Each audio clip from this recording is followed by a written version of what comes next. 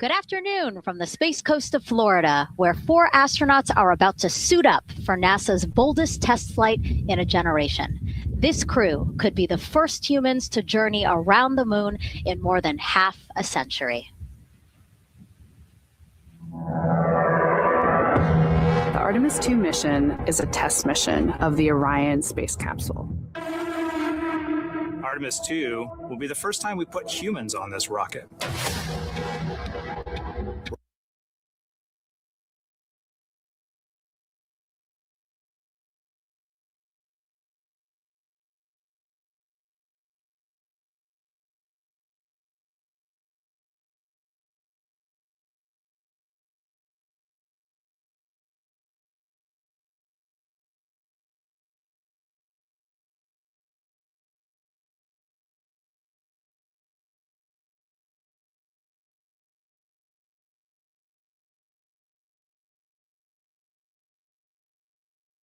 We're going back to the moon because it's the next step in our journey to Mars.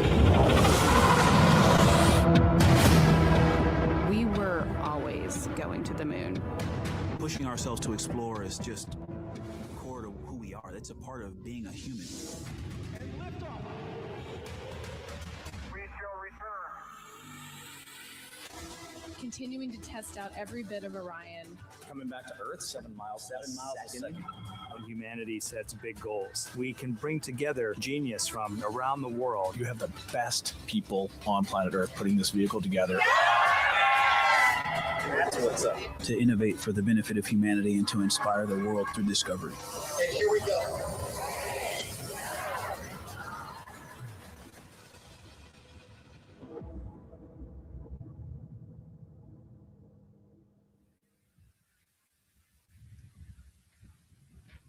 Welcome, and thank you for joining us live from NASA's Kennedy Space Center, where we are beginning a new chapter in America's human spaceflight story. We are so humbled to have thousands of people here in person to witness this, and the many more watching online from around the world. I'm NASA's Megan Cruz, and this is NASA astronaut Nicole Ayers. Thanks, Megan. What a historic day to be here. What a historic day to be here. Obviously, for what we see right behind us here, the SLS rocket and Orion spacecraft on launch pad 39B. Artemis II is a nearly 10-day flight test to prove NASA can safely fly astronauts around the moon before attempting to land on it in just 2 years, hopefully. Yes, like you said, it's a test flight, so we're going to put humans on this rocket for the first time ever, and we're going to test out the systems on board and hopefully get around the moon. And why does NASA want to return us to the moon? And we want to go back for scientific discovery, right? We want to create a permanent presence on the lunar surface. We want to be able to harness some of the volatiles or the resources on the moon in order to get us onto Mars later. So we're going to use the moon as a stepping stone to get to Mars, but also we're going to use the moon to learn so much about Earth and about the creation of the solar system. The moon is this untouched witness mark for the Earth and the solar system. And what I really love is all the things that we do to get us to explore our universe, all of that technology, all the jobs created to support that, it all benefits us here on Earth. Yes, definitely. I mean, getting this rocket into orbit takes, 8.8 million pounds of thrust, right? And it's the people on Earth who do that and who create that, the engineers, the scientists. There are so many people who make this mission happen. And so if all goes well, this crew could travel farther from Earth than any other humans before them and see parts of the moon no one has ever laid eyes on. And now, speaking of laying eyes, here we are in the suit-up room with the Artemis II crew. Yes, looks like the commander's getting his comm cap on, so the communication cap. Looks like Victor's already got his on and the helmet going. He's just stretching out his wrist a little bit, right? Yes. And in charge of liftoff today is Launch Director Charlie Blackwell-Thompson. She and her team are just across the street from us inside of the Launch Control Center. They kicked off continuous around-the-clock operations just before 5 p.m. on Monday and started fueling the rocket about 4 hours ago. They have a 2-hour launch window that opens at 6:24 p.m. Eastern Time, which our clock in the upper left-hand corner is counting down to. And, we just heard from Charlie Blackwell-Thompson in our tanking coverage, which was the broadcast just before this one kicked off. And basically, she said weather is 80% go. Yes, 80%, we will take that. It's a little windy. There's some clouds building, but we're going to keep an eye on it, and 80% is a good number to keep moving today. Yeah, and what she said was a wave of showers are moving west. close, but they should be well past the pad by the time we launch again. Hopefully at 6:24 p.m. today. Hopefully. All right. So again, let's head back into that suit up room. We see Reid Wiseman. He is the commander of the Artemis II crew. And Nicole, he is putting on what you guys are calling the communications cap, the comm cap. Yes. So it's a little bit for protection of his head there, but also you can see the mic booms, and he's got ear cups there so he can hear, the rocket's loud. So you're going to wear hearing protection, but then we also want to be able to talk to Earth and talk to each other. So they're getting that settled, and then he will put the helmet on over that comm cap. That comm cap will also connect into the suit, which then eventually connects into the capsule through an umbilical there. So there's a lot of cords and wires. You can see them tuck in that cord under his chin right now. And so the suits they're wearing, they're called the Orion Crew Survival Suits, or OX suits. And so they're worn for launch and reentry or during high risk or emergency situations. And I think a lot of people, especially if they're have been following NASA for all these decades now, they're kind of thinking, hey, these look like the suits that our shuttle astronauts used to wear. There is a lot of resemblance here. That's true. Yeah, they are very similar. NASA does a great job of leveraging the lessons that we learned from previous missions. So dating all the way back to Apollo, some of our first spaceflight missions, we learned lessons about the suits and how to make them better. And we just continued to carry that through all the way into the Artemis mission. Time now to introduce you to some of our teams today. We have Gary Jordan at NASA's Johnson Space Center in Houston. He's going to be inside with the mission control teams, which will take over from Kennedy's launch control team right at liftoff. And then back here at Florida, there's Megan Carter inside Kennedy Space Center's visitor complex, Jasmine Hopkins at a launch viewing location, and then finally Daryl Nail inside the launch control center with the launch team. Now, each is going to provide a very unique experience today, starting first with Daryl, who has been closely monitoring the launch countdown for us. Yeah, and welcome into Firing Room 1, a historic firing room here at the Kennedy Space Center in Florida. It's a pleasure and an honor to be here reporting what's happening as we lead up to countdown and liftoff of Artemis II. So far, looking pretty good. You see the rocket out there on the pad. It is launch day, and we just got that crew weather brief that you were talking about from Launch Director Charlie Blackwell-Thompson to the crew.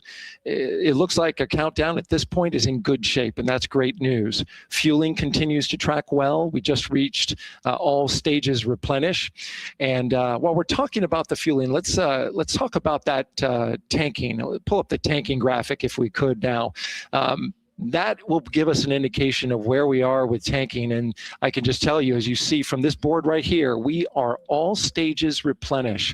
So all tanks on board the SLS, the 2 liquid hydrogen, lower stage and upper stage, and 2 liquid oxygen, lower stage and upper stage, are at 100%. And that's exactly where we want to be. This kicked off at 7:30 this morning with a go for cryo load.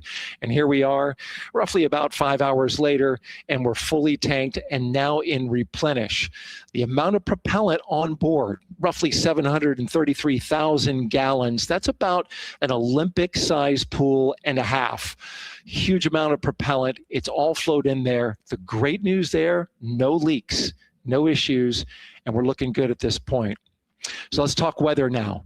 The weather, while it is favorable overall, it's not totally clean. And that was hinted at earlier when we talked about the storms. There is, of course, some onshore flow. Currently, our overall attempt percentage stands at 80% chance of acceptable weather conditions at the time of liftoff, which is going to be within our launch window. That's tonight from 6:24 p.m. Eastern Time until 8:24 p.m. Eastern Time. Winds are good. The lightning risk is low, but scattered showers still remain possible around the Cape and including near the pad. So the expectation is that there'll be some more active weather coming our way, but we're expecting it to push to the west. So the watch item is really any isolated shower that could briefly move through the area and trigger a constraint, especially for flight through precipitation. Well, you're looking now inside the astronaut suit-up room, and of course we got the 4 astronauts there. They talked to Charlie Blackwell-Thompson today, and everything looks good there. We're tracking one minor NC issue at this point. We'll talk, it's a non-conformance. We'll talk about that a little bit later in our next hit, but for now, again, looking good. And of course, our administrator for NASA is here in the firing room. He checked in with the launch director, chatted with her for several minutes, and he's here in the firing room, which is a good positive sign, of course, for the day. That's it for the firing room. We'll send it back now to Megan and Nicole. Daryl, thank you so much. Yeah, let's get back into the suit-up room here, where we now have a shot of all 4 astronauts, and it appears all of them are undergoing their suit leak checks. Can you talk to us about what that is, Nicole? Sure. Yeah, you can see, as the suit expands, that we're going to pressurize those suits. So in the case that we need it, if we lose pressure in the capsule, those suits will protect the astronauts and keep them pressurized and keep them survivable. So these guys are going to hold their breath for about 10 seconds. Any movement in the suit could cause changes in the pressure. And so we want to get a really nice, precise, accurate measurement on the leak check. And so they'll hold their breath. Even just their heartbeat could potentially make some differences in those super sensitive sensors there. So you can see the red and blue valves there, the air in and air out. And it looks like Victor just had a good leak check. Yeah. And actually, they do 3 leak checks, again, just to get an average reading to say, hey, we have confidence that these suits are holding the right pressure. As Nicole said, that tube that's going in, that's putting air into their suits. And then there was that gold instrument that you saw on their other side. That's how they can control how much pressure is being released in order to do these checks. Yep. And they will do the leak checks here in the suit room, and then they'll do more actually in the capsule as well. They'll do another leak check. So we're going to make sure the suits are ready to go before we even step out the door, and then we'll check them with the entire system on the capsule once they get out to the rocket. And you might also notice that some of the astronauts, while they're doing their suit leak checks, you might have seen Victor gave an okay sign. You might also see a thumbs up, and that's because concurrently, while they're doing these suit leak checks, they're also doing comm checks. Yes. Yeah. We talked about the comm cap earlier, and the umbilical and how they plug in. So yeah, they're going to test the comm. They're going to test the suit, make sure everything. They're actually probably testing the cooling system as well right now. They're going to plug into the portable cooling system and make sure that all of that is working. So like I said, we want to make sure that we've got 4 healthy suits before we go out. Yeah, this suit, 3 layers, so obviously it can get hot. Yes. So one of the layers is a cooling undergarment, and basically they flow cold liquid through that undergarment to keep the astronauts cool and comfortable before liftoff today. Yeah, it's like a onesie with a bunch of tubes running around it, and the water flows through there to cool you down. All right, lots of information to share with you all today. If you have any questions, we'd love to hear from you. All you have to do is send your questions our way by tagging @NASA Artemis, and we'll try to answer as many of your questions live. And we'll also have some questions for you throughout the broadcast, so we hope you can participate in those opportunities as well. Okay, as we continue to be inside the suit-up room here, why don't we learn a little bit about each of our crew members? Right now, we are looking at pilot Victor Glover, but hopefully we can get a shot here of our commander, Reid Wiseman.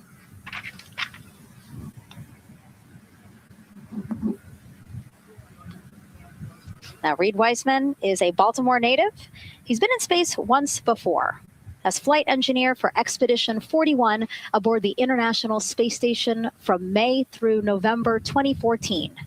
During the 165-day mission, Reid and his crewmates completed, get this, more than 300 science experiments in areas like human physiology, medicine, physical science, earth science, and also astrophysics. They actually set a milestone for station science by completing a record 82 research hours in a single week. He also served as chief of NASA's Astronaut Office from December 2020 to November 2022, and Reid has 2 daughters. Yeah, I love Reid is such a great leader. He was the chief of the astronaut office when they hired our class of astronauts. And so, I think I have to publicly thank him for my job here today. But yeah, he's a family man. He's a good leader. and he's a great pick for the commander of this mission. Yeah, I think, in talking through some of his other accomplishments, obviously he has leadership qualities that makes him prepared for commander of Artemis II. Yes, he does. He's a well-experienced naval officer and now NASA astronaut. And so now here we are, pilot Victor Glover. NASA selected the California native as an astronaut in 2013.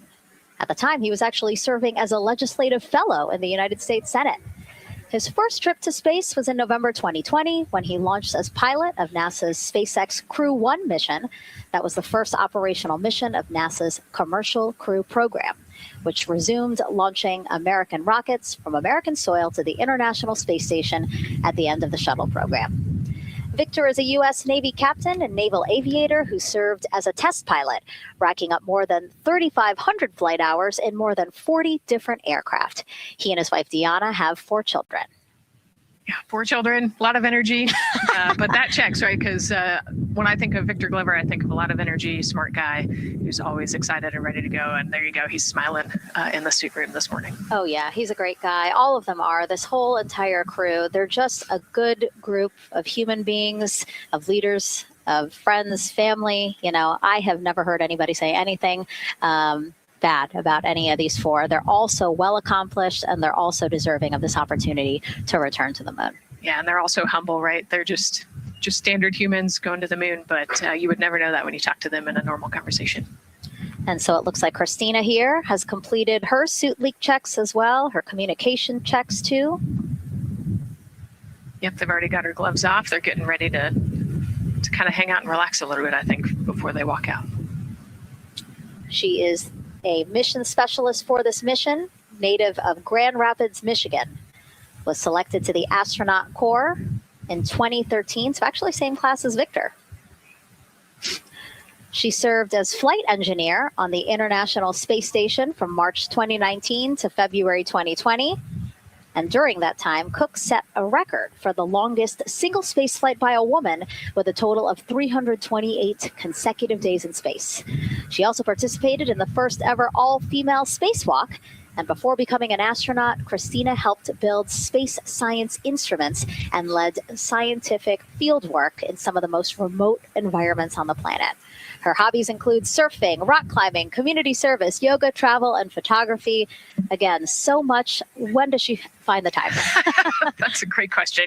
One of the things I love about Christina is that she's broken records and she's achieved all these milestones. But one of the things that she talks about is, she just wants people to set goals and go work hard and do something that's meaningful to you. And she really hopes that her records are broken as soon as possible. She does it for her family, and she'll talk about all of her nieces and nephews quite a bit. So just again, another example of just a humble human who's got a great support system in her family and excited for the mission. Yeah, she's always saying that she just wants the opportunity to push people farther, to push humanity farther, see what we can accomplish together. So, yeah. Again, all 4 of them say that. They're really in tune on what they think or what they feel like their role is in this mission. Yeah, I think their legacy is going to be, providing the shoulders for others to climb on. Mm-hmm.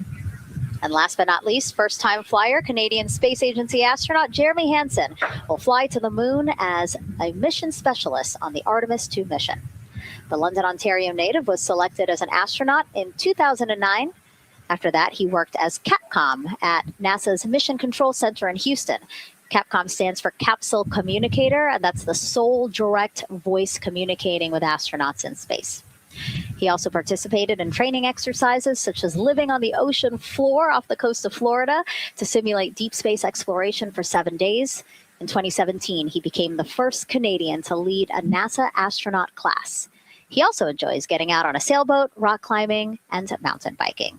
Jeremy and his wife, Catherine, have 3 children, and he actually got to hang out with them over the weekend. So the crew arrived here for launch at Kennedy Space Center on Friday, and then their family members arrived Saturday. Yes, yeah. They, as long as their family can quarantine with them, then they will stay, quarantined in Houston, and then they all fly down to Kennedy Space Center, and then you get to spend the last few days with your close family and friends.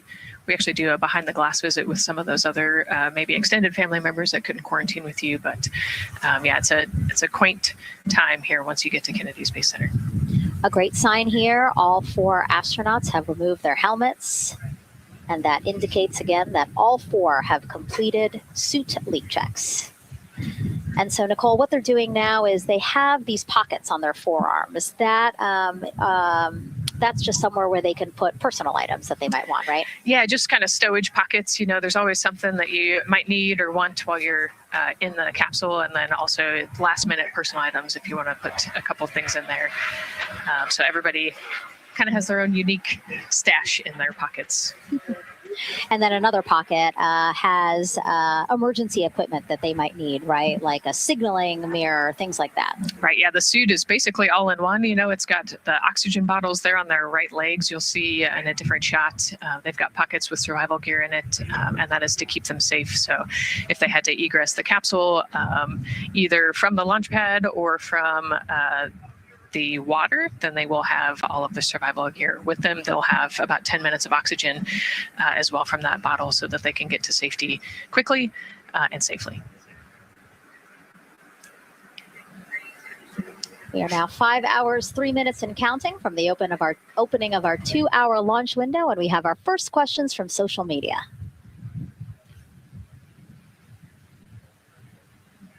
Question here from X. So to be clear, this is not a mission to land, but to orbit the moon. Thank you, and thank our astronauts. Nicole.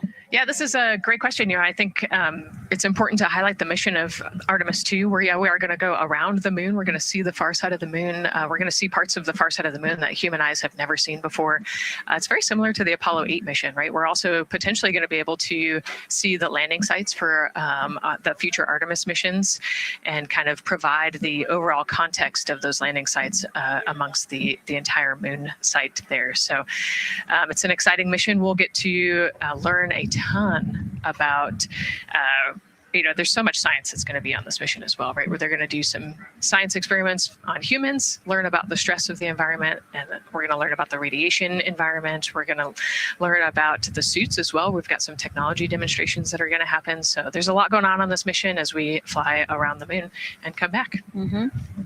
We always say it's about increments, right? Like we're making that next giant leap to Mars, but in order to do that safely and to do that thoroughly, incremental steps. Exactly. And, you know, like we said, this is the first time that we've put crew on this rocket. And so actually, before we even head to the moon, right, we're going to stay close to the Earth, and we're going to check out all of the systems on Orion, make sure that it can handle 4 humans, make sure it can handle people sleeping, people exercising, you know, all of the environmental control systems are working. So we want to make sure that the capsule is safe for the crew before we send them, you know, almost 250,000 miles away. Yeah, that was a great question. And we actually have another one that we'll pull up on screen here.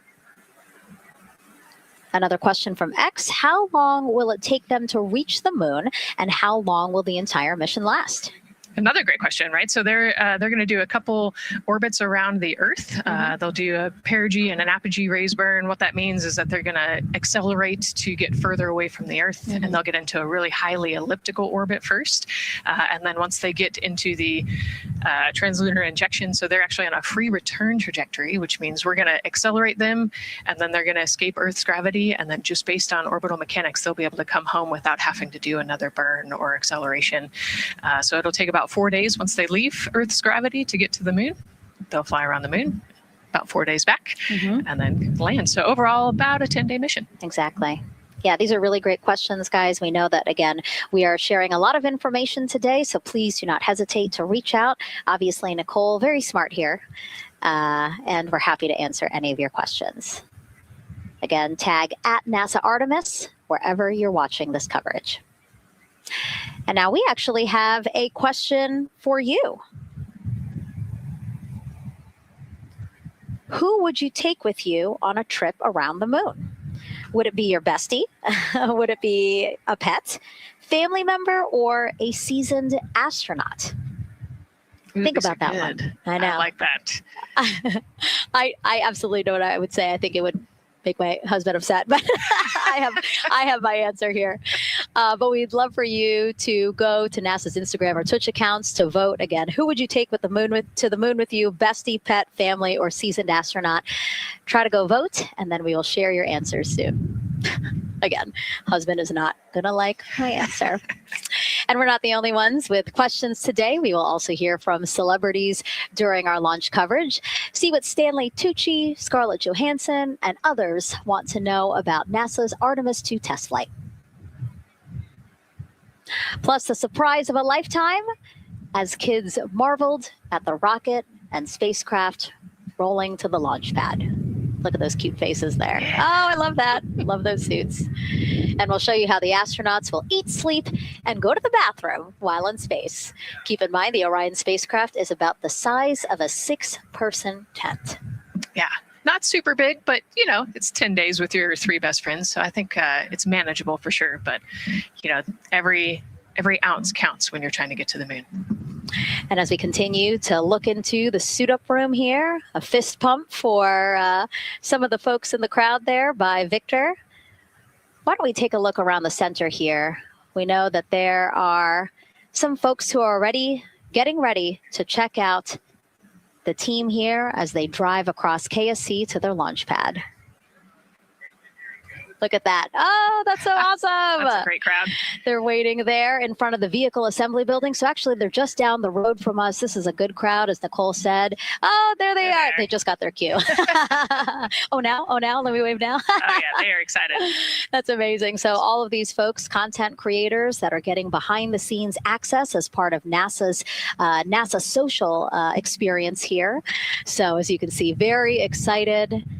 The crew will get into their convoy and drive past them here pretty shortly. Yeah, what an amazing way to share the Artemis story, right? By inviting these social media experts out to share the story as they drive by.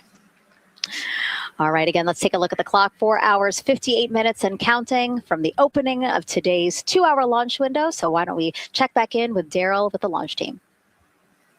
Megan and Nicole, and inside Fire Room 1, I'm listening to Launch Director Charlie Blackwell Thompson greet the Ascent crew who just came on console over there at Johnson Space Center. So good to have the mission control team jumping on with us. So far, the launch team here in the firing room has had a really good morning.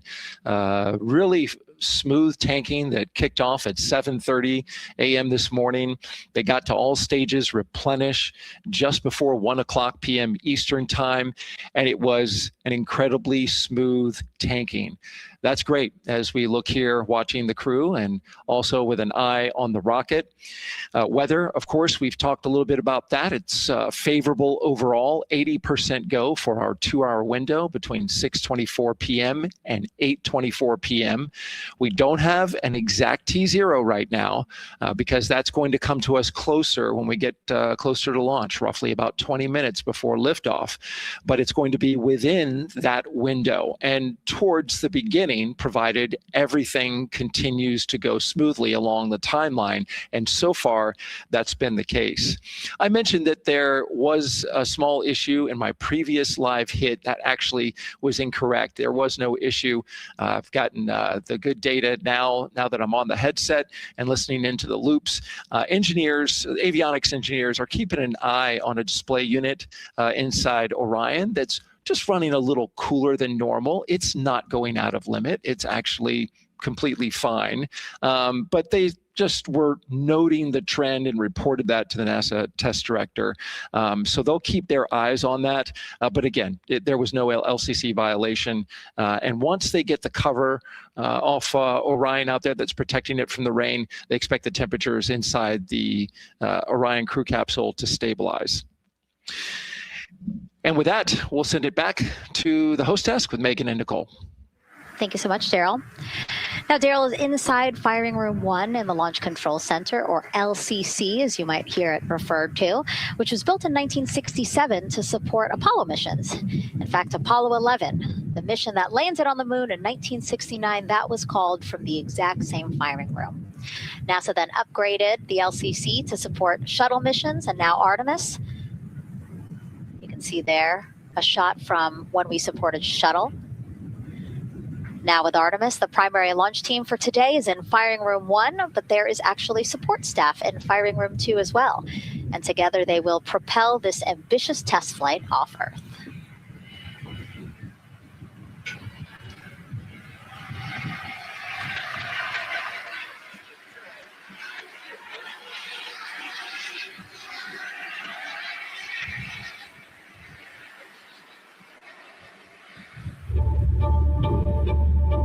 We're going back to the moon because it's the next step in our journey to Mars. We need to go explore the moon. There's vast regions of unexplored areas with the coldest, darkest places in our solar system.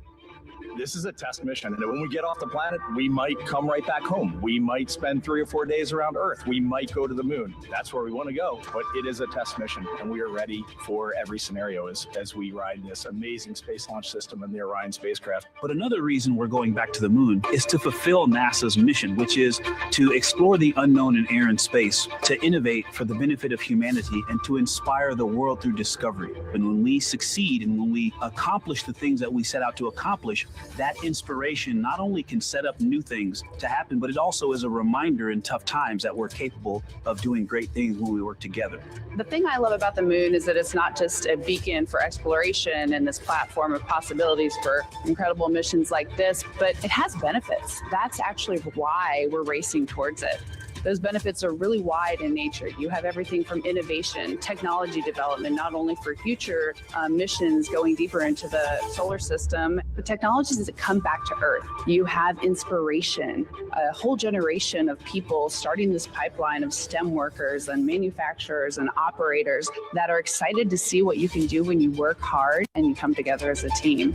When I think about the 4 of us flying around the far side of the moon, seeing that Earth rise, taking images and video and sending them back to you, the feeling that I have inside is hope. We know that Artemis II is not the solution for humanity on planet Earth, but it is a contribution in the positive column.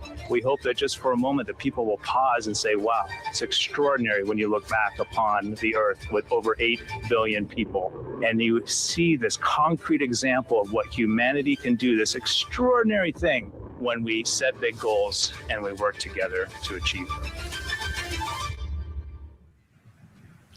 Now, Kennedy's launch control team takes us to liftoff, but then mission control at NASA's Johnson Space Center in Houston takes over. That's where we have our Gary Jordan embedded with that team. Hey, Gary.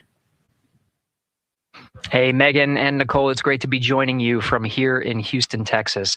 I'm in NASA's Mission Control Center, where the Artemis II ascent flight control teams, led by Flight Director Judd Freeling, recently started their shift to monitor the Orion spacecraft integrity, the Space Launch System, and the crew to make sure all criteria is met to commit to today's launch and the mission ahead. The team you see here in this room today has been training extensively to prepare for the highly dynamic phase of flight that begins shortly after engine ignition. Teams here will be monitoring the flight of the Space Launch System, Orion, and of course, the Artemis II crew on board as they make their way from the Kennedy Space Center into Earth orbit. The lead console positions will be in this room, called the White Flight Control Room, a room which traces its legacy to the Space Shuttle program, with the first shift supporting STS-70 in 1995, more than 30 years ago. Each console represents an expert in a particular discipline, whether it be communications, propulsion, crew health, life support systems, or trajectory. And each of these individuals has a support team in other rooms, each ensuring that no data point is left unchecked, no procedure is missed, and combining efforts as one Artemis team to ensure crew safety and mission success. After liftoff, Mission Control Houston will be staffed around the clock over the next 10 days until the spacecraft is safed for the recovery teams and the crew is extracted from integrity and brought aboard the recovery vessel. The roar of a powerful Space Launch System liftoff is just the beginning. The mission is, of course, a test mission, and the first with humans on board Orion and in deep space. The crew's job is to put the systems and capabilities of Orion to the test, taking us closer to a sustained presence on the lunar surface. It's great to see the crew gathered around the table. Megan, with that, we'll toss it back to you as we continue to monitor from here in Mission Control Houston. Back to you. Thank you so much, Gary. Yes, a pre-flight tradition that we have seen with our crewed flights and our astronauts, the card game, Nicole. Yeah, you know, this is a fun time for the crew. Kind of relax a little bit, play a card game with the chief. You can see Scott Tingle there is the dealer today. Looks like they're playing high card wins. So Victor won, he's out. Now Jeremy's out. You know, there are two schools of thought on this game. Either you want to get rid of all your bad luck or go out on a high note. So it looks like the crew chose we're going out on a high note. And, you know, I think one of my favorite parts when I talked to Reid about this is he was just excited to play a game with his old boss from Naval Test Pilot School. So once again, his boss today. Yeah, and I love this part of the tradition because this is when, again, you usually see them like, yeah, laughing, but very focused still. But when they get to this table, laughs, high fives, smiles, just really a brief moment of levity in what can be and will be a very long day for them. Yes, you know, it's a long day. There's a lot of preparation that goes in today, and so they're just, I think, at least for us, it was a nice brief moment of some relaxation, a couple laughs, you know, a moment to take a few deep breaths and reflect on the mission ahead, and then, you know, get some high fives as well. And so with their bad luck dispelled, some good luck from Scott Tingle, let it seem like there, right? Yes, definitely. It's actually a really fun tradition. You know, I think that card game is more steeped in tradition than anything else. Every crew has played that same card game. As you said, Nicole, the primary reason for why they're there to suit up, to do communications checks, to do pressure checks all done. And now it seems like Reid had some words for the team in that room. Yeah, you know, this day can't happen without thousands of people, right? And so the suit room is a great example of that. You've got all of the suit techs, and you've got your support team there, everyone who has made this day possible. You know, they've been working with the suit team for years at this point, getting ready. So some fist bumps to the group. Again, the suit team are the folks dressed up in those white, very snazzy outfits. Special outfits that we can talk a little bit more about later. But each crew member was assigned their own suit technician. So as you said, working very closely with the same person to make sure that the crew felt comfortable and ready in these suits as they lift off from Kennedy Space Center. Right. And, you know, each suit is slightly different. Each person is slightly different. And so these suit techs know each individual super well. They know exactly how they like to get into the suit, exactly where things might get caught, or, you know, small adjustments that might need to be made. So they know their suit techs well, and their suit techs know them very well.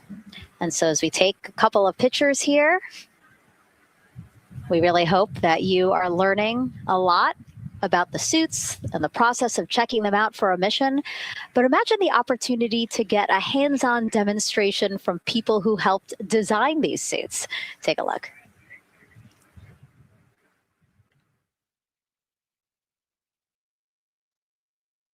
Does anyone want to try on one of the gloves? I love showing the kids the suit. I love how excited they get about space. Oh! So that would be... It just goes in there? We got to bring some stuff for them to actually put their hands in, and some of them were very excited because they want to be astronauts when they grow up. I would love to be an astronaut. That would be incredible. I'd like to be like an engineer that like maybe designs the suits. Whether it's the call, the orange color, every aspect has an important function for our astronauts in space. It's going to be amazing seeing astronauts up close to the moon again. And that was a special event at Johnson Space Center. What we just saw there, obviously a big part of why this mission is so important to NASA, really just an opportunity to inspire everyone, especially kids, right, Nicole, to dream big and be curious. Oh, man, yeah, the kids are so important, right? I love talking to kids. You know, they are the future of spaceflight. They are the Artemis generation. And, you know, if we could just inspire even one of them to go on to be a scientist or an engineer or maybe even an astronaut someday, that's a win. And now let's turn our focus to the rocket for a little bit. Powering liftoff will be, again, NASA's Space Launch System rocket right behind us. And to learn more about SLS, let's go to Megan Carter, who's at Kennedy Space Center's Visitor Complex at an exhibit dedicated to Artemis and the future of spaceflight. That's right, Megan. I am so excited to be over here at the Visitor Center, but not just because of launch. I get to introduce you to the moon board. This is obviously a very complex mission, lots of moving parts and pieces. So the moon board is going to allow me to break some of those things down for you just a little bit more in depth, starting with that SLS rocket. Now, the SLS, or the Space Launch System, very big, very powerful. It is going to be producing 8.8 million pounds of thrust at launch. And like I mentioned, very large, as you can see here, going to stand about 322 feet tall with Orion there on top, just a little bit taller than the Statue of Liberty. Now, there are many components that make up this rocket, so I'm going to point out just a handful that you're going to hear about a lot throughout this broadcast, starting with our boosters. These two twin solid rocket boosters are going to be very powerful. They are going to burn for the first 2.5 minutes of flight, and each one is going to stand 17 stories tall. They weigh in at about 1.6 million pounds each. Now, I am going to jump back out and I'm going to show you a little bit about our core stage. That's going to be known as the backbone, essentially, of our rocket, and it is made up of around 5 components, starting with this engine section down here. This engine section is where our 2 propellants are going to be funneled down through our pipelines, and they are going to be mixed at 2 different temperatures, very complex processing, and they are then going to go on to feed that fuel to our 4 very powerful RS-25 engines. These are going to produce about 500,000 pounds of thrust each at launch, and they will burn for 8 minutes. All right, now jumping up here, we are going to take a look, because I just mentioned those propellants. Obviously, we do need fuel, and that is why we have around 535,000 gallons of that liquid hydrogen. That's approximately about the same amount that you could fill an Olympic-sized pool, just to give you an idea. And then we're also going to have that liquid oxygen, and like I mentioned, there's going to be about 200,000 gallons for that one, and they are going to be funneled down through those lines that you see here on the side. All right, jumping up real quick, this is going to be our upper stage. That is where our core avionics are going to be stored, essentially the brains of the spacecraft. And then jumping out super quick, let's see if we can zoom in here, and we can. Those propellants I talked about are going to be stored at cryogenic temperatures. That means thousands of degrees below Fahrenheit, so they have to be kept very cold. And that, all those bumps and ridges there that you see, those are actually going to be an insulation spray that's going to help keep that rocket nice and cool, keep the propellants ready to go, and get us set up for success. Now, obviously, that was a very quick overview of our rocket. I have so much more to show you here on our moon board, but for now, I'm going to turn it back over to you, Megan. Thank you, Megan. A very impressive demo of the moon board, but also an impressive system, obviously. She mentioned 4 RS-25 engines on the core stage, and actually we have one right behind us here, used during the shuttle program, and I got to get a closer look at it with Space Launch Systems Engines Deputy Manager Philip Benefield. Okay, so Philip, in terms of size, shape, and function, what we see here behind us, exactly what we see on the pad. Absolutely, Megan, absolutely. So this is the RS-25 engine. Impressive. We have 4 of these on the bottom of the SLS rocket to propel the SLS rocket in Orion into low Earth orbit. And we've been seeing views of the pad throughout this broadcast, but you mostly only see the bell here. What's happening over here? Right. So this is generally what we call the power head section of the engine. So the purpose here is that it takes in the propellants from the vehicle tanks, the liquid oxygen minus 297 degrees, super cold stuff. The liquid hydrogen even colder, minus 423 Fahrenheit. There's 4 turbo pumps on the engine that pressurize that propellant up to 9,000 PSI in areas. It is all directed into the main combustion chamber, where it is burned into hot gas that then is accelerated out the nozzle to produce thrust. When you say hot gas, what are we talking about? We're talking 6,000 degrees Fahrenheit gas. Wow. So we're talking really cold as liquids coming into the combustion chamber, and then it comes out as really, really hot gas. How do you design, how do you engineer something to control both extremes? Absolutely. It's very technically challenging. One of the main things here with the nozzle is that since you have the 6,000 degree Fahrenheit gas coming out, you have to cool that nozzle so it doesn't melt. And so the way the nozzle is constructed with these 1,080 coolant tubes. And so each of these coolant tubes flows a small amount of hydrogen. It keeps it cold, and so it doesn't melt during operation. Wow. I mean, all of the science that you're talking about, it is truly amazing that you guys designed this for shuttle, and yet you reconfigured it, retooled it to be able to now support Artemis. What do you think about that? Yeah, I think that's really amazing, the fact that we were able to use the heritage hardware on the Space Launch System. The engine itself, developed through the Space Shuttle program, many upgrades to make it more reliable and improve the thrust as well. Perfect. Philip, thank you so much. I can't wait to see all 4 function. Same here. Thanks, Megan. Enjoyed it. And again, another idea and way that we are learning from what we've built upon and figured out all into this moment. Yes, with so much more thrust and capability. Like we said, we learn all those lessons from previous missions, and we get to involve them here today. And here we are, the closeout crew in the White Room getting ready for the astronauts who have just left crew suit up and are now walking down a hallway to greet some family and friends downstairs. Commander Reid Wiseman, Pilot Victor Glover, Mission Specialist Christina Koch, and Jeremy Hansen. Looking excited, ready. Now in that elevator to take them 3 floors down. Thumbs up, one more photo, one more photo. Oh, nope, a couple more people in that elevator. Those are important folks. They're going with them to the pad. Yeah, Hi, Reid. This is a fun elevator ride. Yeah. And, actually you couldn't see them because they're off camera, but the support crew that's actually in crew quarters with us is right there waving goodbye and saying goodbye to you. So it's a really special moment to say thank you and say goodbye to the support crew at crew quarters. That's amazing. And so again, they will ride down 3 floors, and then soon we'll walk out the doors that you see underneath the banner there that says their names.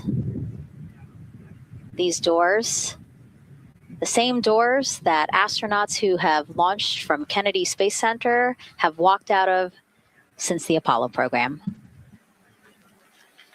Yes, and you can see another tradition is putting your patch on that archway as well. So I'm sure they did that over the last couple days. They did. It's actually it's so hard to see because there's so many of them, which is also great, but it's on the door frame on the right-hand side, the very, very bottom. Awesome. Great crowd here. A shot now of everyone who is waiting to greet the crew as they walk out of the operations and checkout building here at Kennedy Space Center and will board their ride to the launch pad. Yeah, this is a really great shot, right? Because you get to see a little bit of what goes on there. So you've got the close family that were in quarantine with them up close. They get a wave goodbye one last time. You've got a little bit of media in the background, and then you've got some NASA employees and a lot of the program managers off to the side as well to wave goodbye one last time and wish them luck. Yeah, it's a really nice moment. Again, they have had some quality time with family, but this is their final opportunity to say, see ya in 10 days. Yep, the last wave. And so there are different pens of people, again, as Nicole was alluding to, specific to the quarantine rules that you followed in order to be able to have that access, have that closeness with the crew. And then on the bottom left-hand side of your screen, the Astrovan. And that is going to be the crew's ride out to the launch pad. This modified Airstream motorhome can seat up to 8 people inside.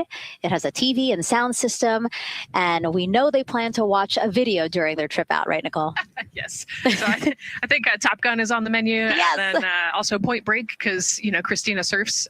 So I think they've got a pretty decent entertainment planned. So I love that. It gets them in the headspace, the right headspace to really just enjoy the ride to space. NASA's history with Airstream dates back to the 60s when the company created a crew quarantine vehicle for when astronauts returned from the moon.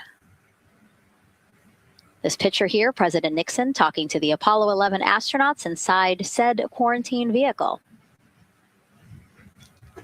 Then during the shuttle program, Airstream created the first generation Astrovan, a 27-foot motorhome that transported astronauts across KSC to their launch pad. And again, that is what we're going to see today. A very similar picture. Again, the orange suits, the Astrovan, very reminiscent of what we have done before and how we got to where we are now. Yeah, and it's a pretty cool ride. You get about 20 minutes to get out to the launch pad and watch a movie, listen to some music. It's kind of an interesting, and then along the whole way here at KSC, all of the employees from Kennedy Space Center come out. You can see in the background of the shot you're looking at right now, all of those employees and everybody lining the streets, waving and wishing them luck. I think this is an emotional moment for a lot of people because this is the last time where a lot of people will be with the crew, because once they get to the pad, there's only a handful of folks with them before launch. yeah, definitely. This can be emotional for the crew, can be emotional for the families, of course. I mean, you know, I got to wave goodbye one last time to my sister, and when we walked out those doors, and yeah, it's surreal. You know, it starts to become much more real the closer and closer you get to the launch pad. 20 seconds now from when we expect the crew to walk out those doors. It must be really hard for them to patiently wait for these very specific milestones. You've got a whole group back there that's telling jokes and keeping it light. So.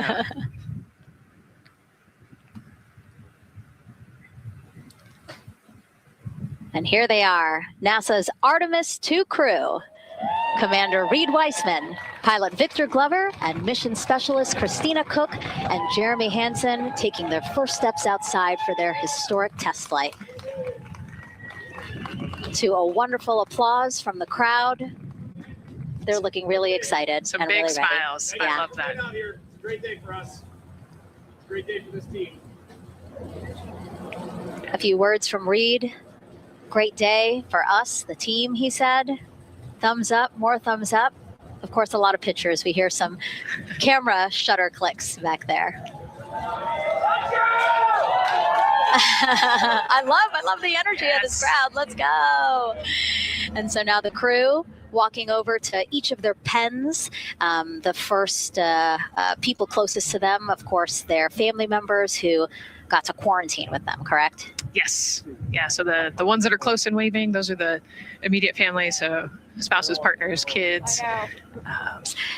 And we're trying to give them some privacy so that they can have their conversations with their family members. Christina there, she has her husband. Victor has 4 daughters and his wife, they're there. Reid, his 2 daughters are there. And then Jeremy, his wife, 2 daughters and a son. You know, when you were standing in their shoes, Nicole, when you flew for Crew 10, what were you kind of talking about? Like, did you really think about this moment and what you might want to say? You know, they've all already done their real goodbyes, you know, in person. And so this is more just kind of, again, that last chance to wave, last chance to get one smile. You know, you see Christina there smiling. So this felt much less heavy and just, you know, waving and maybe cracking a joke or something, saying hi. So this was a really, really great moment for our crew. Reid's 2 daughters there. Reid spoke about when he told them that he was selected to be the Artemis II commander. And he said he was worried. He's a single dad, didn't know how they would react. And actually, he said he was overwhelmed by their support. He woke up the next morning with cupcakes baked by one of the daughters, moon cupcakes. Yes, I love this story. Moon cupcakes the next morning. Like, how awesome is that, right? Everybody needs their support system, and clearly he has that in his daughters. Christina said she took a bike ride with her husband and wanted to tell him when the moon rose, but that it was too foggy. But she said he was still very excited and happy for her. Yeah, the moon's still out there. A close-up now of, again, Commander Reid Wiseman and Mission Specialist Christina Koch. To the right of your screen, as we pan left, we have pilot Victor Glover. Victor told his wife, and they told their 4 kids together, and he said that one of them just started yelling, "Let's go!" Yes, I love that. Again, the support from the family is awesome. And Jeremy said his wife and 3 children, super excited. He felt very supported. You know, he did have that tough conversation, obviously, of talking about the realities of this being a test flight, but he said they were super supportive. And now as he walks away, some kisses from Victor Glover to his family, hearts to Christina. Jeremy being a gentleman, pausing so that Christina can take a nice photo without him. Hearts too from Reid there.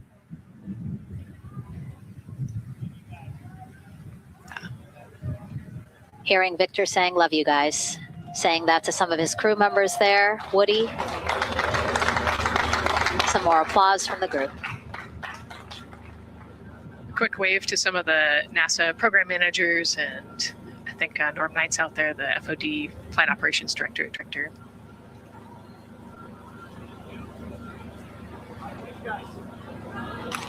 You heard Reid there saying, "Thank you guys," as the crowd picks up again with their applause. And the four of them step into their Astrovan. Looking at the clock, very on schedule right now. Again, according to the very detailed timeline of launch today, they are expected to drive off in about 20 seconds.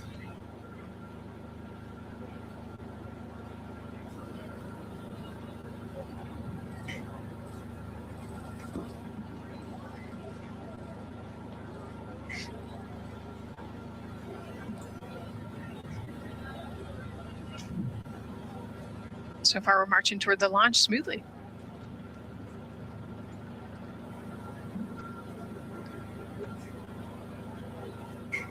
Do you think they're queuing up the video?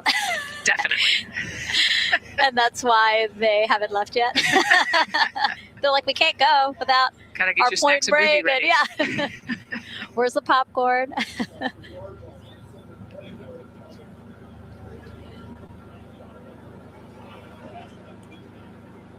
Again, good on the timeline. Of course, they do have these very specific milestones, but this is not one that has to be completely stuck to the second and the minute. Yeah, we will make up that time easily.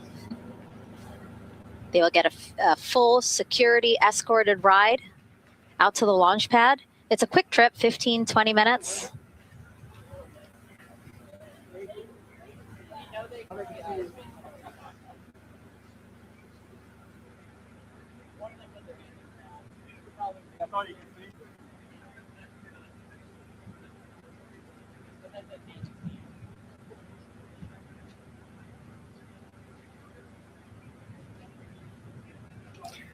The closeout crew at the pad still just getting everything ready for their arrival.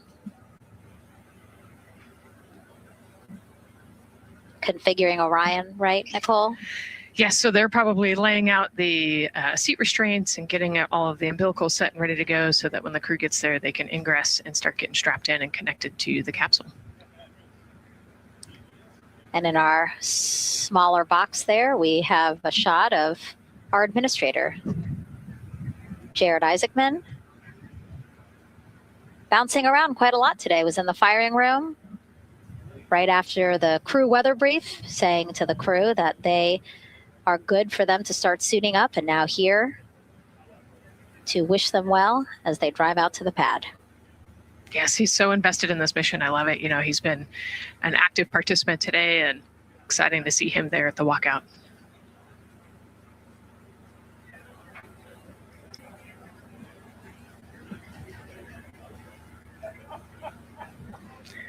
So in the van, they're probably getting hooked up to the portable cooling systems as well. So that would be my guess on the slight delay here, making sure everybody's situated, connected to cooling, and ready to go before they take off. Right, because the orange boxes, we didn't talk about it when we were in the suit-up room, but if anybody noticed, there are these orange boxes, and that's what provides the cooling to those thermal garments. And so those boxes have been staged inside of the Astrovan so that once they got there, they can connect up again so that they're cool and comfortable on the way out. Right. So they were off cooling from the walkout, you know, said hello to their families in the 80-degree weather here in Florida today. So it can get really warm in the suit quickly if you're not careful. So you want to make sure everybody's comfortable before we drive off. And then when they get to the pad, of course, and strapped into Orion, then they don't have any need for those cooling boxes anymore. They will get that cooling through Orion, through the different lines and umbilicals that they'll be connecting to there. Yep, that's exactly right. The Orion capsule and its environmental control system will take over once they're connected to the umbilical.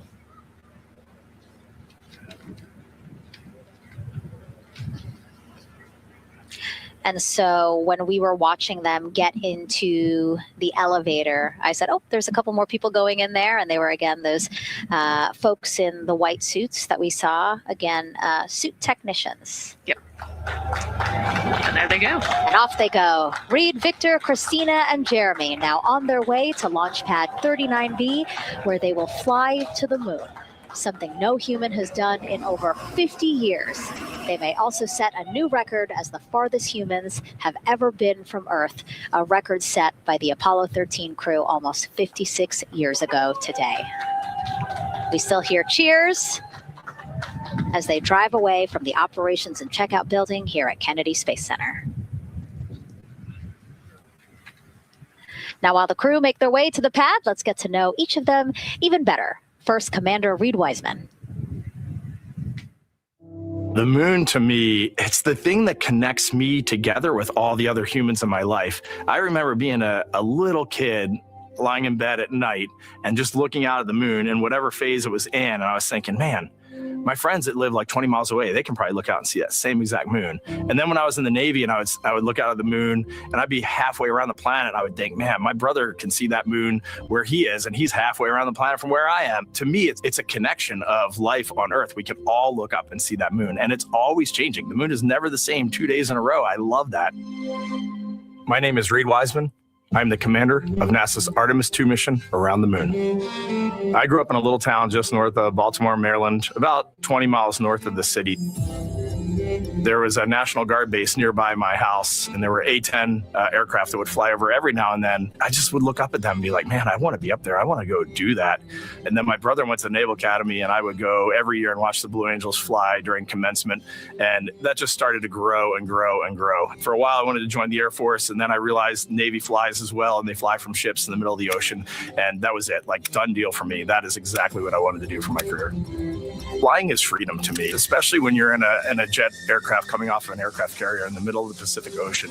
Nearest land is over 1,500 miles away. So when you come off of that aircraft carrier, you are truly just alone with yourself out there. It is a magical experience to be out there all by yourself in an aircraft over the Pacific. Just it's free.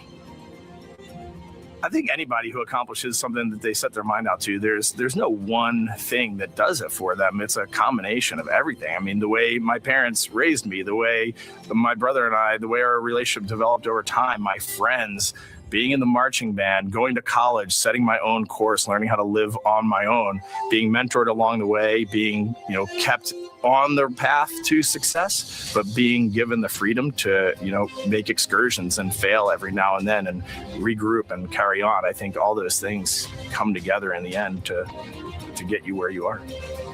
I've had to overcome, I'm a human being. I've had to overcome a lot of fears. I'm pretty scared of heights. I joked about that on the International Space Station, but it turns out I'm only scared like at the edge of a building. When you're up on the International Space Station, even though you're 250 miles up, I never had that feeling of falling or that I was, at risk up there. I just kind of loved the feeling of floating and looking down at Earth. There have been challenges all throughout my life. By far, the biggest challenge was losing my wife in 2020 to cancer and now raising two daughters who are grown up now, but that's been the biggest challenge by far I've ever had to face. It is not easy. Being an only parent, trying to work a full-time job, and raising two kids is something that I think about every single day. I'm very proud of the work I've done. I haven't always done it well, but I've always shown up and tried as hard as I possibly can. And now Artemis II pilot Victor Glover and his journey to this history-making moment. I do wonder what it's going to be like when we are really far from Earth and can see it. The sensation of being so far away from everything that you know. I had that sensation on the space station the first time I got to sit in the cupola for a really long time. So I can only imagine what that's going to be like from 200,000 plus miles away. My name is Victor Glover, and I'm the pilot for NASA's Artemis II mission around the moon. When I was in fourth grade, I was 10 years old, and that's when the Challenger accident happened. And it helped me understand how the general public felt about the astronaut corps, right? Like, these are the people that we want to be. And that just gave me an easy thing to strive toward. The biggest fear that I've had to overcome in my life is doubting myself. Going to college when no one in my family had gone to college was a huge risk. I had more confidence in my athletic ability than in my academic abilities. I could play football with those college students that I saw on TV. But my classmates that I saw in the lab and around the University Union, I didn't know if I had what they had. I think addressing that self-doubt was a part of, swinging for the fence and trying to go get an engineering degree, not just go to college, but get an engineering degree and then go do something challenging and technical like flying. Apollo is known for sending humans to the moon. Artemis has an opportunity to continue the Apollo story, but I actually think it's important for this story to stand on its own. Artemis is a new program, and we're trying to do new things. And it's great to compare and contrast. When you look at our spaceship, you can see parts that were designed, built, and integrated in another country. When you look at our crew, you see that our crew is international. There are also men and women. And I just think that comparing and contrasting makes the story even richer. The piloting role specifically, I will have an hour and a half or so where I get to fly the spacecraft by hand. We haven't flown that many spaceships. And so the ability to fly one actually in space on a test mission is just a really unique opportunity. I can't tell you how I'm going to feel when we fly by the moon and see the moon up close and the Earth from 250,000 miles away, but I don't use the word excited because I'm focused. You know, what we do, this is very serious and it's very risky, and we are all intimately familiar with that risk. And so if we go out there and we're successful and we can pass that baton on to Artemis II, that's something to really be excited about. Great to hear from Reid and Victor in their own words about how they feel about this mission and their role in it as the convoy turns this corner here onto the road where the vehicle assembly building is and where the group that we showed you earlier today, ready with their flags. Wow, that group has expanded exponentially. Yes, this is great. So many people. Flags. Oh my gosh, I love it. Oh, this must feel so special to the crew to see all of these people here to wish them well. Yes, this is heartwarming. Look at how many people there are. Everyone is so excited about this mission. Signs, people have made signs. I feel like the Astrovan has slowed down a little bit, you know, to really take in the moment. Wow. That's amazing there. Again, crowds continue going as we are now passing the historic vehicle assembly building. This is where the Space Launch System rocket was assembled and stacked with Orion. Its history, of course, goes back to the Apollo days, but today it is home to the Artemis missions to the moon and beyond. Gosh, still people lining the route. Yep. I love that. I do too. It leaves me kind of speechless, you know, just to see all the support, all of the people who want to know that they're thinking of them, they're with them, and the fact that this crew specifically has always said we are going for all by all, this must be really special to them. Yes, and that's just here on Kennedy Space Center. Imagine the rest of Florida right now. Yep. Mission Specialist Christina Koch, who holds the record for the most consecutive days in space by a woman. Let's take a look at what she has to say about this mission. I tell a story, which is one that my dad told me before the Apollo missions when he was just a very little boy. He was looking up at the moon with his mom, and his mom said to him, "Don't worry, Ronnie, we'll never get there." Fast forward maybe 70 years later, it's his daughter that's actually going there. And I think that long arc is something that we can all learn from. The idea that the seemingly impossible becomes possible if you just believe in it and are willing to work hard and come together to achieve it. My name is Christina Koch, and I'm a mission specialist for NASA's Artemis II mission around the moon. When I look back at my dreams as a kid, I definitely never thought I would actually get here. I was very pragmatic. Even though I'm a dreamer, I knew that the odds were way against me again, so I might as well do something I'm loving in the meantime. I definitely loved science and math in school and, did pretty well in those things, but I also loved being active. I was always outside. I loved things that made me feel small. I loved looking at the night sky, oftentimes between the pine tree branches, or I loved the ocean. North Carolina also has mountains, and when we go there, I just love the vastness of all of those things. I loved how they made me feel and what they made me think about, and the vastness of the universe and how much out there was to learn.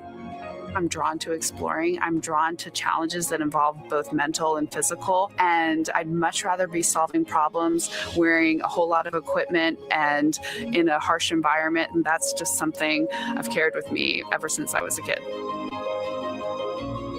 Thinking about the fears or challenges that I've had to overcome, there are just so many. I mean, basically, it's just been that has been the journey. I always say to people, do what scares you. And that means I have to follow my own advice. So doing what scares me meant getting on a plane and going to the Antarctic, getting on a plane and going to study abroad in Ghana, applying to become an astronaut, opening the EVA hatch in the airlock and going out of it into the darkness, strapping myself onto a rocket. And so for me, I think that no matter what the challenge, recognizing that if people believe in you and you believe they believe in you, the challenges seem always a little bit easier. To me, the moon, it represents history. It is a witness plate. Everything that's ever happened to the moon is still written on the moon. Every single person has looked at the moon their entire lives. We see the same moon. That's something really special. It's just the epitome of a symbol of something that's in each of our hearts, but that's also represents exploration and reaching. And as we continue to watch the convoy, almost at the pad, mission specialist and first-time flyer, Canadian astronaut Jeremy Hansen.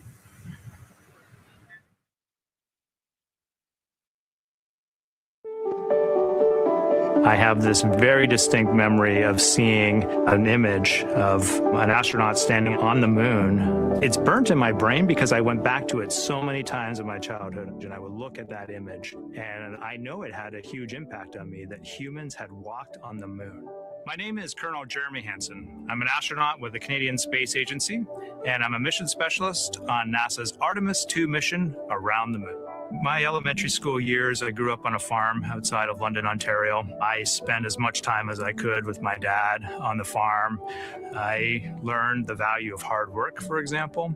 If I wanted to go to work with Dad, it was going to be a long day and I was going to have to not complain, or I wasn't going to get to go the next day.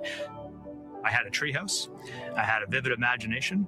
And I changed my treehouse into a spaceship. I made all these dials and controls. I had circuit breakers for switches that I found in the barn. And I was exploring space in my imagination.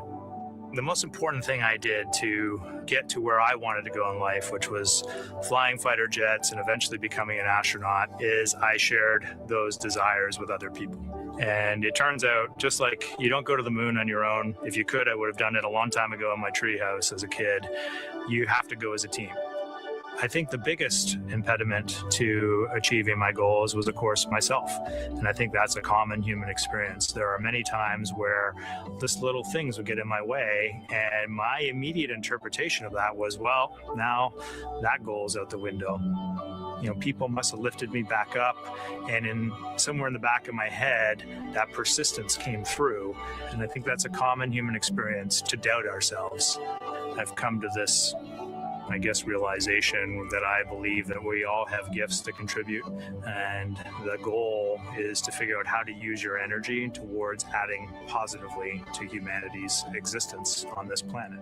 But I love it when humanity sets big goals, like sending humans to the surface of the moon with an eye to eventually going to Mars, because when we do that, we can bring together genius from not just even in one country, but around the world.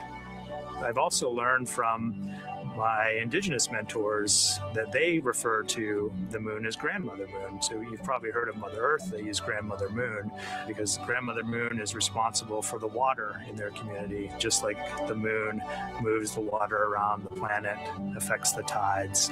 And I think that's a really beautiful thing for us as we go back to the moon, to think about all the different cultures around the world and how they view the moon differently. And that's really neat because we all share that same moon in the night sky. What's really neat, too, was that drive to the launch pad, that point of view to see what the crew is seeing as well, as their Astrovan rides up the pad slope and are now on the surface, about to walk up to their vehicle.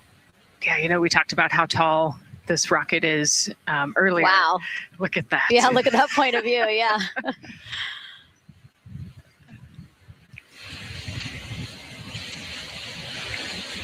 Pad 39B, another historic place here at Kennedy Space Center. Construction began in 1964, finished 3 years later. Apollo 10, the full dress rehearsal for the moon landing. That was the first mission to launch from this pad. Yeah, you know, we've used this pad for a lot of missions. You know, we modified the pad in the 70s and 80s, and then the shuttle missions actually launched from here as well. And then, of course, Artemis I took off from this launch pad November 2022. And now here we are about to see the Artemis II crew get out of the Astrovan and make their way up the mobile launcher to the 274-foot level, where they will embark on their first crewed test flight of the Artemis program. You know, I think that button in the elevator actually says space. When It you does? hit it. Yeah. Really? At least on 39 Alpha it does. So I imagine it says something similar here. Again, let's take a look at the clock as we wait for the crew to get out. 4 hours, 10 minutes and counting until the top of our 2-hour launch window today. Let's head back across the street to Daryl, who's following the launch team every step of the way. All right, thank you, Megan and Nicole. And here inside Firing Room 1, we had a nice moment. The launch director, Charlie Blackwell-Thompson, NASA's first female launch director, standing up from her console, taking her cell phone and snapping photos as the Artemis II crew that she had just given the go to leave the astronaut crew quarters, driving by, and of course going up the causeway until they got there to the pad. And now we see them coming out of the Astro van there and getting ready to ascend the launch tower. Well, we got a weather brief before they went out to the pad, and of course LWO gave a go. There could be some rain out there at the pad. It's already rained out there already. If you're in the area and you're watching right now, well, certainly you know that there's some rain in the area. There's going to be spotty showers that are going to be coming ashore here, and we expect that throughout our rest of our countdown. But we also are getting forecasts that there'll be some clearing as we get closer to our launch window. Big wave from Reid Wiseman there, and a thumbs up as the crew goes into the elevator to ascend the launch tower to go up to the level where they'll walk across the crew access arm and get into the white room. One of the things that you're going to start to hear now is from the crew themselves. We're going to be airing the Orion to Earth loop, which is the communications that's going between that crew and the launch team here as they walk them through configuring their various consoles as well as getting ready. A nice moment here, and I'll just pause to just look and see as the crew walks across the zero deck, as they call it, which is the deck that's right there even with the engines, and they're taking a moment to go over there and stand up and gaze up at the 322-foot tall SLS rocket. This was part of the plan for the Artemis II crew, and potentially a rocket that could help them make history to go farther from Earth than any crew has before. The farthest distance from Earth when they launch will be roughly around 248,000 statute miles. They're expected to go about 4,000 miles farther than the Apollo 13 crew did. And now they've headed to the elevator to go up. Again, I was talking about the loops. You're going to be hearing from the crew as they discuss with the launch team getting various systems ready to go. And then closer to liftoff, we'll hear the operational launch team loop brought forward ahead of the critical pre-launch polls and then the start of terminal count. And that should be right around L-25 minutes, right before the NASA test director gives their poll and the launch director gives her management poll, which happens at L-17 minutes. Right now, a lot of focus is on, of course, the closeout crew. They've made the way for the crew to get inside the spacecraft now and walk across that crew access arm, and there they are. They have been working on a tight timeline, but they are ready to go, and they are ready to receive the crew and start putting them inside their Integrity spacecraft. That's it from the firing room. We'll send it back to Megan and Nicole. And launch director Charlie Blackwell-Thompson, again, we mentioned her a second ago. Her team have been training extensively for this moment since Artemis I launched in November 2022. Today, they have a message for Reid, Victor, Christina, and Jeremy. Today, you carry the work of thousands and the hopes of millions. Every test, every simulation, every long day and night have led to this moment. This team is ready. The vehicle is ready, and you are ready. From the ground to the moon, Godspeed, Artemis II! I love that. I just love seeing all of the people who have contributed to this mission and the fact that this is what they've been working for, and now it's culminating today. Yeah, thousands of people have worked on this mission, and we saw there from the launch team, but human spaceflight is like the ultimate team sport, is what I like to say, and that's just a great example of our team wishing our astronauts good luck. That shot there that we were just looking at was aimed at the elevator doors, again, to catch the astronauts as they make their way up to the 274-foot level of the mobile launcher. The mobile launcher is the structure you see there. It is not only a way for the crew to obviously access Orion, but also provides the fuels, communications, all that to the rocket. And now we're watching the crew walk across the crew access arm, getting a beautiful view of Kennedy Space Center. From 274 feet. Woo. Nicole laughs because Nicole is also, like Reid, does not like heights. Does not like how open that crew access arm is. But Reid made it across, so that's good news. It looks like they really enjoyed it. They didn't just walk straight past. Christina and Victor, we definitely saw. Some thumbs up there, looking out, yep, that crew access arm. And then Reid, he knows where that camera is.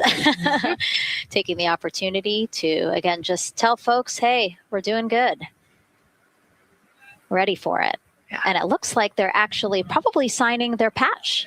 Yeah, there's a wall with patches there, and so each crew signs when they get up for their launch. And so this is probably actually the first time a crew is doing this in the White Room of Launch Pad 39B.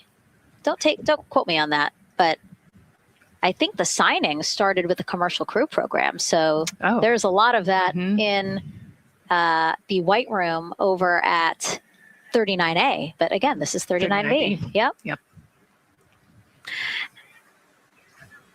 And so now in this room here, the White Room, again, we will see the crew don or put on their communication caps again, their helmets, their gloves, and remove coverings that they had on their shoes. Yeah, so they want to protect the suits while they're walking out and up to the White Room. And now they'll finish reassembling those suits. Put the boots on, put the gloves on. You can see they're working their comm caps now, and they'll work the helmets eventually as well. And so as we watch this process unfold, why don't we take a couple of questions from you guys? What is the most difficult thing about preparing for a flight? Nicole, that question's obviously for you. Ooh, this is a great question. I think we get such good training. This crew's been training for years. And so they know this rocket and this capsule inside and out. They know all the dangers. They know how to react to anything. So I actually think, preparing your support system and your family, I think launch day is actually tougher for your family than it is for you. And we've heard the crew talk about the difficult conversations that they've had with their family to prepare for this historic test flight. And so I think, the closer and closer you get to the rocket, the fewer and fewer things from Earth you keep. They left their suitcases at crew quarters this morning. They left their cell phones, their laptops, everything. And so you are just a human in a spacesuit about to get on a rocket with all of your loved ones watching. And I think that can be probably one of the most difficult parts about today. And while you were answering that question, Nicole, we did get a chance to check. Yes, this is the first time a crew has signed the wall of the White Room, again, here at pad 39B. Let's take another social question now. All launch windows happen to be in the evening. How come? Obviously referring to the April opportunities specific to Artemis II. Right. This is a complicated answer. I don't know that I would have the exact mechanics behind it, but it has a lot to do with orbital mechanics and where we are in terms of the Earth and the Moon relationship. Like we said, we're trying to get on that free return trajectory. And so it has a lot to do with when we can do the perigee and apogee rays burns and the translunar injection. So there's a lot of math that goes behind these launch windows and why they shift and move and why we just so happen to be in the evening for the April launch windows. Yep. You did answer it well. All right. And before We asked you guys a question. Who would you take to the moon with you? Would that be a bestie, a pet, family member, or seasoned astronaut? Overwhelmingly seasoned astronaut. So Nicole, you and I are going to the moon. Was that your answer as well? That was totally my answer. Again, like I thought my husband would not like that answer because he'd want to come along too. But I think if asked, he would also say seasoned astronaut. So that's fair. Yeah, like we said, there's a lot of training that goes behind it. These guys can react to anything that comes their way. And so, yeah, if you don't have all that training, maybe you do want someone that's a little bit more experienced. Yep. So correct answer, everyone.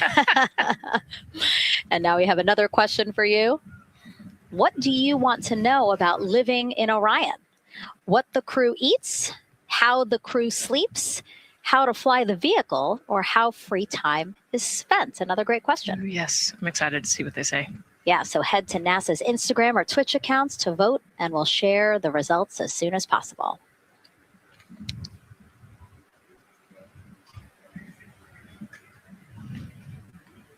And while you're doing that, remember to also sign up to be a virtual guest for this mission. Just go to the link we'll pull up on your screen. As a virtual guest, you will get mission-specific information, notifications of any schedule changes, and curated resources straight to your inbox. You will also receive commemorative stamps for your virtual passport after launch and splashdown. Again, we really, really want you guys to engage with us, engage with this mission, come along with us for the ride. So yeah, take advantage of these opportunities to be a part of it. Yes, it's a mission for all. And so back in the suit, no, not the suit up room, the white room. Well, they're suiting up. You can see why I might have slipped that up. So they are continuing to put on gloves. Reid and Jeremy look like they've been checked. Again, they've put on their gloves, their helmets. They've taken off those coverings on their shoes now that they're about to get into Orion. And then suit technicians are also helping Christina and Victor. And they're in this particular order, actually, because this is the order in which they're going to ingress into Orion. Again, we have Reid, Jeremy, then Victor, last Christina. Yeah, and that just has to do, like you said, with the seat orientation. So as the astronauts sit down and lay back in the capsule, the left side will be Reid, and then below him will be Jeremy. So that's why they're going to get in first, to create space for then Victor and Christina to get in. And let's talk a little bit now about the closeout team. We saw a few of these folks also in the suit up room. Suit technicians were in there, again, to make sure that they get into the suits properly. And then a couple of them came out to the pad here to, again, do the same thing. Hey, are you comfortable in these suits? Is everything is as you expected? And then these folks here will help them get into Orion, buckle up. And so we were talking a little bit about their attire, specially made for what they're doing right now. Yeah, so these they almost look like the equivalent of a flight suit, right? They're fire resistant. They've got the straps on the back for emergencies that mimic the same straps that the astronauts have on their suits, so that you can use the same exact equipment in an emergency egress from the pad, for example. So we can use the same equipment to get everybody safely away from the pad as required or if needed. Yeah, always thinking about those contingencies, how to very quickly, if there were an emergency, get everyone out, not just the astronauts, but also the closeout crew if an emergency was happening while they were still at the pad. And so those suits, flame retardant.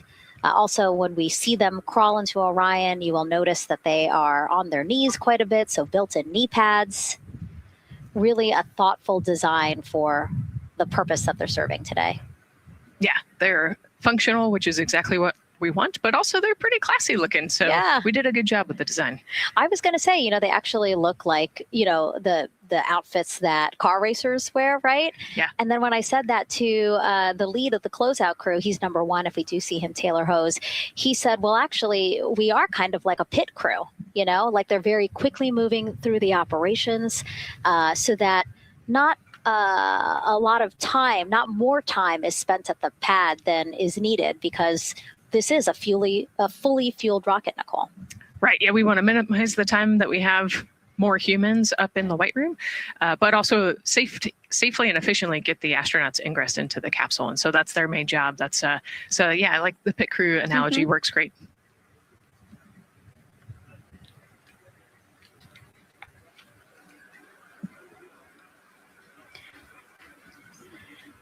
And so, Nicole, as we get ready to see them ingress, I know you'll be, again, an invaluable source as we talk through this part of the launch countdown, because you've been inside a mock-up of the Orion spacecraft. And I know that because you texted me a photo that you took, this selfie in the mock-up, and little did you know I was going to put it in this broadcast.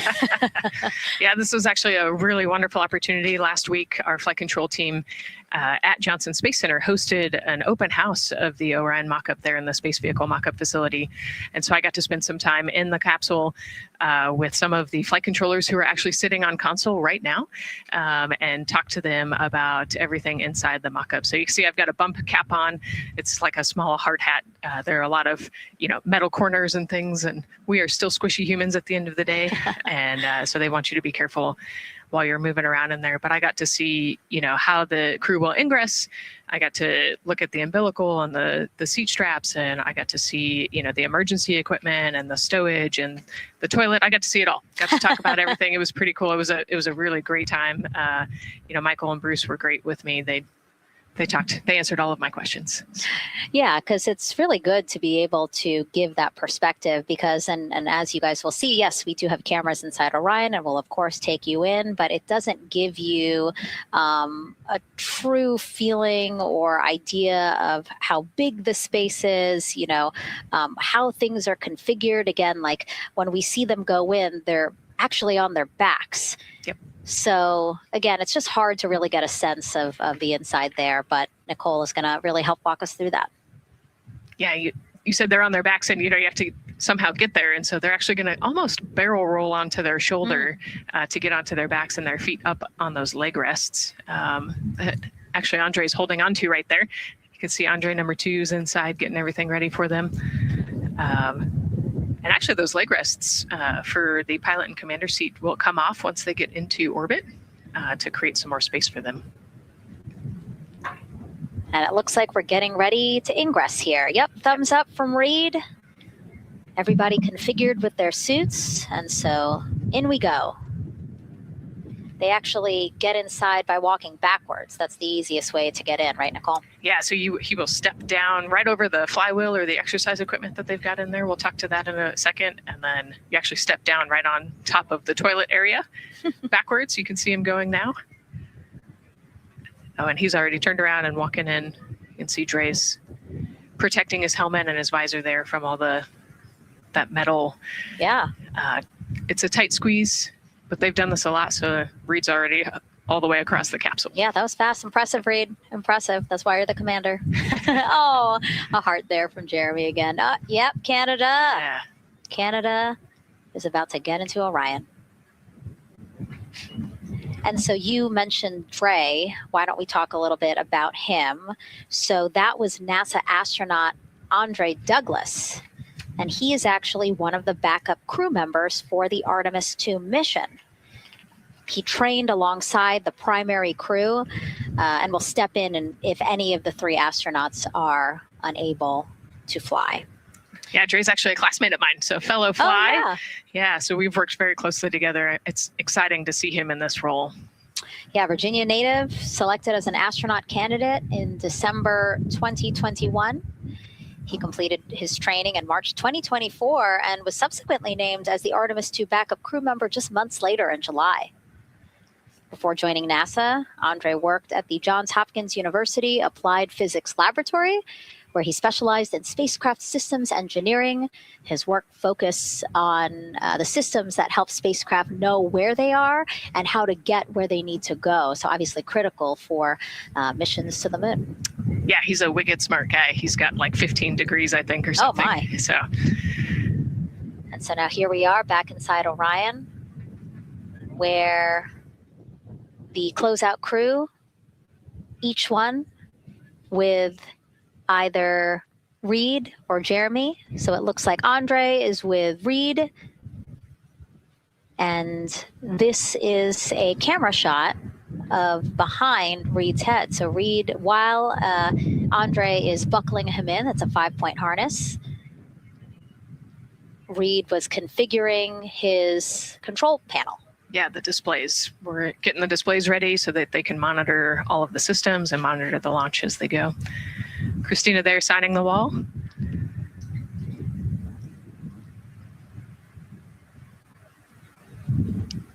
Got to put away the pen. The pen could be foreign object debris or FOD, which is bad for NASA. We definitely want to make sure that we keep track of everything and we know where everything is, because the smallest thing could prevent us from launching or affect the equipment out there. Yeah, and you'll actually see that most of their tools will be tethered as well, so nothing can fall through a crack or drop.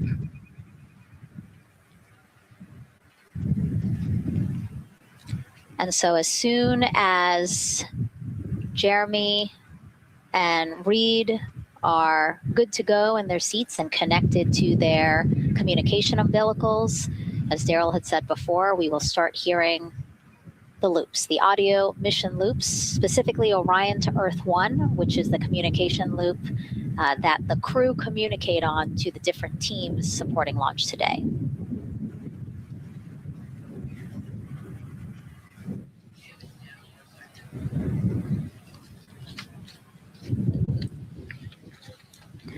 And as we said when we were in suit up, after they do communication checks, again, suit leak checks to make sure that nothing went wrong between the suit up room and here, and also to specifically connect them to the Orion systems. Yes, this will be an integrated test with Orion and the suits to make sure the entire system is working and ready for flight. And so you'll notice Reid, and when Victor sits down, Reid and Victor are the only ones with the display panels in front of them. Jeremy and Christina will actually share a personal computer device, and that will be on Jeremy's leg, and that's how they'll continue to follow along with telemetry and data. Yeah, it's actually pretty cool. This is one of the technology demos that we're doing, and so they're going to plug into the system, and it'll be a screen repeater on that that device for them, so that they can see what the pilot and commander are seeing. OTC ask, MS2 is online for contact. This is OTC. Repeat. MS2 ready for comm checks. The MS2 ready for comm checks. MS2, OTC Orion Earth 1, comm check. OTC, it's MS2. Have you loud and clear on 1. You're welcome, sir.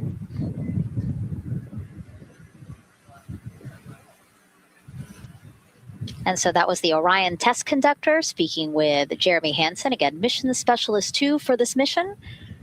So his communication check over, you heard him say 1, Orion to Earth 1, has been completed, a successful test.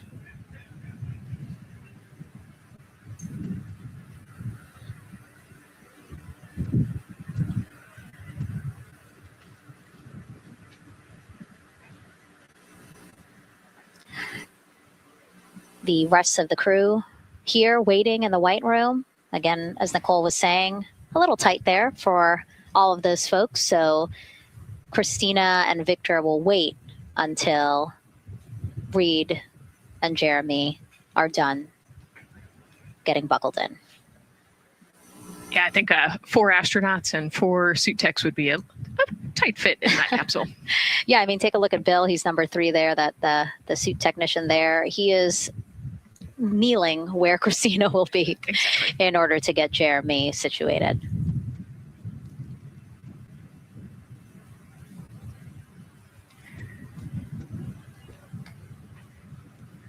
OTC ask, commander's ready for comm checks. OTC copies. Commander. NTD, Misco 212 comm check. NTD, have you loud and clear here as well. HFTS on 194, thank you. Commander, OTC Orion Earth 1. OTC, CDR has you loud and clear. Good comm. Welcome, sir. And there you have it, a successful comm check with Commander Reid Wiseman. And so... And CDR, NTD on Orion Earth 1 for comm check. CDR, I got you loud and clear, NTD. And good to have you on board. Good luck today.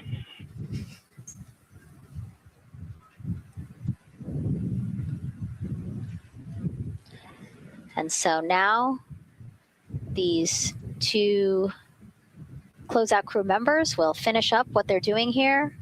Again, Nicole, walk us through what is happening here. They're connecting umbilicals, is what we said. They're strapping them in, so they're getting their restraints connected. It's a 5-point harness with a quick release, and then they're connecting the umbilical, which has actually 4 different connections. So it's got the air in, air out, the water for cooling, and then the comm as well, the communication cable. So they're going to make sure that all of those connections are good to go, make sure the crew's receiving the cooling and the air, and then we heard the comm check as well. So they're just making sure the umbilical connection was good to go, getting them strapped in and ready, and then they will move on to Victor and Christina. And so while we wait for that to happen, why don't we get another check of the launch countdown milestones with Daryl and the launch team?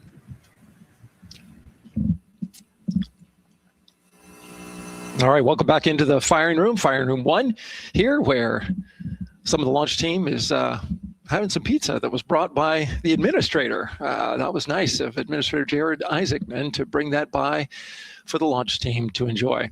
We're L-3 hours and 44 minutes and counting, as you can see the crew ingressing into the spacecraft. There are a number of things that are happening on the timeline. Of course, the closeout crew, they liken themselves to like an F1 pit crew, working quickly, methodically, carefully, as they go through their procedures to get the astronauts ingressed. Overall, there's a little bit of timeline pressure, right? There's only a certain amount of time, as you see the astronauts going into Orion, only a certain amount of time that they can spend on their backs. They will be there for a few hours, right? So we're sitting at 2:40 p.m. Eastern time, and the window opens at 6:24 p.m. Eastern time and runs until 8:24 p.m. Eastern time. So 4 or 5 hours or more on their backs, and then they'll hopefully lift off for a launch. So of course, the crew is mindful of the time. They don't want to slip into the window if they don't have to. And so they're keeping a tight lock on the margin, the amount of time that they're working there. And there's a heart from Christina Koch. Great to see that as she gets ready to get into the Orion spacecraft, one that they named Integrity.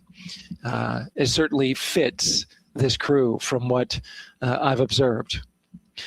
Now, right now, the rocket's tanks, they're in what's called replenish mode. So another factor for this closeout crew is, and the crew themselves, this is a fully tanked, almost ready to go rocket. It's got all the propellant it needs to go to the moon. It's just a matter of getting the astronauts in, getting them configured, and getting all the systems, the high energy systems, bringing them all online in order to launch this rocket. As they sit there, there is propellant boil off that's happening. All tanks are at 100%, but the propellant, which is liquid oxygen and liquid hydrogen, those two propellants are minus 423 for hydrogen and minus 297 for the liquid oxygen. They are boiling right now. They've been boiling the entire time they've been in the tank. And that is vented out, as you can see.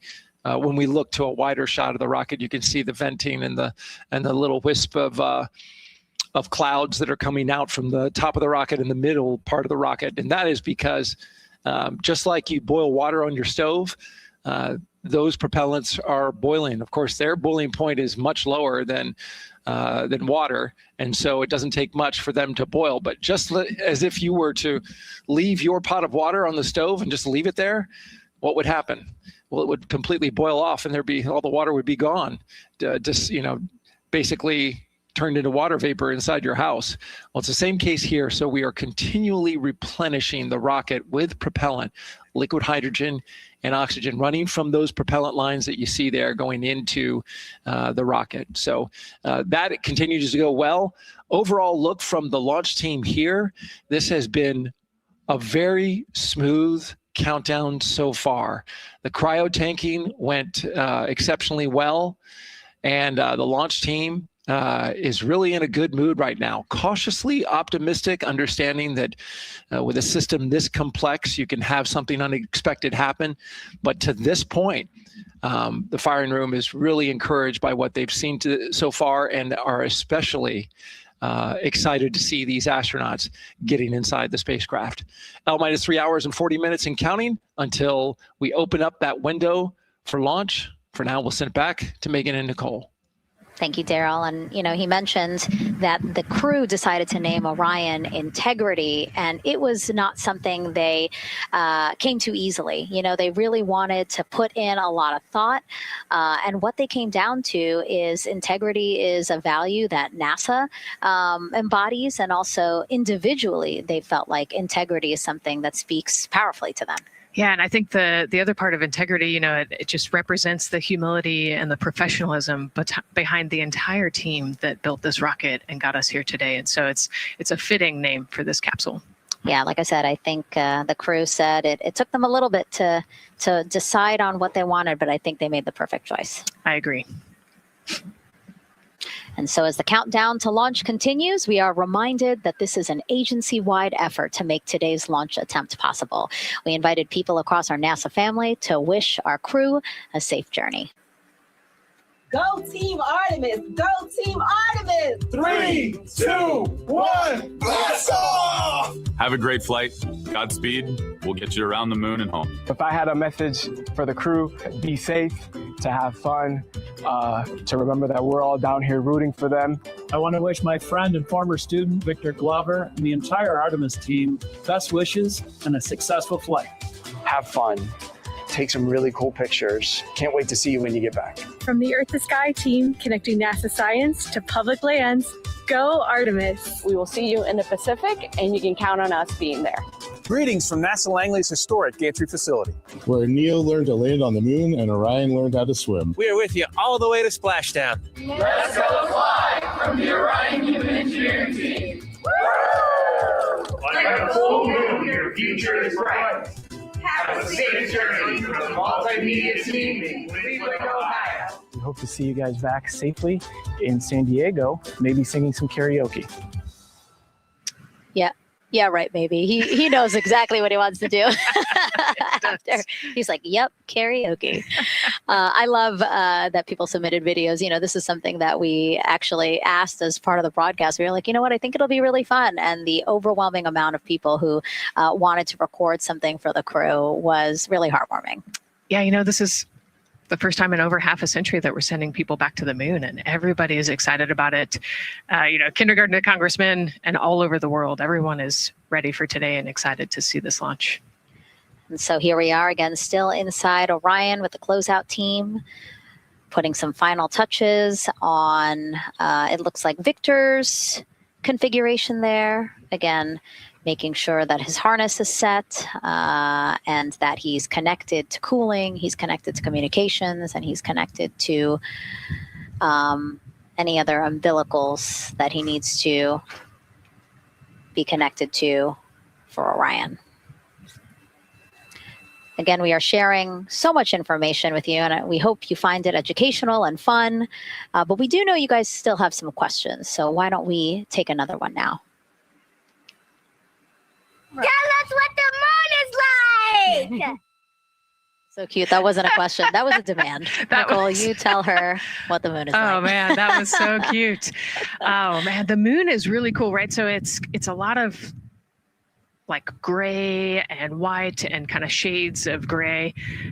It is something that doesn't have wind or rain or rivers or an atmosphere.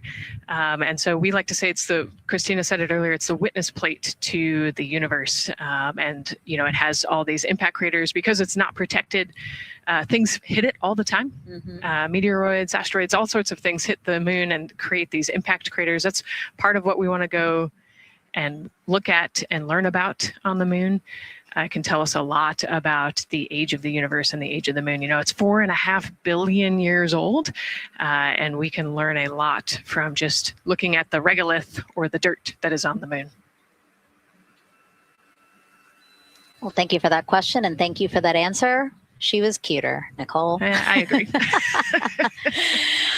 And then earlier today, we wanted to ask you, what do you want to know about living in Orion? And we told you to pick between what the crew eats, how they sleep, how they fly the vehicle, and how free time is spent. And the winner, most of you wanted to know how to fly the vehicle.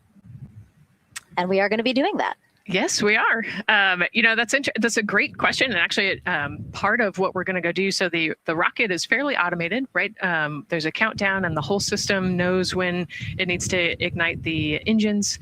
But we are going to do some manual piloting throughout this mission.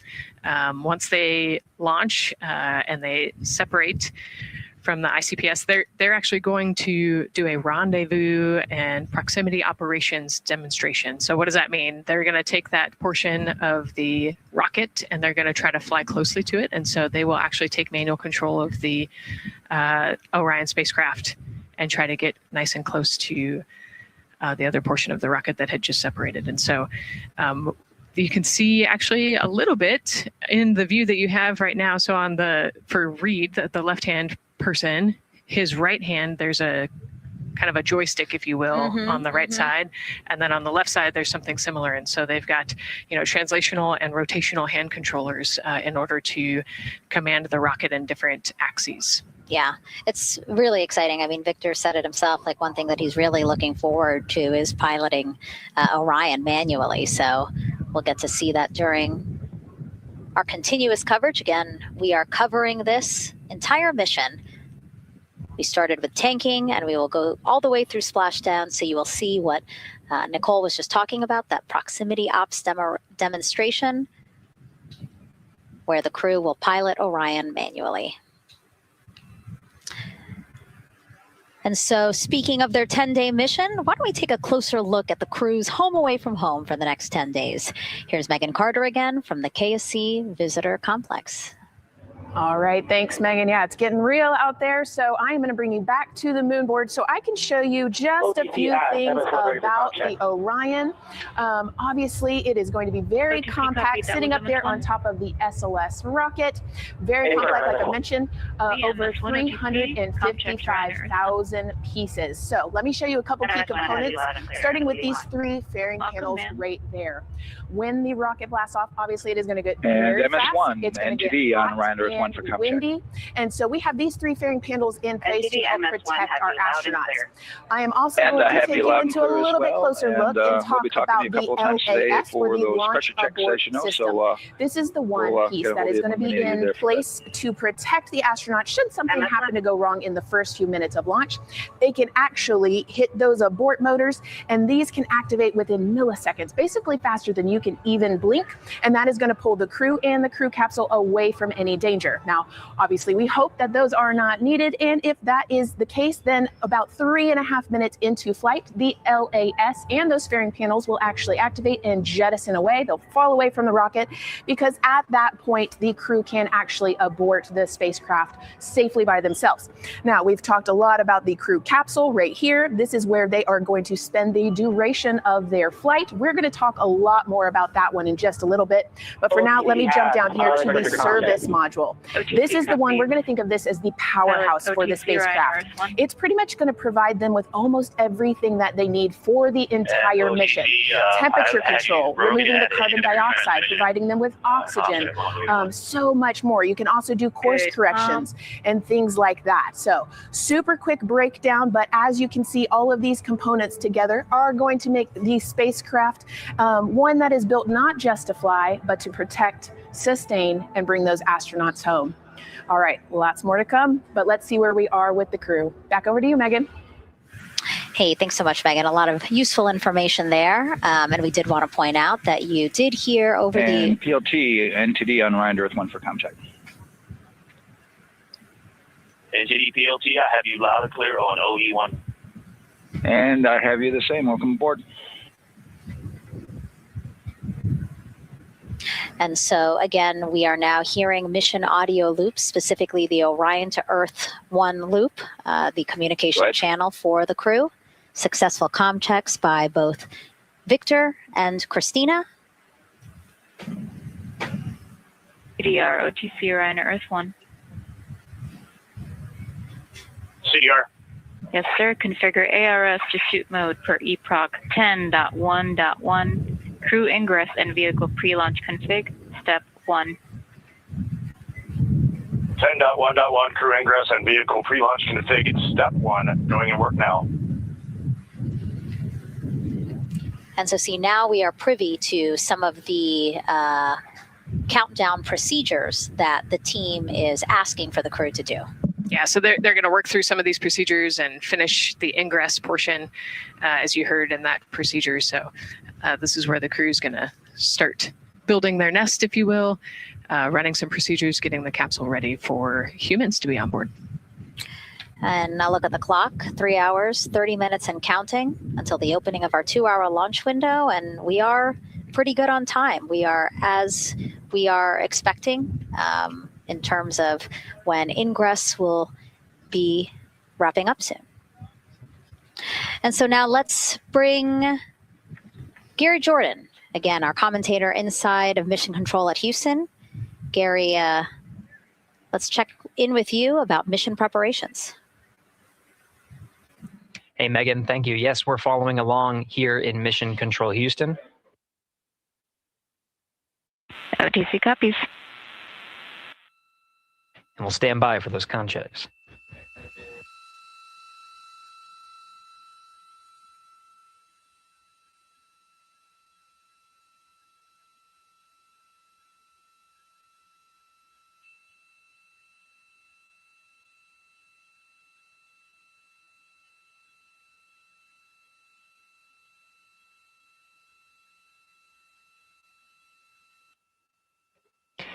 And again, we're waiting for those comm checks.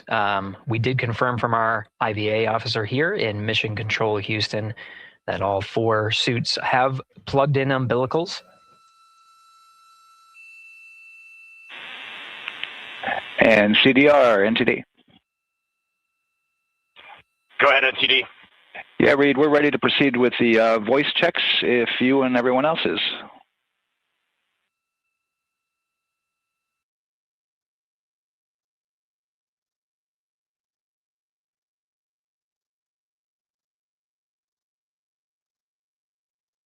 NTD, integrity crew is ready for voice checks. I copy that. And integrity for the entire crew, comm check on Orion to Earth 1. CDR. PLT. MS1. MS2. Good comm check by all. NTD moving to Orion to Earth 2.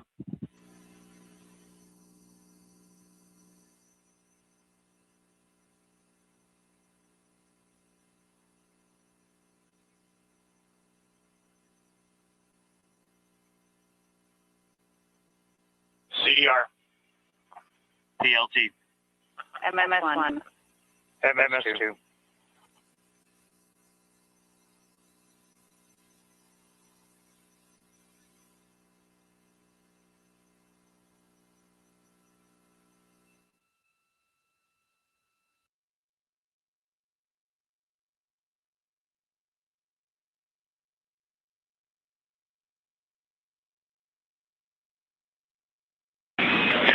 Integrity Houston on Orion to Earth 1. Voice check for the entire crew. CDR. PLT. MS1. MS2. Houston has all 4 crew loud and clear on OE1. Stand by for 2.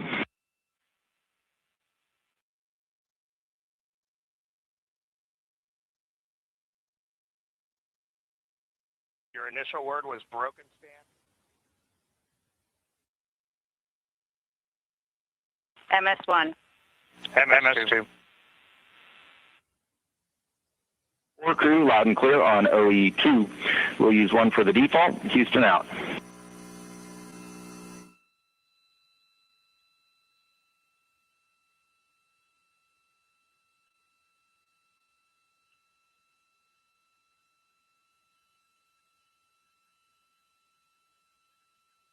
And CDR, NTD?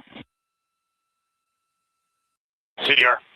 Yeah, we're going to go ahead and we're going to clear a couple of those messages on your screen here. Just want to give you a heads up that you'll see that. Copy all.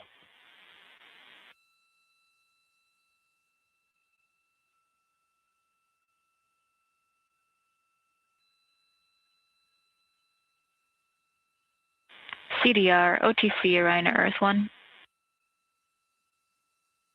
CDR. Yes, sir. Perform crew suit leak checks per 10.1.1. Crew ingress and vehicle pre-launch config steps 2 through 4. Annunciation of LCC O-ARS-001 will occur. 10.1.1 crew ingress and vehicle pre-launch config steps 2 through 4. Going in work now.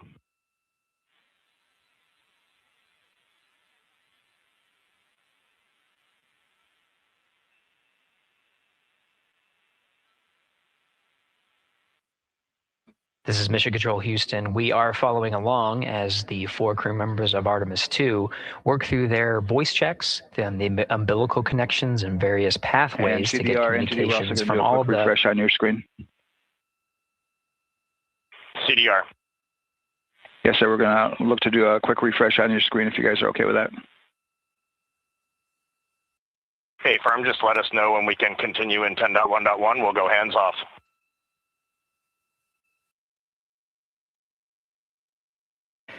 .1.1 referring to the procedures that they have through the various phases of ingress and some of the checkouts needed to prepare for today's launch.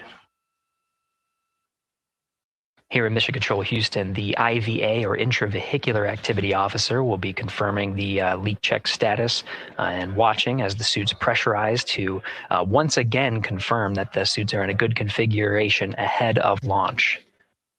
Of course, for the teams here in Houston, launch is just the beginning. The first flight day is jam-packed with activities. Shortly after main engine cutoff, Integrity will enter into a coast phase while still attached to the interim cryogenic propulsion stage, or ICPS, and prepare to deploy the solar arrays. With power being generated, Integrity prepares... Go ahead, NTD. With that refresh, and you got to go to proceed with your 10.1.1. Picking up 10.1.1, step 2.3 through 4.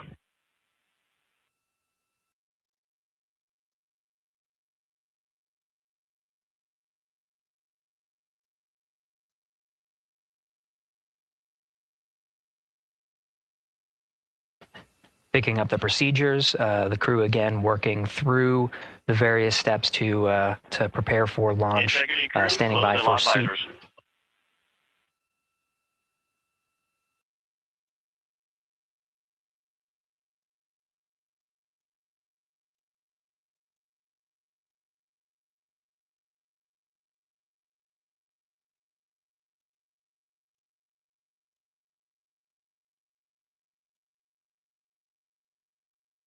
This is Mission Control Houston. With visors closed, the pressurization tests can commence. We'll stand by for word of a good leak check on all 4 of the crew member suits for the Artemis II mission. Again, this is the very beginning of a very busy flight day for our 4 crew members. After launch, they have a series of burns to prepare for.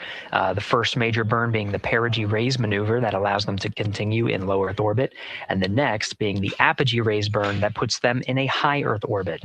This is an orbit that takes them around the Earth for nearly a day, 23.5 hours to be precise, and allows the teams, including the astronauts and the flight control teams, to check out critical systems ahead of committing to the next day's translunar injection. But before they even call it a day, Integrity will separate from the ICPS, and the crew will command. And the crew will command. The crew will command the Orion capsule to separate from the ICPS and turn around and approach the upper stage, but not dock. This is to test Orion's in-space maneuvering capabilities and provide further confidence in docking to another lunar space vehicle like the Human Landing System that will be part of the Artemis III mission ahead of future moon landings.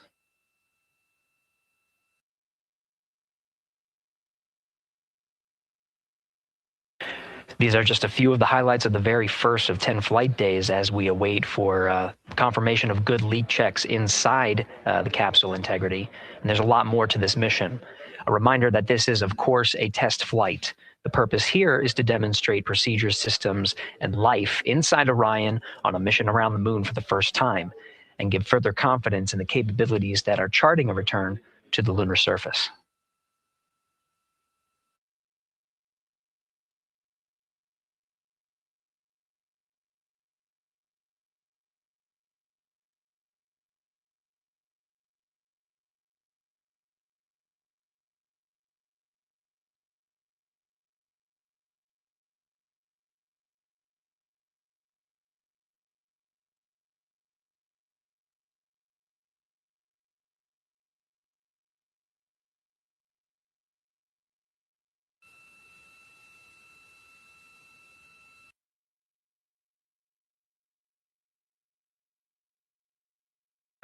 You may be able to see from this view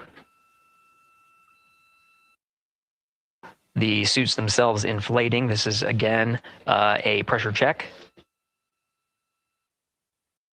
verifying that the suits are leak-free ahead of the ascent portion of today's flight. How you see the crew now with visors down will be the configuration of their ascent all the way through core stage separation, about a little more than 8 minutes after booster ignition.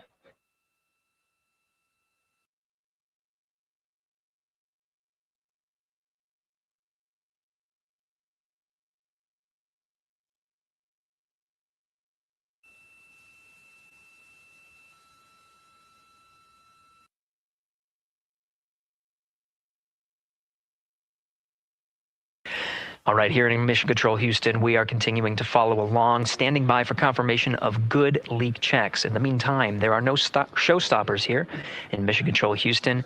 We continue to monitor the countdown to launch. Megan, we'll send it back to you over at the Space Coast. Hey, Gary, thank you so much. Yeah, as we wait for confirmation of a successful leak check for all 4 astronauts, why don't we go back to Daryl again, who has been following along with the launch countdown as we inch closer to the opening of our 2-hour launch window. All right, thank you, Megan. And yes, getting some good communication. It's great to hear from the crew inside, even though it is as simple as a comm check. It's really good to hear their voices as they move through those various comm checks and then get ready for their suit leak checks. Fantastic views inside Orion that you're looking at now. Give you an update on the weather outside. We're still 80% go for our 2-hour launch window, which starts at 6:24 p.m. Eastern Time and closes at 8:24 p.m. Eastern Time. That's the good news. The bad news is that we've got some rain showers that are starting to head in. Looks like it may miss the pad. Wouldn't matter if it rained on it or not, though. It's received some rain earlier today. Water isn't going to hurt anything out there at this point. But the rest of the area might be getting a little bit wet, which may include the hostess. So keep an eye out for that.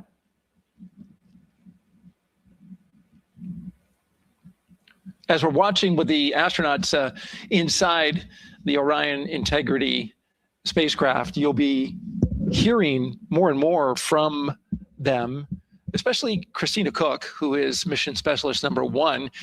She not only is going to be making history. All crew, visors open, suit loop leak check complete. OTC. Okay, there you heard the suit leak check complete. They check those suits for leaks in astronaut crew quarters. They check them again inside the spacecraft. As you can see, the closeout crew, our astronaut support person moving around, turned off the camera. And so now we're looking from outside the Orion spacecraft, looking towards, oh no, let's see. Get oriented here. Well, there we go. Back inside, we've got the view. But basically what I was saying about Christina Koch is that she will have the role of reading. CM is ready for closeout, performing video sweep using drag on camera. OT.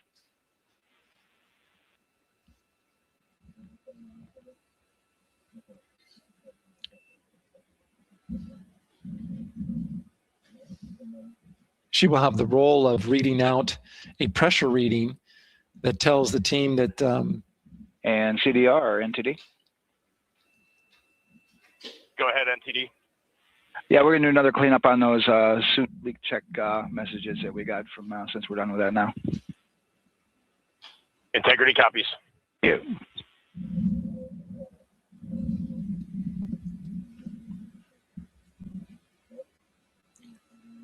And that's communication going between Orion Commander Reid Wiseman and NASA Test Director Jeff Spaulding. As I was saying, Christina Koch will be reading measurements from the counterbalance assist arm. So you're going to hear her be asked by the NASA Test Director to read that. That CBA, counterbalance assist arm, it's mechanically latched by the closeout crew using tools, but there's a hydraulic assist. It's pneumatically opened and closed rather with a pressure assist that helps open it up. Not only that hatch, but also the last hatch.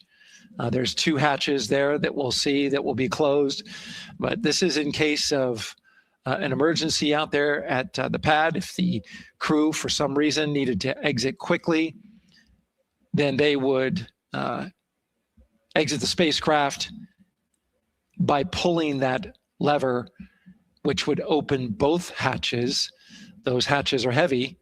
The Orion hatch is hundreds of pounds. HHD cameras 1 and 2 both set to record. OTC copies.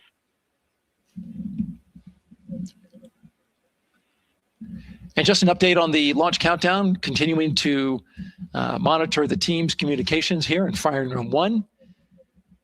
Everything going really smoothly so far. We don't have any significant open constraints to launch at this time, so we continue counting down. And for now, we'll send it back to the host desk with Megan and Nicole. Thank you so much, Daryl. And so we heard some of the communications over Orion to Earth 1, and it sounds like we are now moving into the hatch prep and closure phase. We will now start to see the closeout crew getting out of Orion soon so that they can start getting ready to, again, close up Orion, close the 2 hatches, and then get out of the pad. Yeah, the closeout team will take the hatch seals off and they'll inspect the seals, make sure everything's ready to go, and then do a few last minute configurations before they close that hatch. And then, like Daryl talked about, then Christina will have a role in looking at the CBA there. So yeah, you might have heard them say over the loops again that drag-on camera. So basically, it's a camera that they can move around, and you might have seen it in a couple of our shots already. But they will take that camera and literally go and inspect the seal that. There's 2 seals, actually, 2 seals that go around the entire area of the hatch just to make sure that everything looks good. And that camera feed is being directly shown to NASA teams who need to monitor that. Yeah, they want to make sure there's not a single hair or piece of dust on those, make sure that there's no damage and everything's ready to go so that the seal, they will do a leak check on this hatch seal as well. Make sure it passes. Yeah, and we'll know they're doing that because we will actually see one of the closeout crew members with a hand pump, and they will pressurize, again, just the seals, and they have to see if it will hold pressure for just a minute. And if it does, then they will go ahead to pressurize the entire Orion spacecraft. And then that again is to make sure that the spacecraft is holding the right amount of pressure. And that one's a lot longer. It'll take them like 8 minutes. Like it takes time to pressurize it, then they have to hold pressure, and then it takes time to depressurize it. Right, and they want to measure the difference in pressures at the beginning and end of that and make sure that it holds the right amount of pressure so that when they get to the vacuum of space, obviously the capsule holds its pressure. Yep. Okay. Well, again, as we continue to watch operations that are happening at the pad inside of Orion, why don't we go over to Banana Creek? It's one of our viewing locations here at Kennedy Space Center. They will have a spectacular view, and we actually have NASA's Leah Martin there chatting with a big group of people surrounded by a lot of folks on bleachers there. Hey, Megan. Yeah, tons of people out here today. Thousands of people gathering at Banana Creek to enjoy NASA's Next big mission and humanity's next great leap today. It's a gorgeous day, and I'm joined here actually by some people who are probably the only people on center who are a little bit more excited than me to see this rocket lift off. Where are you from, and why are you here? So we're from the University of Tennessee, Knoxville. We're a group of 7 aerospace senior engineering students traveling here with Josh Dobbs, former quarterback of the University of Tennessee, with his extraordinary Dobbs Foundation. Now, you were actually telling me a little bit earlier, you're here local, you're from Orlando. What's it like being an aerospace engineer and then having the opportunity to come back here to the Space Coast and see this mission lift off today? It is absolutely amazing. I feel like the little 9-year-old girl inside me is so excited. Like, I'm from around here. I grew up watching launches in my backyard. And so this seems like such a full circle happy moment for me. Now, you are an aerospace engineer looking hopefully to join the workforce in the future. How does it feel to be here and see firsthand what that work does? It's just so cool to see what I've been working for the last 4 years and then 12 years before that just actually be physically happening in front of me. It's something I never dreamed of as a kid.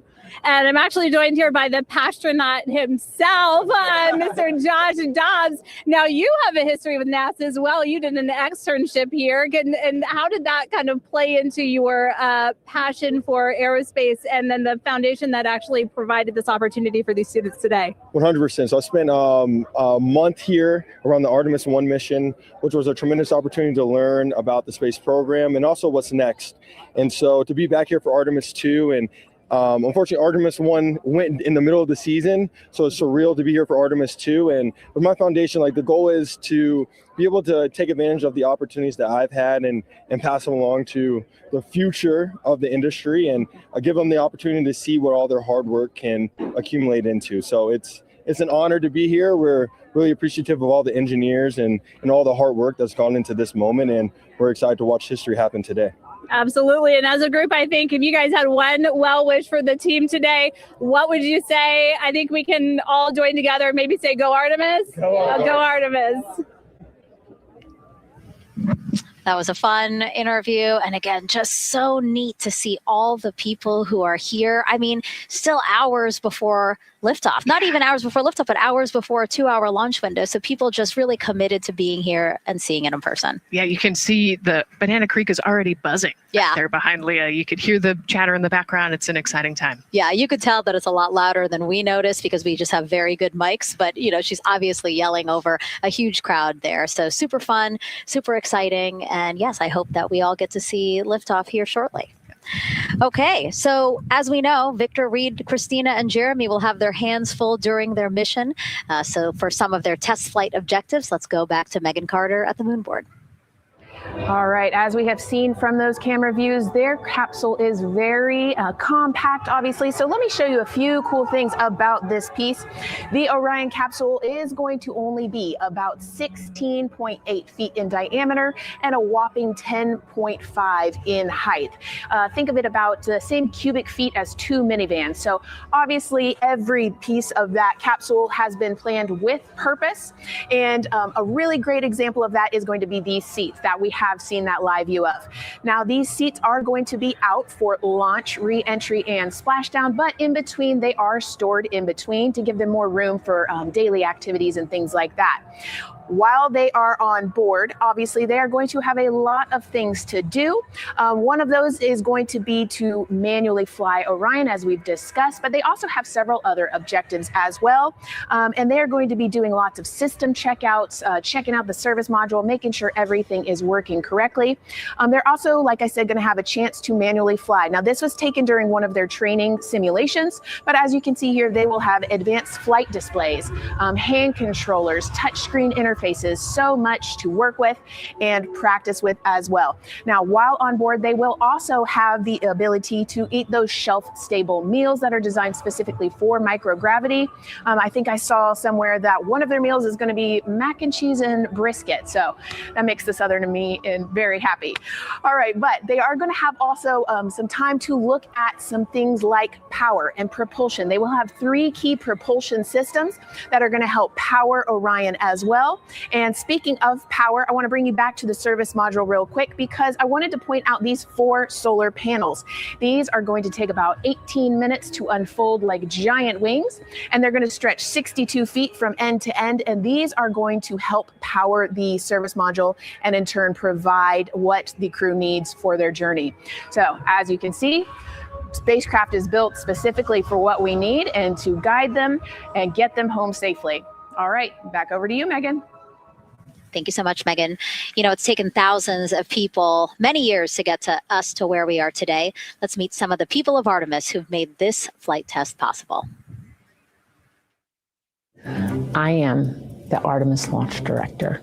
I'm the Orion Crew Survival System Manager. I'm the Artemis II Chief Training Officer. I'm the SLS Launch Integration and Mission Operations Lead. I am the Recovery Director. And I'm Boeing's Core Stage IPT Leader at Kennedy Space Center. I am the Artemis II Entry Flight Director. And I'm the Closeout Crew Lead for Artemis II. Our job is to design the spacesuits that the crew will wear for the Artemis II mission. The team here at Johnson Space Center in the Orion Crew Survival Systems Lab does pretty much everything involved with processing the suits, designing the suits, qualifying the suits, testing them for the Orion mission. The role of the Chief Training Officer is to manage both the planning and the development of how we are going to train our astronauts and run our simulations for our flight control team for the mission, and then go implement that plan. Recovery team is responsible for 3 things. So recovery is what we call our nominal recovery situation, where we go recover the crew and the capsule at their designated landing site. Rescue is in case we do need to rescue the crew and they landed somewhere else that we did not plan. And then the retrieval is us getting the capsule if they did land somewhere where we did not expect them to. My job on SLS is to manage the operations architecture on the SLS program. One of the specific things that we do is support launch operations. It means a lot to be a part of this Artemis team, to show the next generation in seeing what may come. I am responsible for our core stage processing at Kennedy Space Center. My team is responsible for that core stage, and it's our responsibility to make sure that core stage is safe, built correctly, and there's going to be 4 of our astronauts, and it's going to get them to their ride around the moon. I've been a flight director for over 10 years now. I worked on the Artemis I mission, and after that mission completed, I was assigned as the entry flight director for Artemis II. I can't wait to see the hatch open after splashdown. That's when we know that our mission will be complete and the crew will have safely returned to the moon and back to Earth.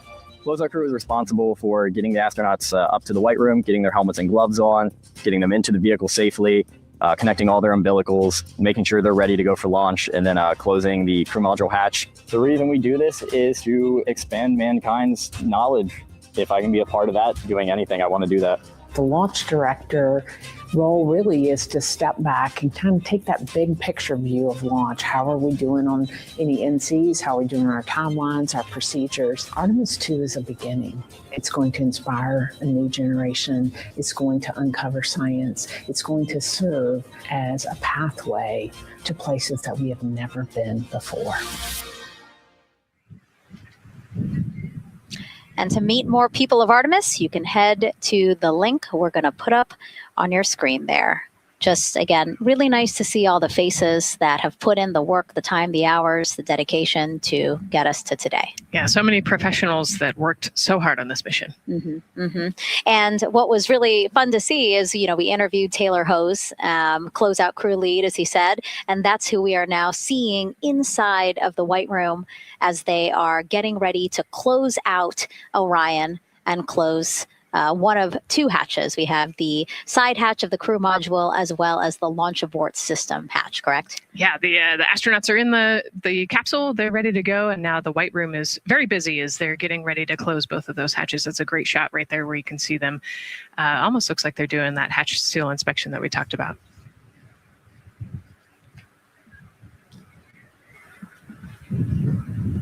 And so, Nicole, as we continue to see them get ready to close that smaller hatch, again, the crew module side hatch, let's take some questions now. Sounds good. A lot has changed since Apollo, and I have a few questions about what's next. What part of the moon are we exploring through Artemis, and what are some of the key points that NASA needs to consider when planning missions like this? Were you expecting to see Scarlett Johansson? I think that took you. Yeah, I mean, took you aback. We've talked about this, but everybody has an interest in this mission. You know, it's humanity trying to explore and go back to the moon. And I love this question. You know, what part of the moon are we going to? You know, eventually we want to get to the polar regions, the South Pole specifically. We think that there are volatiles there, so water ice, something that can be harnessed as a resource as we create the permanent base on the moon and then try to get onto Mars. But getting to the moon is a tricky mission. You know, we're going further than we have in a long time. And, you know, on the International Space Station, we're 250 miles from the Earth. And so we're pretty close. We resupply that spacecraft pretty often with cargo missions. But the further and further you get away from Earth, the more you have to think about the lack of cargo, the comm delay. You know, there's a communication delay the further away you get. And so there are different and unique problems as we continue to explore further and further out into the solar system.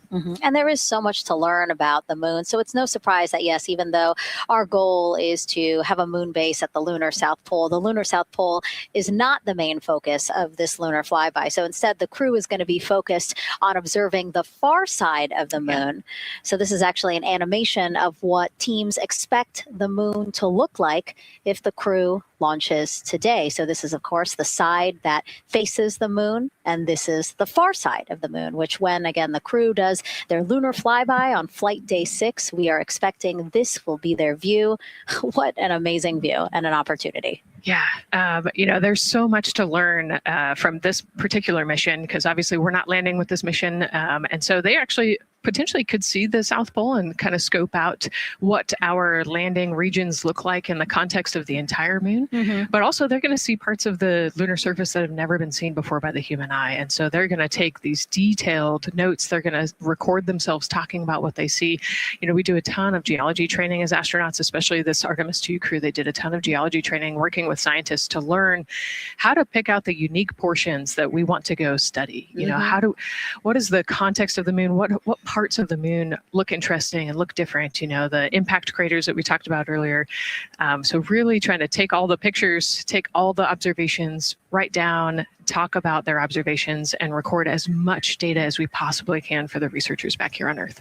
Yeah, it's so important to, yes, we're all talking about what they hope to do during this 10-day mission, but you really do have to think about all the training that goes into this. I mean, you have 4 crew members who won't, you know, have the support the way that they've been having this. I mean, they'll be talking through communications, but you know what I mean? It's just them and the moon, right? So they need to be fully aware and equipped with everything that they'll need to do to be able to accomplish the objectives that we hope to accomplish during this mission. Right, and their specific flyby around the moon, you know, the lighting will be different and the path will be different depending on when we launch. If we launch today, it would be different from tomorrow. And so, you know, they actually had to learn the geography of the moon so that they can orient themselves when they're on the backside of the moon, because they're not going to have communication. You know, they're just going to have a, I think, 45+ minute comm blackout while they're, while they're on the far side of the moon. And so they themselves have to know what things look like on the moon, how to orient themselves, and how to get the data that we're looking for. Yeah, really ambitious mission. Excited to be here at the start of it. All right, so another check of the clock, 2 hours, 57 minutes and counting to the opening of our 2-hour launch window for Artemis II. This pivotal test flight comes 250 years after America began its journey as a nation. As we celebrate that milestone, a special live performance now of our national anthem by singer Ann Wilson.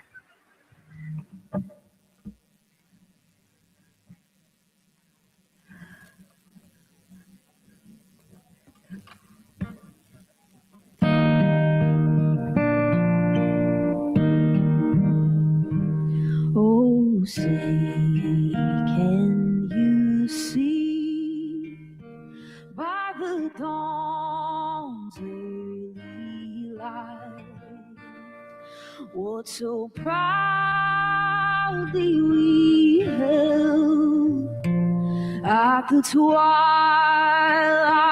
last gleaming, whose broad stripes and bright stars through the perilous fight o'er the ramparts we watched were so gallantly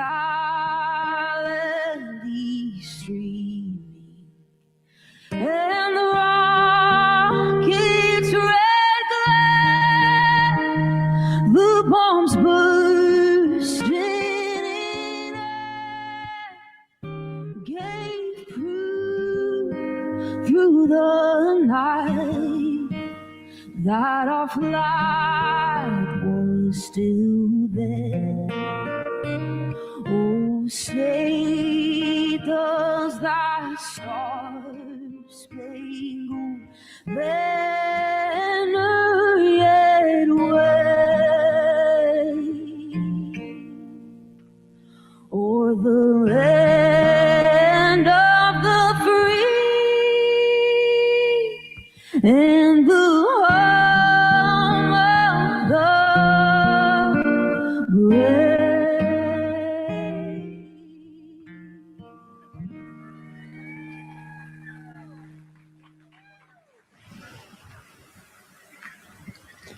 A beautiful rendition. Honestly, I'm a little emotional, a little speechless. Yeah, that was gorgeous. Yeah.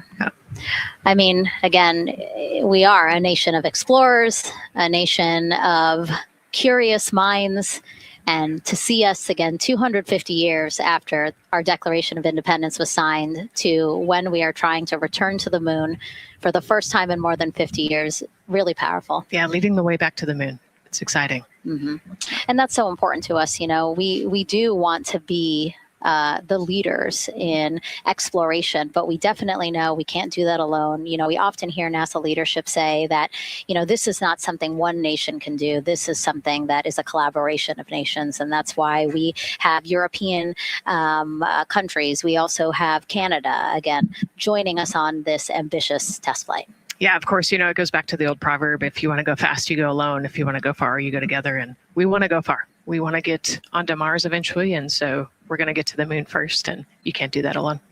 So thank you again, singer Ann Wilson, for that beautiful rendition. Again, reminding us of what it is we are trying to accomplish for all, by all. We are now back inside the White Room with the closeout crew. Again, backup astronaut Andre Douglas, number 2 there, just outside in the White Room, which is right outside Orion there, with the crew seated comfortably inside. As you can see, they've dimmed the lights a little bit. The crew has the opportunity to set the ambiance, if you will.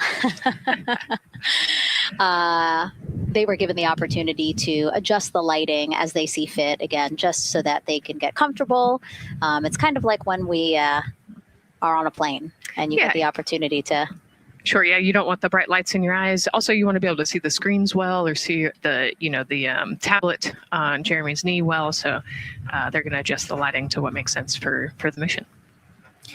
And we saw in that very quick shot there, our best camera view of the 2 hatches is actually that drag-on camera, like we were saying, that kind of moves around. So sometimes it's hard to show that. So there you have it. You can see that the closeout crew has closed the side hatch. And so right now, that's a panel that they have to close out in order to then close the next hatch, which is the launch abort system hatch. And so, Nicole, can you just quickly, again, talk to people about the 2 hatches, again, crew module first, and then the launch abort system hatch? Yeah, so the crew module hatch is the one they're working on right now. They just got closed. You can see he's torquing those bolts down. And that is the hatch that completes the Orion capsule.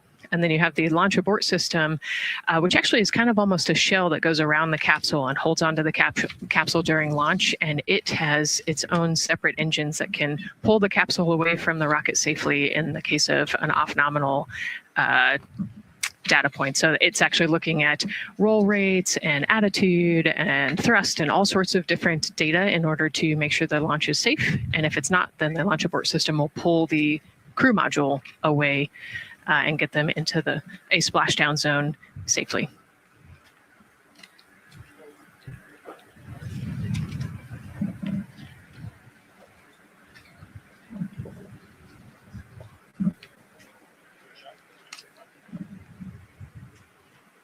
And as we wait for the crew to complete closing that side hatch of the crew module, let's head over back to Banana Creek, where we have Leah Martin standing by with the person who designed this mission's zero gravity indicator, named RISE. It was second grader Lucas Yee from California. Hey, Leah.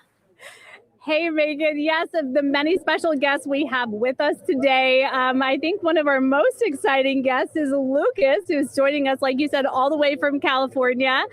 He and his family actually worked this as a group project to design the zero gravity indicator. Lucas, can you tell us a little bit about your design? Yeah. So you named him Rise. Can you tell me why you picked that name? It was very remote, representing the Artemis II launch and Earthrise. And yeah, that's pretty much it. So were you really excited to find out that you won the competition and that your zero gravity indicator would be going to space? Yeah. So how does it feel? We're actually just across the river right now from Artemis. We can see it from where we're standing. How does it feel to know that design you created is actually currently on that rocket just a couple hours away from going to space? Really, really, really, really, really, really, really surprised and very happy. Now, Mom, you were telling me on the way over here that it was kind of hitting you what was happening. Tell me a little bit about that. It's definitely very surreal to be here in person. That Commander Wiseman said that it's for all and by all, that we couldn't have said it better. We're just very grateful to be here. Super, super excited. And we're so excited to have you here too. Now, Oliver, this is your first launch too, is that right? Yeah, that's right. And how does it feel to be here just a little bit away from watching the first group of astronauts in your lifetime on their way to the moon? It feels like very, very happy and surprised. So if you had one word of encouragement or something to say to the crew who's sitting on that rocket right now, what would you say?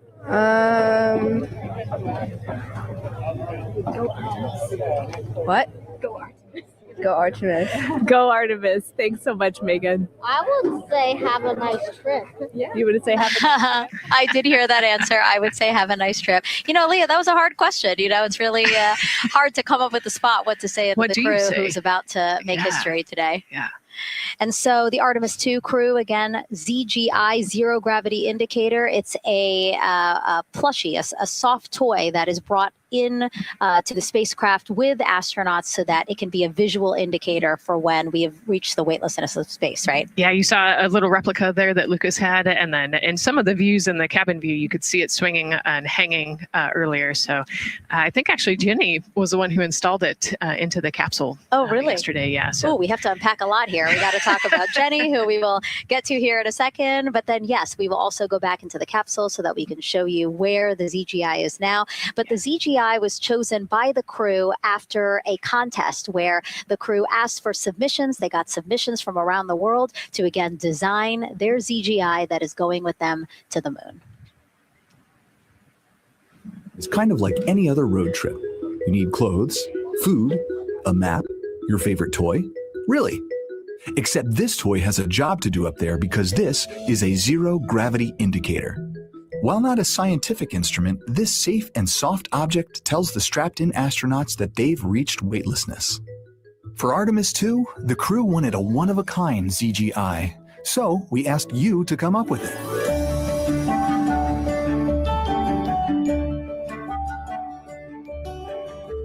Thanks everyone for sending in your entries from around the world. Over 2,600 of you submitted.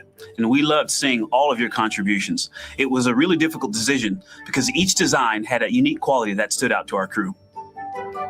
In the end, we were able to narrow it down to a top 5 from Finland, Canada, Peru, and 2 from the United States, Kansas and California.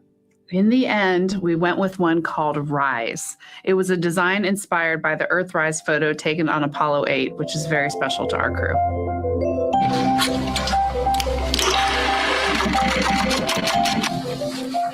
With the winner chosen, next came the task of bringing it to life here in the Thermal Blanket Lab at NASA's Goddard Space Flight Center.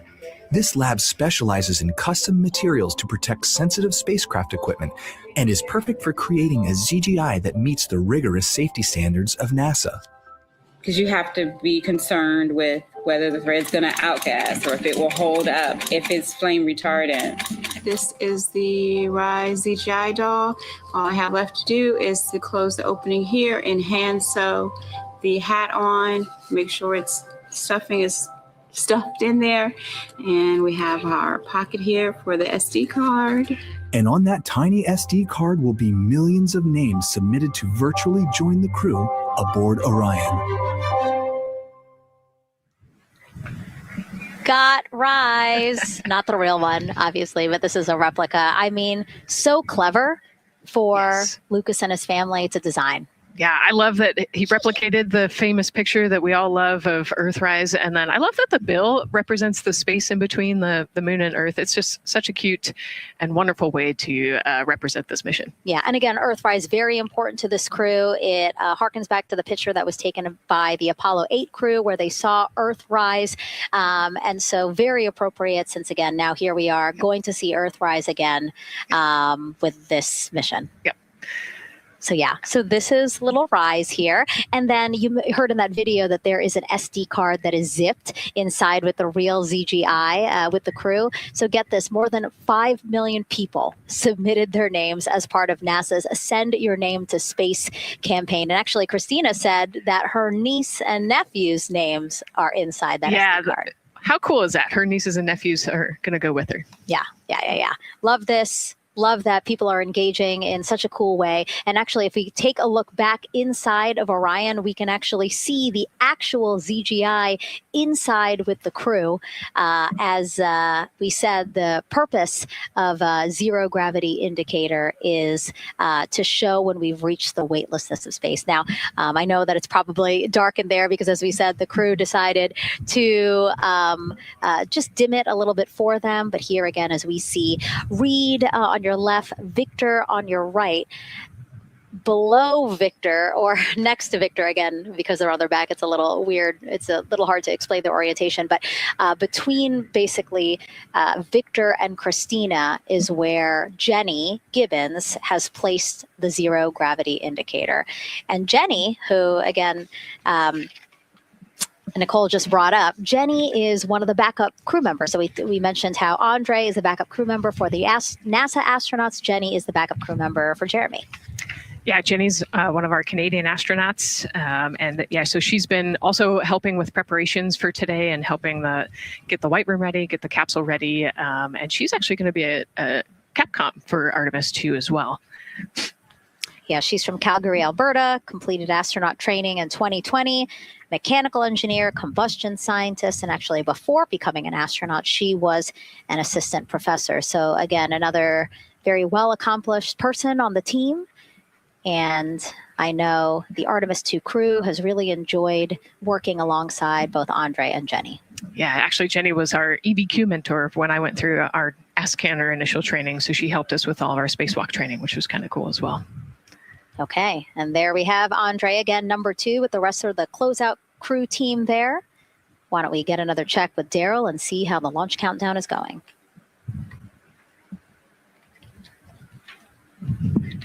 Still going quite smoothly here from firing room 1 here at the Kennedy Space Center. Launch team working no major constraints to launch, which is great news. We did get an update on a weather balloon that the launch weather officer and his team released. This is an important weather balloon released at right around the 3-hour mark. And what it told us is that winds are around 10 to 11 knots in the upper parts of the atmosphere. That's important information for the launch abort system.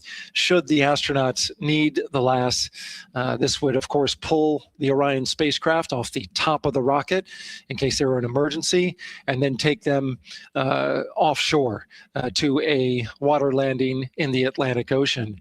And so the winds are pushing onshore. And because they're pushing onshore, the launch weather officer is keeping a close eye on the strength of those winds, because if the Orion were to come off the top, and it's powered by 3 rocket motors, which can propel it or pull it especially fast off the top of the rocket, it would go up into the air thousands of feet and then splash down in the water. And if you've got wind pushing against it, you don't want that spacecraft to come back and land on land. So they're watching that very closely because of the onshore flow. That onshore flow is also what's giving us a little weather action down to the south of us along what's called the beach line, 528. We got a whole lot of people out there getting ready to watch the Artemis II historic launch. Well, they just got a good soaking. Line of rain showers, I should say, passed through that area and soaked the place. Certainly rain is a possibility, spotty showers from time to time, but overall the launch weather officer tells us that we are trending towards getting that stuff to all push to the west the closer we get to our launch window. A reminder, that window is from 6:24 p.m. to 8:24 p.m. Eastern time. We don't have a specific T0 at this moment. There's a lot that needs to be calculated before we get there. We also need to get through the rest of the countdown on time. As of right now, we are right on time. The launch countdown is going exactly as planned. That's not something that we saw, certainly in Artemis I. There was a lot of flexing in the timeline during those 3 launch attempts back in 2022. But so far today, on our first launch attempt, we're really enjoying some really solid countdown work, some solid operations by the launch team so far. And to quote our friend Lucas, who created Earthrise, we all really like that. We'll send it back to the host desk. Thanks so much, Daryl. Yes, we really like that. And we really like Rise and Lucas. So thank you for that. That was really cute. Okay, so again, here we are in the big box here. We have our full view of the rocket looking glorious on there with, again, some clouds, but still weather is good for launch today. And then we have the closeout team continuing to do work in the White Room. We got confirmation that they have successfully completed pressurizing the counterbalance pressurization. Basically, as Daryl explained it before, the side hatch for the crew module is very heavy. So in order to open it, there needs to be pressure applied to it. And that's what we just completed, right? Right. That's exactly it. So the CBA, that counterbalance assembly that we're talking about, has to be pressurized. It's a pneumatic system to help. So in the case of an egress, Christina is the one that has to open that hatch. So once she gets it unlatched and unlocked, then that pneumatic system will help move the hatch. It weighs a lot. And so the average human cannot open that hatch by themselves. And so that's why we want to make sure that the system is pressurized, that it's not going to leak, and that it is ready to go in case they need to open the hatch. So that is complete. And now what is happening are the seal leak checks. So that is in progress. Again, 2 seals go through the entirety of the hatch. And we will take the seals to pressure, hold it for about a minute, and just make sure that it is holding pressure. Again, we want to make sure that the crew has a safe, pressurized environment in any sort of situation while they're in Orion. Yep, that's right. So we're going to take a look at it. We're going to take a look at the starting pressure, and then after a certain amount of time, we'll take a look at the ending pressure, and then there are certain tolerances that we will accept for flight. 2 hours, 37 minutes and counting from the opening of our 2-hour launch window today at 6:24 p.m. Eastern Time. After liftoff, it takes less than 10 minutes to reach Earth's orbit. Let's learn more about today's ascent profile with Gary in Mission Control. Hey, Megan. We are monitoring here in Mission Control Houston. Flight controllers are looking at data from integrity in the Space Launch System during the countdown. We're looking at some of the events happening in the White Room now and just making sure that all criteria is met to commit to launch and ascent today. It's the team you see in this room that would be looking after ascent, which is a very dynamic phase of flight. And after solid rocket booster ignition of the Space Launch System, it's this team that takes over control of the mission. There are voices you'll hear upon ascent, calls being relayed between Stan Love, the Capcom you see here in this shot in Mission Control Houston. That's the voice from this room, and the Artemis II crew, on a communications channel aptly named Orion to Earth. Here are the calls you may hear during this part of the mission. Capcom Stan Love, his first call after responding to the crew's successful roll pitch maneuver at 30 seconds is AMT high. This notes that should we lose just one of the main engines, an alternate mission in low Earth orbit can still be achieved. At 1 minute 25 seconds, you'll hear max Q on PDL. This notes that reaching the moment of maximum dynamic pressure on the spacecraft.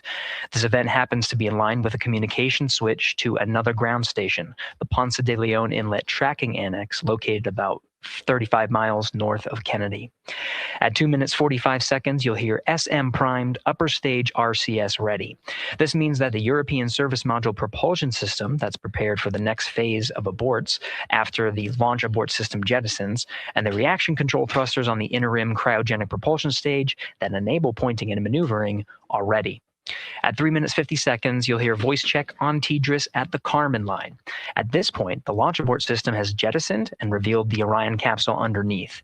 This check verifies that the now exposed Orion antennas have a good signal over the tracking and data relay annex, tracking and data relay satellites rather, which is part of a geosynchronous satellite network and the same assets that are used aboard the International Space Station. This communication switch happens to be at the Kármán line, a widely recognized boundary about 62 miles, statute miles, or 100 kilometers above the Earth's surface, where the air is too thin for conventional aircraft to fly and marks the point where our astronauts leave Earth and enter space. At 5 minutes 16 seconds, you'll hear the call 3-engine press. This notes that if one of the 4 main engines on the SLS core stage were to fail, 3 engines can carry the crew to a nominal main engine cutoff and proceed with the expected mission timeline. This is an important call that gives more assurance of continuing today's moon mission. At 7 minutes, you'll hear expect nominal shutdown.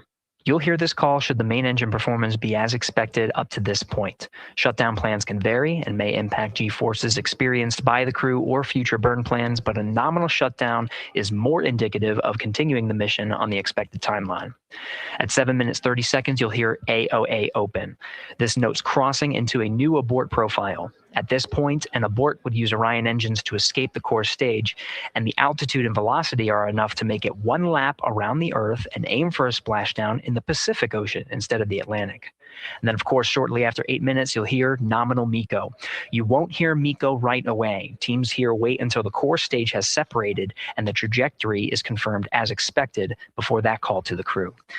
Now, this ascent profile is approximate, as there may be calls that move a few seconds depending on the trajectory. And of course, these are the calls and times for a nominal trajectory. Teams in this room have been training extensively to prepare for any and all scenarios, and they are confident and ready to take this crew into space today. In today's pre-brief, the flight director, Judd Freeling, expressed his confidence to the team, citing the hundreds of simulations to prepare for this very moment. These are the calls you'll hear during ascent less than 3 hours from now. But now we'll turn our attention to the countdown to launch and send it back to you, Megan, at the Space Coast. Thanks so much, Gary. Now, one of today's 4 astronauts, of course, Canadian Space Agency astronaut Jeremy Hansen. Let's go now to Jasmine with her next guest. Thanks so much, Megan. Yeah, we're joining you live now from the Operations Support Building here at Kennedy, where crowds are starting to gather, and we're honored to have Lisa Campbell of the Canadian Space Agency joining us. Lisa, Jeremy Hansen is about to make history as the first Canadian to venture to the moon. What does that milestone mean for your agency? Thanks so much, Jasmine. It's wonderful to be here. It's such a special moment, both for our astronaut colleague, Jeremy Hansen, but also for Canada. We're here because of decades of public investment in space robotics, in space collaboration. And so for our country, we're very proud. He's so ready. He's been waiting for this his whole life, preparing, training, and he's a wonderful example of Canada. Yeah, and that's a perfect way to capture Jeremy. He really has been prepping for this his whole life. This will be his first space flight. So what has it been like watching him become part of this Artemis II crew? Well, as I mentioned to you, I've known Jeremy since 2020, and he's a colonel, a fighter pilot, a father, and he really is a very dedicated, passionate human being. So both for him to realize this goal of being an astronaut and flying, he also is hopeful that witnessing that will raise awareness about the value of a space program, of the benefits here on Earth, of exploring the universe and our place in it. Wow, that's beautifully said. And really, this international collaboration has been going on for quite some time now. We've worked together in low Earth orbit and now going into deep space together. So why is it so important that we have these international partnerships? It makes us stronger. We can go faster and further together. Canada is one of the original signatories of the Artemis Accords, and Canada and the United States have been partnered for more than 60 years in space. Wow, that is phenomenal, Lisa. And this really is a team effort in many ways. We also have Jenny Gibbons. She'll be listening in on Capcom. What is her role going to be like? So Dr. Jenny Gibbons has been training all along as the Canadian backup with the Prime crew. Last night, she was in the Orion capsule, checking out all of the communications, making sure all of the systems test out and work perfectly. And then she will be among the first lunar Capcom, helping the astronauts navigate during their mission. Wow, Lisa, that is so exciting. Any final words for the nation of Canada before today's mission? Just, we are so proud, so excited, and we can't wait to welcome Jeremy home. Fantastic. Lisa Campbell, thank you so much for being here today. Thank you, Jasmine. Of course. And with that, let's get back to NASA's Megan Cruz. And right now, Orion Earth 1. Go ahead. Command PBA press has been completed. Did you see any drop in pressure? At MS1, we saw just a little bit. It is just over 2,600 now. Copy. Thank you, ma'am. again, a call out to mission specialist Christina Koch. Again, it was her responsibility to monitor the pressure on the counterbalance system that will help open the side hatch. And she did report a drop in pressure, but it seems like it's within nominal limits. Right. They might have had a small drop, but we have a starting pressure and an ending pressure, and as long as the difference isn't too high, then we will take that. And the engineers know exactly what they're looking at for in terms of that delta pressure. And so again, that milestone on the checklist of things that have to happen before they launch today, that is complete. The crew, again, still inside comfortably as the closeout crew team work to close the side hatch. Again, a separate seal leak check, followed by a full cabin leak check, and then they will close the last abort system hatch. Lots to do still in the White Room and marching down the countdown timeline well. And so Bill, again, number 3 there, he is holding a silver flex hose. That hose is what will be connected to Orion in order to do that cabin leak check. So again, it does seem like we continue to march down through the milestones in this countdown.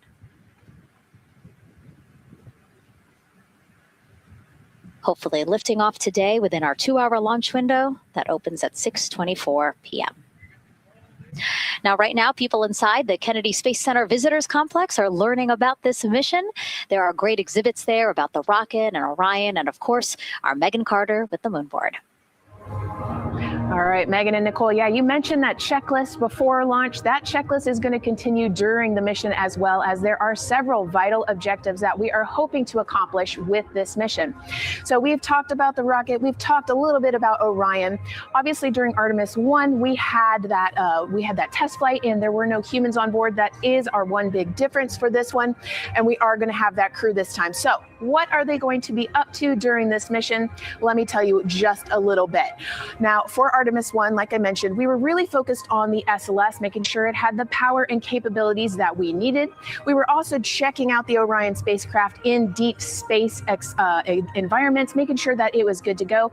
Now, for Artemis II, we are going to be taking the testing for Orion to the next level by adding that human component. So those test objectives are going to start even before launch. Like you mentioned, they are out there making their way through that checklist. But these objectives are going to start now, and that includes safety. So one really great example of safety is going to be something called the egress baskets. They're out there in the spacecraft, obviously, and should a situation happen to come up, they are going to have something called the egress baskets they can get in, and those are going to zip line them essentially down to the ground within seconds to safety.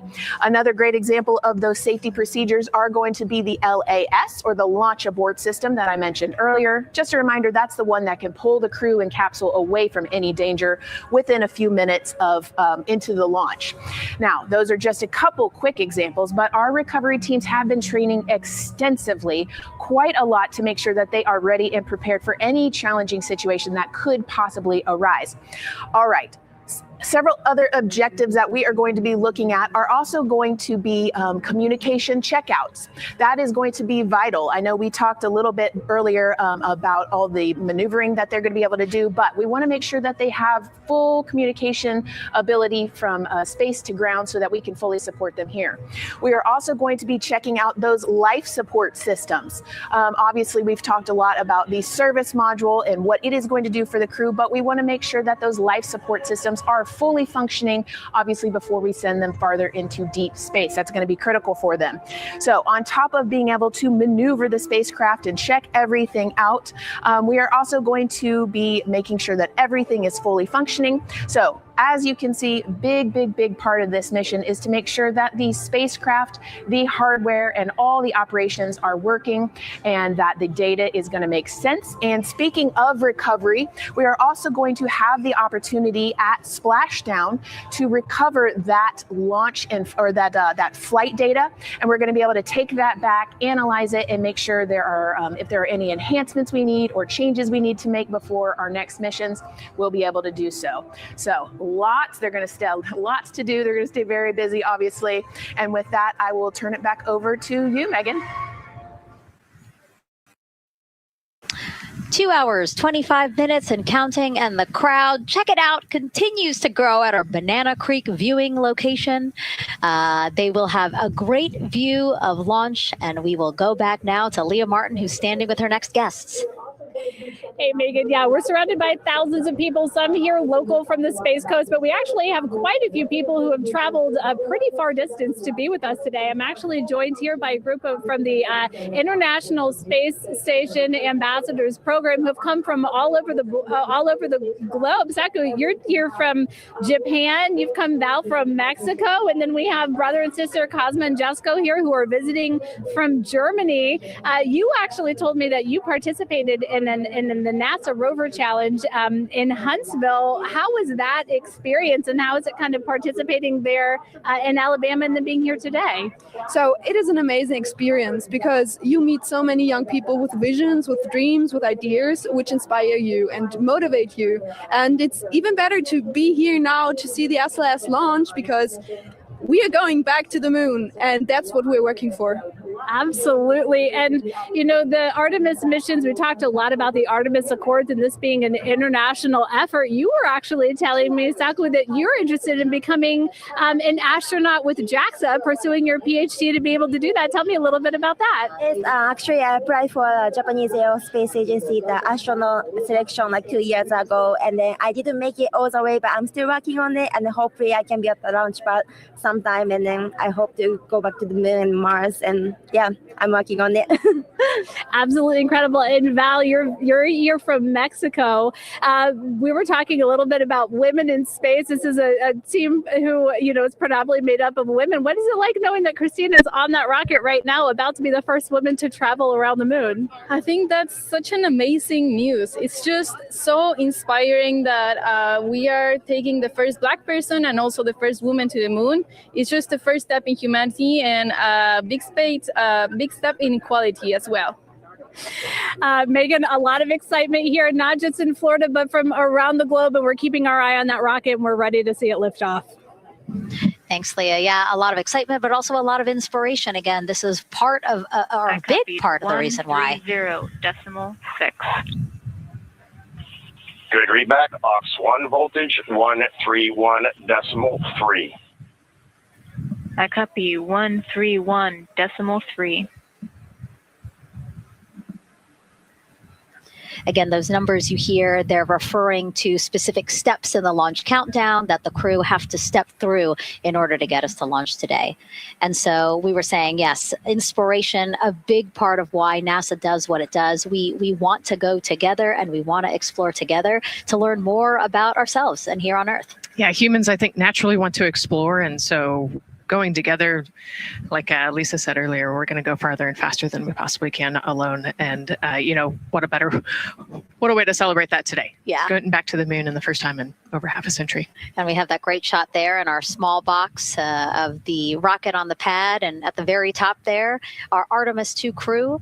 Right now, we know that the crew has begun, the closeout crew has begun doing that cabin leak check. So they are currently pressurizing the cabin. And it sounded like it would take about 6 to 8 minutes for them to get to pressure. And then they have to hold that pressure for 5 minutes, right? Yes, that's correct. Yeah, so there's quite a bit of volume. We talked about it being a 6-person tent. I think it's 330 cubic feet. Don't quote me on that number, but they have to, like we talked about, take that initial pressure, wait 5 minutes, and take the second pressure. Yeah, and then it takes about 6 to 8 minutes again to depressurize the cabin. So this process will take a few minutes. Ascent switch configuration complete. OTC copies. Thank you. And then after the cabin leak checks, then they will finally close the last abort system hatch. So again, chugging along in the countdown, really excited to, again, continue to hear the crew's voice inside Orion, stepping through all the procedures. Yes, it's exciting to hear them making progress, right? It's all good news hearing the crew talk to the ground and working together to get to the launch. And what I think is really cool is that this is the first time NASA is going to have astronauts in low Earth orbit, but also in deep space at the moon. So here's a message from some of the crew aboard the International Space Station right now. Hello, Megan, and a big hello to everyone around the world counting down together to the launch of this historic flight test. If we weren't in microgravity, we would also be on the edge of our seats. Here on the International Space Station, all of us are honored to have the chance to wish our fellow explorers Godspeed. Throughout human history, the moon has sparked our imagination, curiosity, and wonder. With our return to the moon, we're not only going to be learning about its history, the history of our solar system and of our planet, but also about our place in the cosmos. We are so proud of the Artemis team and so excited for what you will see and learn on behalf of all of humanity during your trip around the moon. As we push the boundaries of exploration and expand our knowledge with scientific discovery, we advance our collective civilization together as one. Test flights are crucial to the mission of exploration. We all learn in test flight schools that the more challenging the missions are, the more incremental the tests should be. This Artemis II mission is one more increment on the way to further exploration. Thank you to the crew, our friends, for your dedication. And from the entire Expedition 74 crew, thank you to all of the teams that had a hand in getting the Artemis II mission to where it is today. Back to you, Megan, as the countdown continues. Oh, I love that so much. I just love seeing them there. And again, you have to remember the International Space Station is an orbiting lab. We learn so much there, and we're going to learn so much more from Artemis II, because this isn't just a test flight. It's an opportunity to learn more about the moon, deep space, and how humans can live and work so far from home. So here are some of the science objectives that NASA hopes to accomplish with Artemis II.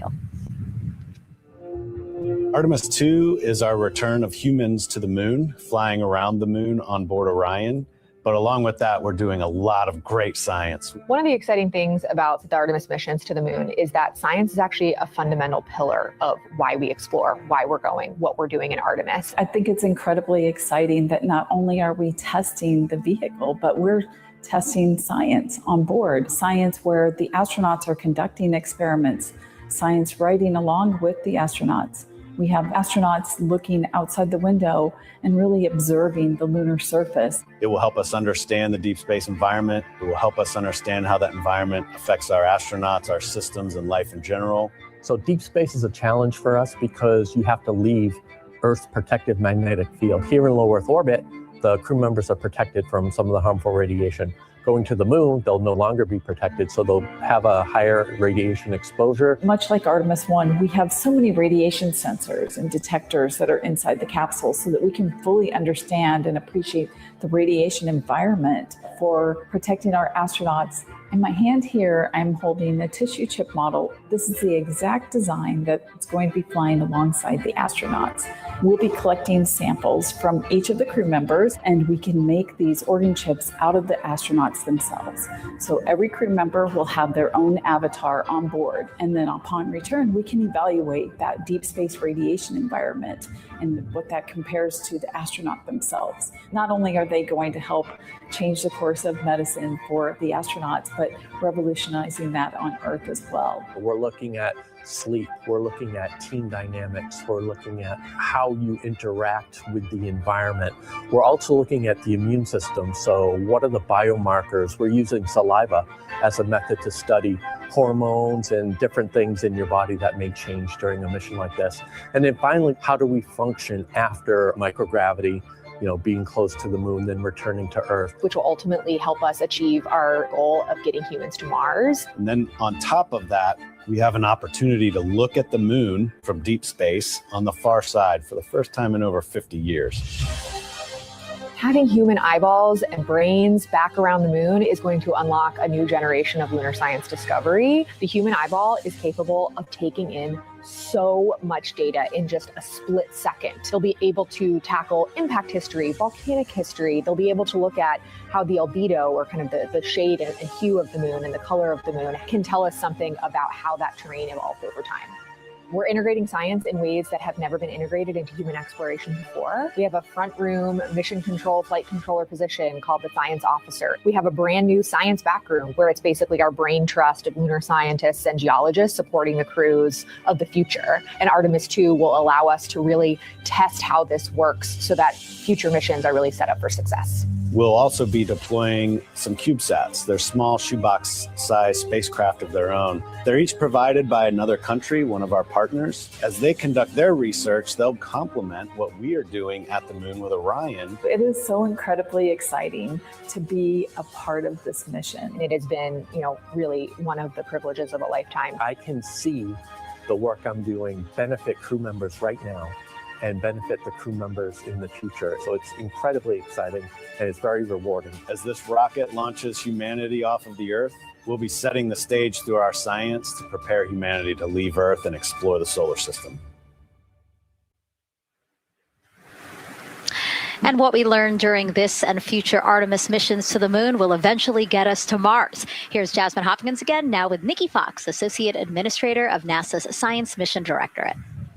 Thanks so much, Megan. Yes, we're back on the balcony now, joined by Dr. Nikki Fox. Nikki, in this nearly 10-day mission, we are covering a lot of science from CubeSats to tissue chips. What are you most looking forward to learning? Oh my goodness. I think for me, the most exciting thing is actually being able to interact with the crew while they are flying, doing this historic journey on the far side of the moon. They are going to be seeing pieces of the moon that no human eyes have seen before, which is really spectacular. It's going to be an interesting trajectory. Some of it is in darkness. Then at the terminator, so in darkness, they'll be able to look for like impact flashes and things when micrometeorites pummel that poor moon. And then at the terminator, they can see shadows and interesting things, which kind of gives you depth perception. And then, of course, in the sunlit, picking out everyone's favorite craters. Also, if we launch today or tomorrow, they will see a total solar eclipse from the Orion capsule. How cool is that? That is very cool. We are thrilled for this Artemis II crew to be able to see the moon in a way that we've never seen before. What is so unique about that far side? Why are we going there? I mean, honestly, it's just, it is unique. It's very different to the near side of the moon. The actual sort of terrain, the morphology, it's very, very different. And so it will be very exciting to see that as we're going past that. Absolutely. And Nikki, we are performing a lot of science at the moon this year, actually, not just Artemis II. Can you speak to the commercial lunar landers we're planning to send? Yes, we are very, very proud of our commercial partners as they take our payloads for us to the lunar surface. And very excited. Next one up is Blue Origin's Blue Moon Mark 1 going. It's got some science on it. It's got the scalps that went on the Blue Ghost. So we'll be able to sort of look at that plume as it's coming down onto the lunar surface. And then also the laser retroreflector that will be the array that's up there too. So even on that first test flight, packing it with science as much as we can. Wow, Nikki, so much science. It's hard to keep track of everything. But the unique thing about Artemis II is we're sending crew. Can you speak to the importance of the human element of science? Absolutely. I mean, we can program, like we do with our beautiful rovers on Mars, we can program them to do certain things, and it's what we think we need them to do. When you have an astronaut up there, they can make that sort of like really unique split-second decision. The thing I'm most looking forward to is when they think they're going to be looking here, is hearing one of them say, "Oh my goodness, look over there." And I think that's just incredible about how we do that. Also, flying our tissue chips with the astronauts, our Avatar experiment. Here we go, Avatar. Oh, wow, look at that. And that's got the tissue chips samples matched to the crew. Mm-hmm. So we'll be able to monitor the effects of microgravity and radiation on that human tissue as we prepare for more and more missions to the moon for longer and longer durations, and then off to Mars. Wow, Nikki, so much science ahead of us. But first, we have to launch. Thank you so much for being here today. Thank you so much. Go Artemis. Of course, go Artemis. And with that, let's turn it back over to the countdown with NASA's Megan Cruz.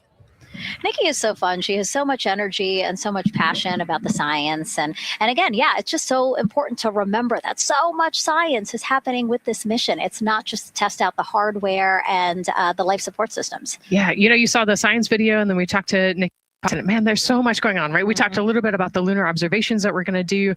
And then, she talked about, made a really great point about, the human eye can pick things out that a camera or a robot can't necessarily pick out. And so that's why we're sending humans, but also we're not just doing the lunar observations. The Avatar, that's a really cool experiment. They took blood samples from the crew, and then they used those stem cells to make bone marrow and create those little Avatar chips, which is impressive. Feels like scientific, sci-fi movie stuff. Yeah. But, we're going to look at radiation. We're going to look at all sorts of different scientific experiments. We got the little CubeSats. We're going to go look at space weather. Lots going on. Yeah, even collecting some of the astronauts' saliva. You can learn a lot about the body through the saliva. So just really a lot in a small amount of time in a small capsule. Yeah, it's scientific discovery. That's why we go back to the moon. Yeah. And so again, her energy just so oh my God, I can't find the word. So wonderful. Awesome. Yeah. I don't know why I couldn't find the word. So anyway, yeah, just really, again, thank you, Dr. Nikki Fox and Jasmine. And so Nicole, what about answering more questions? Let's do it. Okay, great.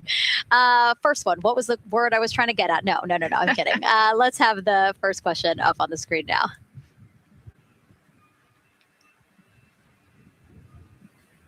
I know we got them. I see him being asked.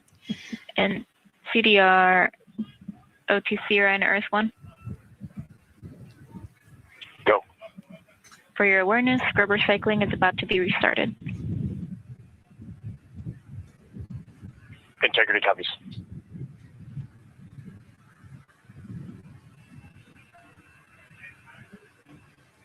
All right, let's try that again. Can we get the next social question, please?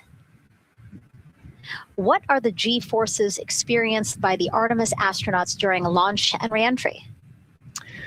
Ooh, these are actually pretty similar to a Dragon launch or a shuttle launch. We have to accelerate to get out of the Earth's atmosphere, and then we talked about the secondary burns that they will do to get away from Earth. But, for me personally, I've kind of felt like we got slingshotted off the Earth is how I like to describe it. So, you get set back in your seat and the G forces are into your chest. CDR OTC Orion Earth 1. Go ahead. Moon leak check complete. The cabin is going to be vented to flight pressure momentarily. Integrity copies. That's fantastic news. Yeah. Again, so the spacecraft is holding pressure as expected. And so now they will depressurize it, which will take about 6 to 8 minutes. Exciting. Yes. Yeah. Go ahead, Nicole. Like we talked about, continuing to march towards the launch. So the G-forces are into your chest, and it's kind of a slow build, and you can get all the way up to 4.5 Gs into the chest during the launch. And often they have to back off on the thrust a little bit so that you don't get too high in the G-forces. And especially as we go through kind of max Q or that max aerodynamic force. So as they get through the thicker parts of the atmosphere. And then very similar G-forces on the way home. So slow, steady build up to about 4.5 Gs as the rocket actually decelerates. You know, you heard in one of the packages, when they come back, they're going to be going 7 miles a second. Gosh, that's and incredible. so you have to slow down somehow. And to do that, you have to actually, you know, when you brake in a car, you feel those G-forces. And so for the astronauts, it'll just be, again, into the chest based on the orientation. Great. Thank you so much for that answer, Nicole, and for that question. We're going to continue to try to take as many as possible. Again, you know how to send them to us at NASA Artemis. But now we again have another question for you, for our audience. We want to know, what part of Artemis II are you most excited for? Liftoff, Earth views from Orion, lunar flyby, or splashdown? Tell us again on NASA's Instagram or Twitch accounts, and we'll share your answers a little later in the broadcast. That's a tough one. I don't know what my answer would be. I know. I don't know either. I'm excited for it all, but that's a cop-out. All right. Now let's head back over to Banana Creek. Again, the crowds there, really excited. People coming from all over the country, from around the world. Why don't we get another check with Leah Martin to see who she's caught up with now? Well, Megan, we were a little while ago talking to some students from around the globe. Today, we're actually talking to some local students who are from right here, locally, Merritt Island in Titusville. We talk a lot about the Artemis generation and about the students who are going to become the next generation of dreamers, of engineers, of scientists and technologists. And I'm actually standing with a group of those students here today. Our local high school has actually implemented a really neat new program in the spirit of being able to create these pipelines for employment and engagement. Can you tell me a little bit about what Merritt Island High School is doing? Sure. Well, this is a new program, first of its kind here at Florida. And basically what we're studying is astronautics and aviation, kind of blended the two together. We have flight simulators in our lab, but students are also learning about engineering, aerospace engineering, and we're trying to make all kinds of pathways available for them, trying to give them opportunities to see which pathway they might want to be interested in. So yeah, it's just a great opportunity for them to learn about space. We just finished doing a whole model rocket build where the students took CAD software, developed their own rockets, put them together and launched them right from our school. So it's very exciting. Incredible. And then another local high school, Titusville, you guys also have a similar but slightly different program. Yes, we do space mechatronics with advanced manufacturing, preparing students to build and manufacture things to automate, do automation to build things on Mars and things like that, or locally too. Now, you told me that you're actually trying to figure out a little bit what you want to do when you're done your freshman in high school. What things are you learning in your class here that are really kind of tweaking your interest in the aeronautics field? So we're building a lot of things with like metal and how we're supposed to do it on the rockets.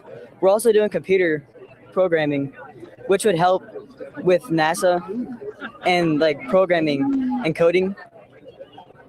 Absolutely. And you were actually telling me that I think were telling me that you're interested in becoming a pilot. We talked a little bit about the pilot who is on board the rocket right now. How is this program preparing you for your future? I mean, it's teaching me everything that I know about aviation, and it's really inspiring that I get to learn it in a classroom, like locally as well. It's amazing. I love it.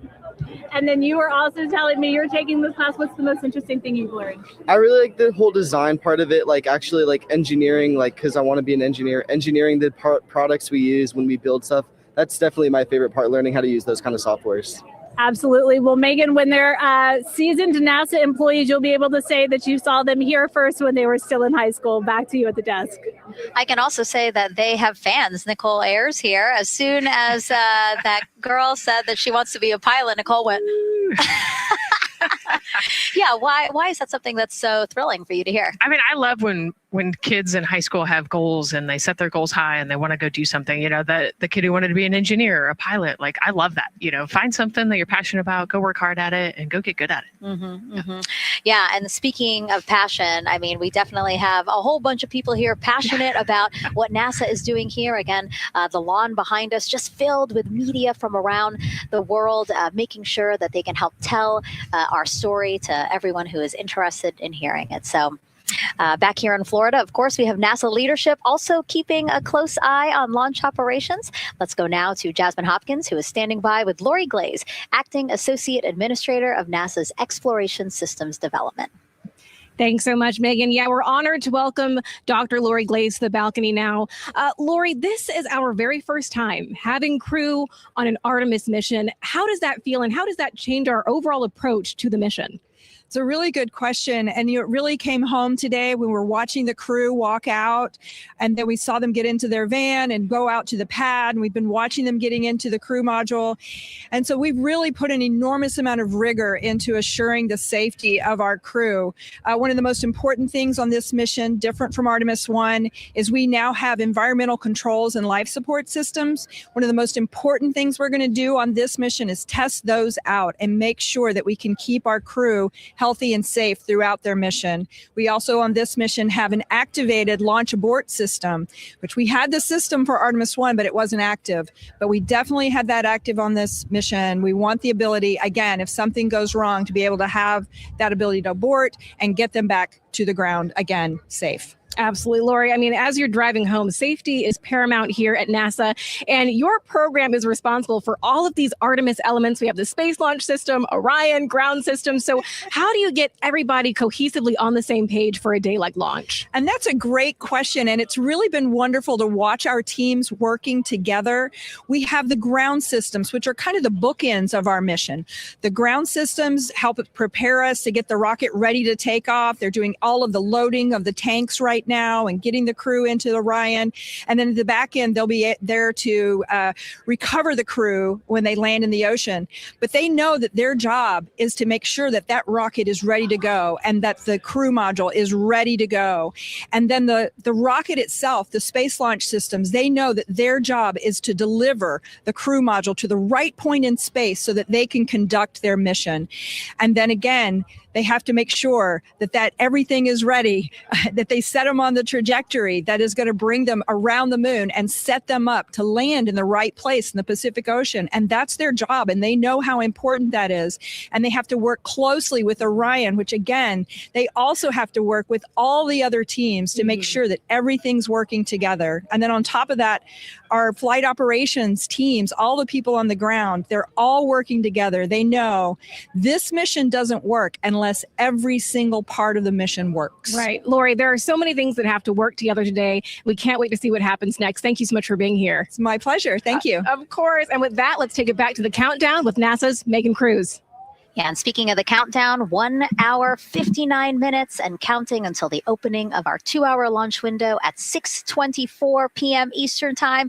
This is a shot of Jetty Park. It's a nearby popular viewing location of rocket launches, and it is so great to see how many people are here. I mean, this is a Wednesday. Like, people had to take time off of school and off of work, but it's something that they felt like they wanted to do, to be here. Yeah, you know, I think just based on the chatter on the airplane ride yesterday, half of my airplane ride oh, no here way, was, really? They were coming to see the launch. You know, everybody's excited and traveling from all over the world to come see this launch.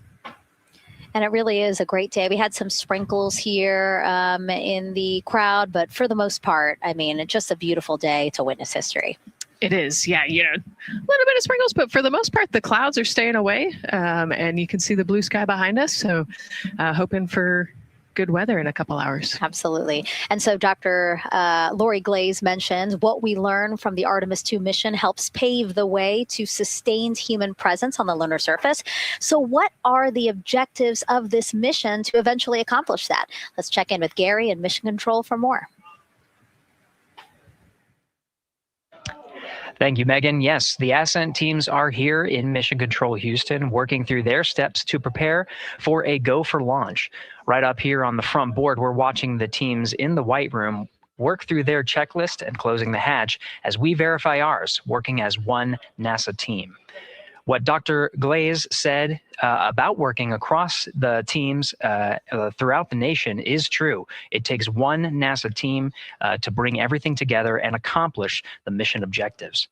The Artemis II is designed as the first crewed test flight of NASA's Artemis campaign, sending astronauts into lunar space to validate systems, operations, and human performance ahead of a more complex lunar landing missions. NASA has identified an extensive list of mission and flight test objectives that serve as a checklist to verify the capabilities needed to land humans on the moon. For the Artemis II mission, there are 5 overarching priorities that cover the mission and flight test objectives. First is, of course, the crew. As the first crewed mission inside the Orion spacecraft, this mission serves to demonstrate the capability of safely sustain the flight crew throughout the mission, including launch, the deep space component, and return. Number 2 is systems. This mission brings it all together to validate the performance of all ground and flight systems needed for a long-term lunar campaign, from launch infrastructure to spacecraft operations in deep space. Third is hardware and data. We'll be gathering performance data as much as possible over the deep space network, but we also aim to retrieve onboard data and hardware after splashdown to gather additional insight and improve future Artemis missions. Fourth is emergency operations. The crew and flight control team will be testing emergency systems such as abort procedures, rescue operations, and contingency responses. During the flight, astronauts will rehearse a number of these procedures to ensure that in the event of a real emergency, the planned procedures and operations are sound. And finally, there's subsystem validation.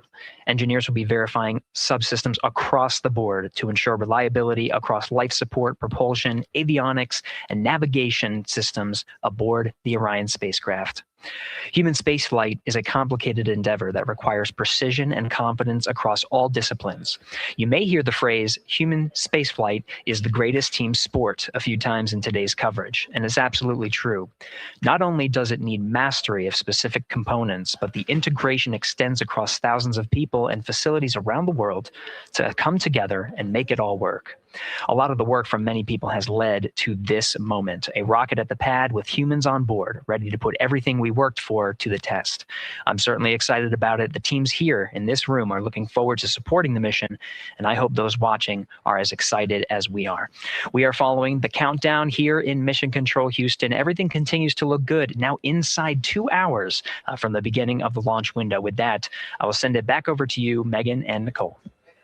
Hey, Gary, thank you so much. We are getting word that the launch team is working something that we would like to give you an update on. So let's get on over to Daryl. All right, thank you, Megan. And we are live in Firing Room 1 here at the Launch Control Complex. Yes, we are currently not working any constraints with regards to the rocket or the ground systems.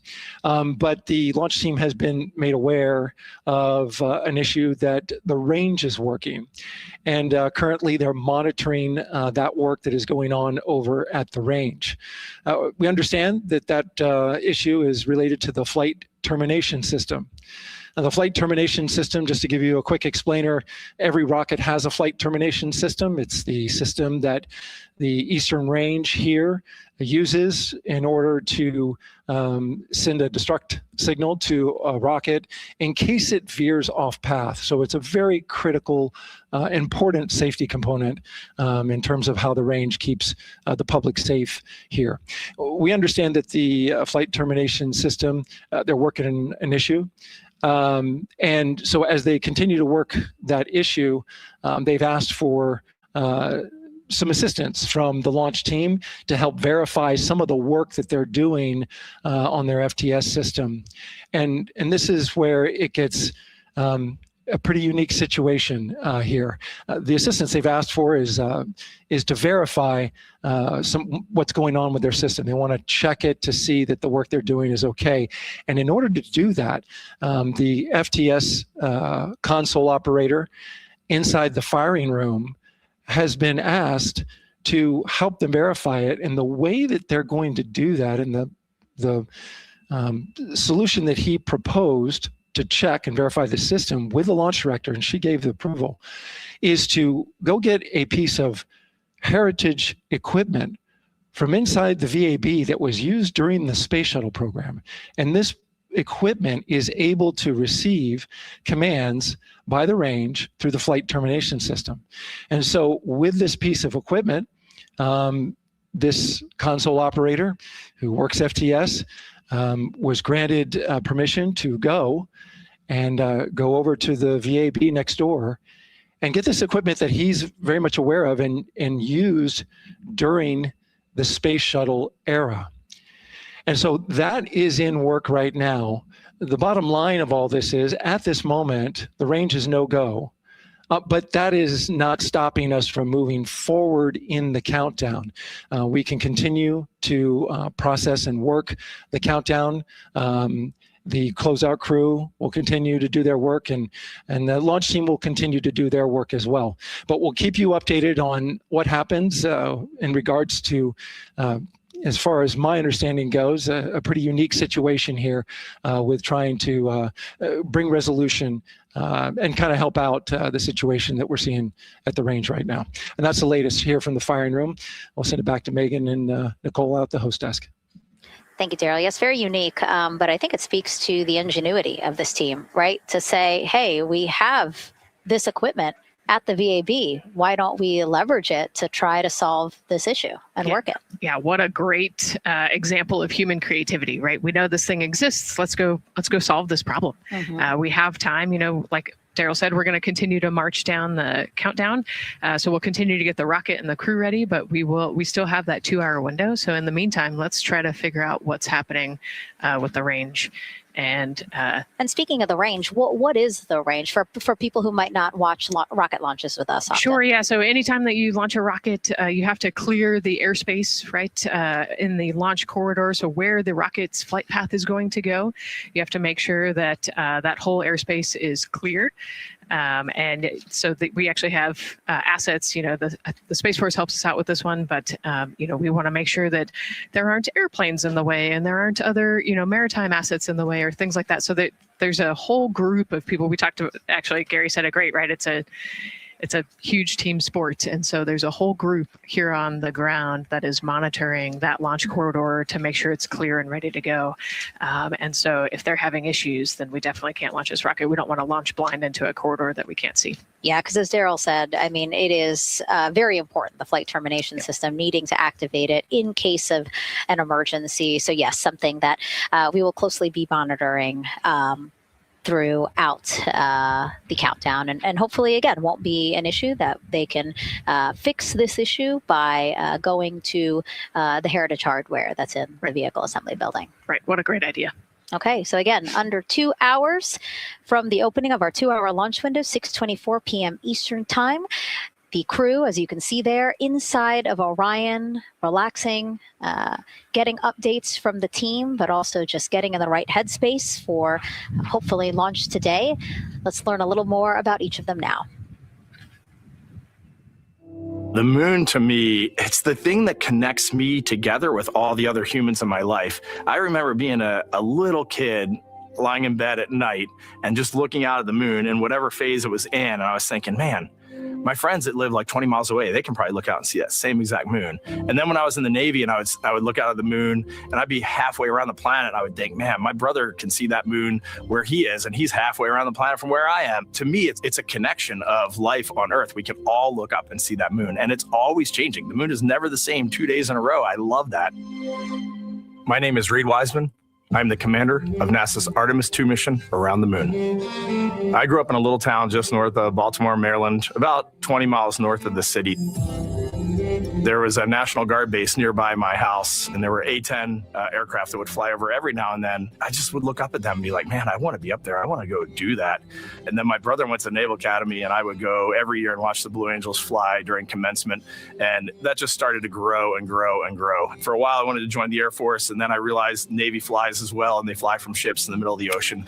And that was it, like, done deal for me. That is exactly what I wanted to do for my career. Flying is freedom to me, especially when you're in a jet aircraft coming off of an aircraft carrier in the middle of the Pacific Ocean. Nearest land is over 1,500 miles away. So when you come off of that aircraft carrier, you are truly just alone with yourself out there. It is a magical experience to be out there all by yourself in an aircraft over the Pacific. Just it's free.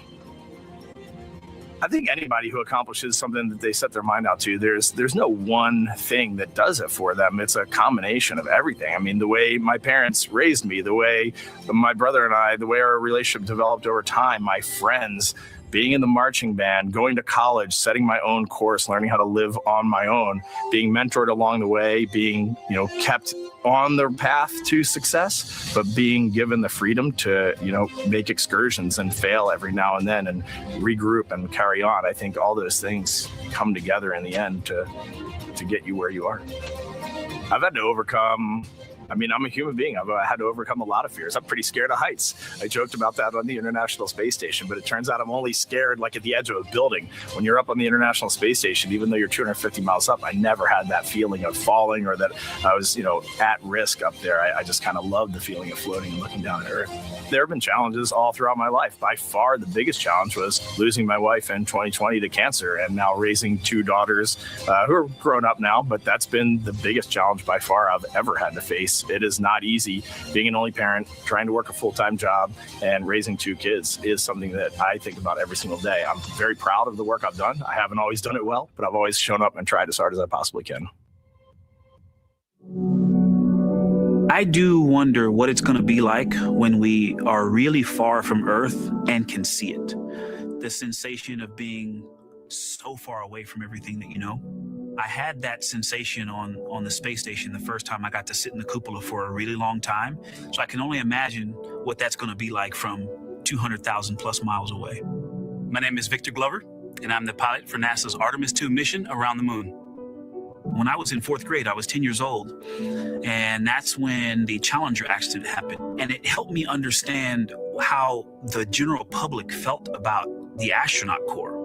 Right? Like, these are the people that we want to be. And that just gave me an easy thing to strive toward. The biggest fear that I've had to overcome in my life is doubting myself.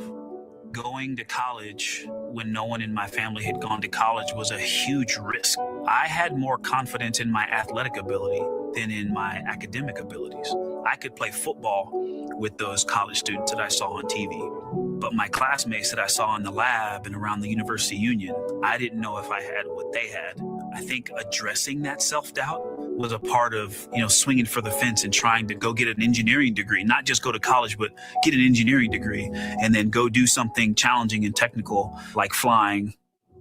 Apollo is known for sending humans to the moon.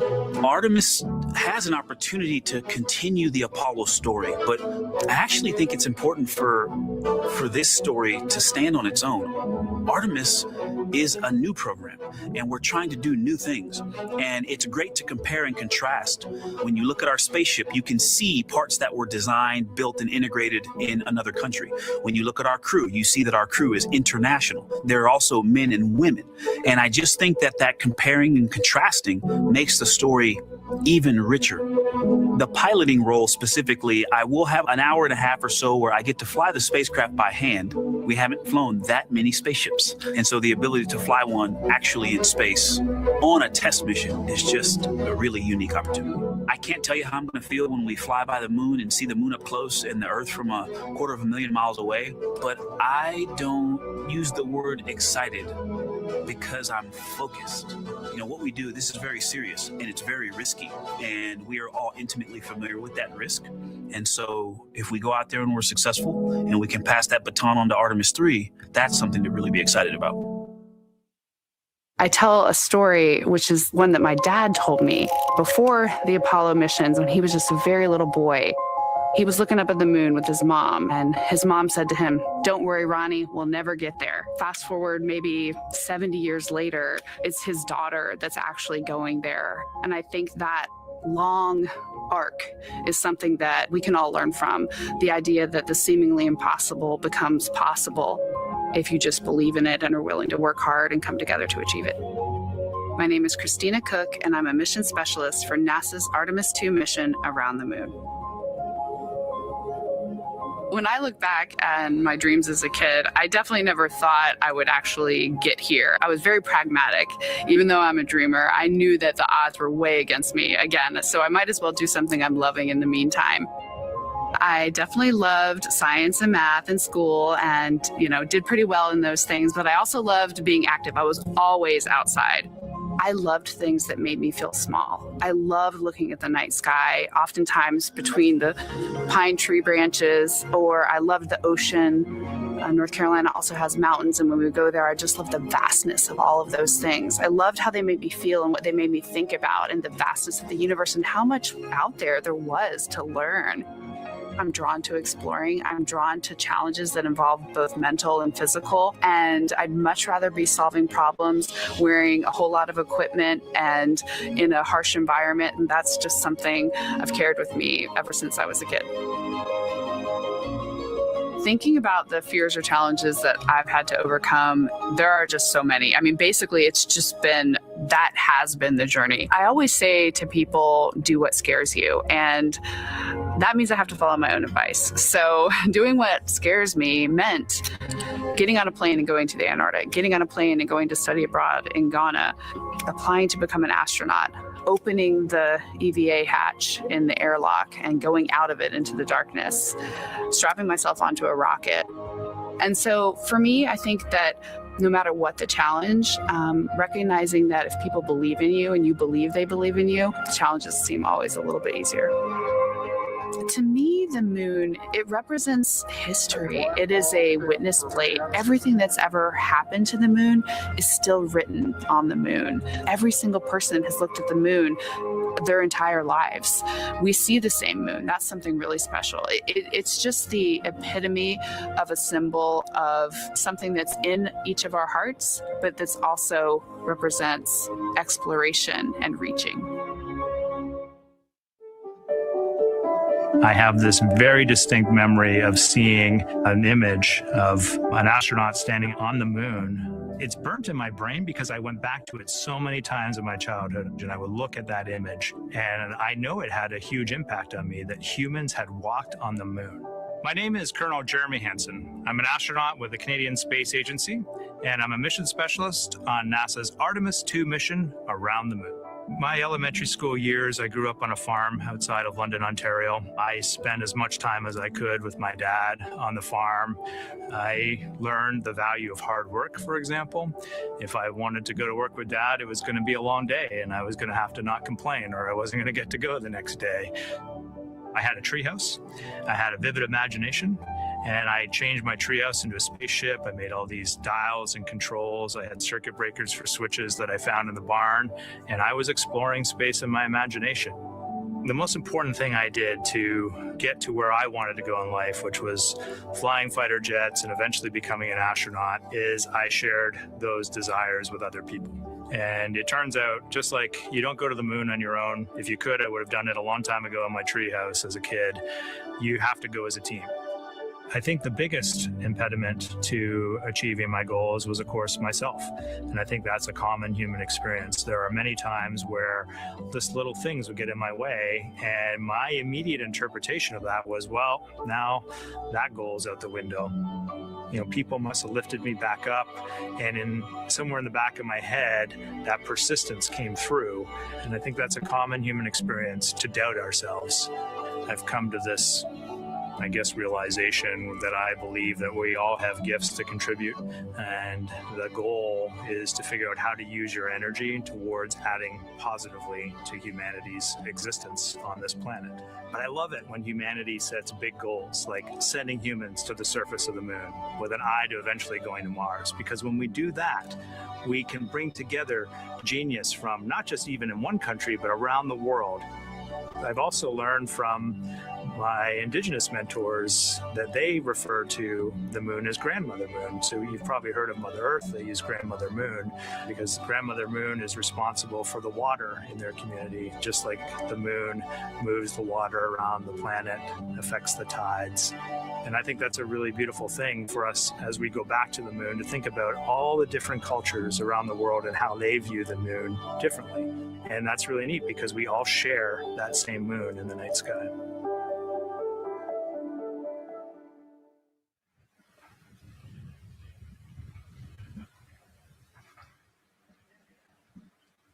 1 hour, 38 minutes and counting until the opening of the Artemis II launch window today, 6:24 p.m. Eastern Time.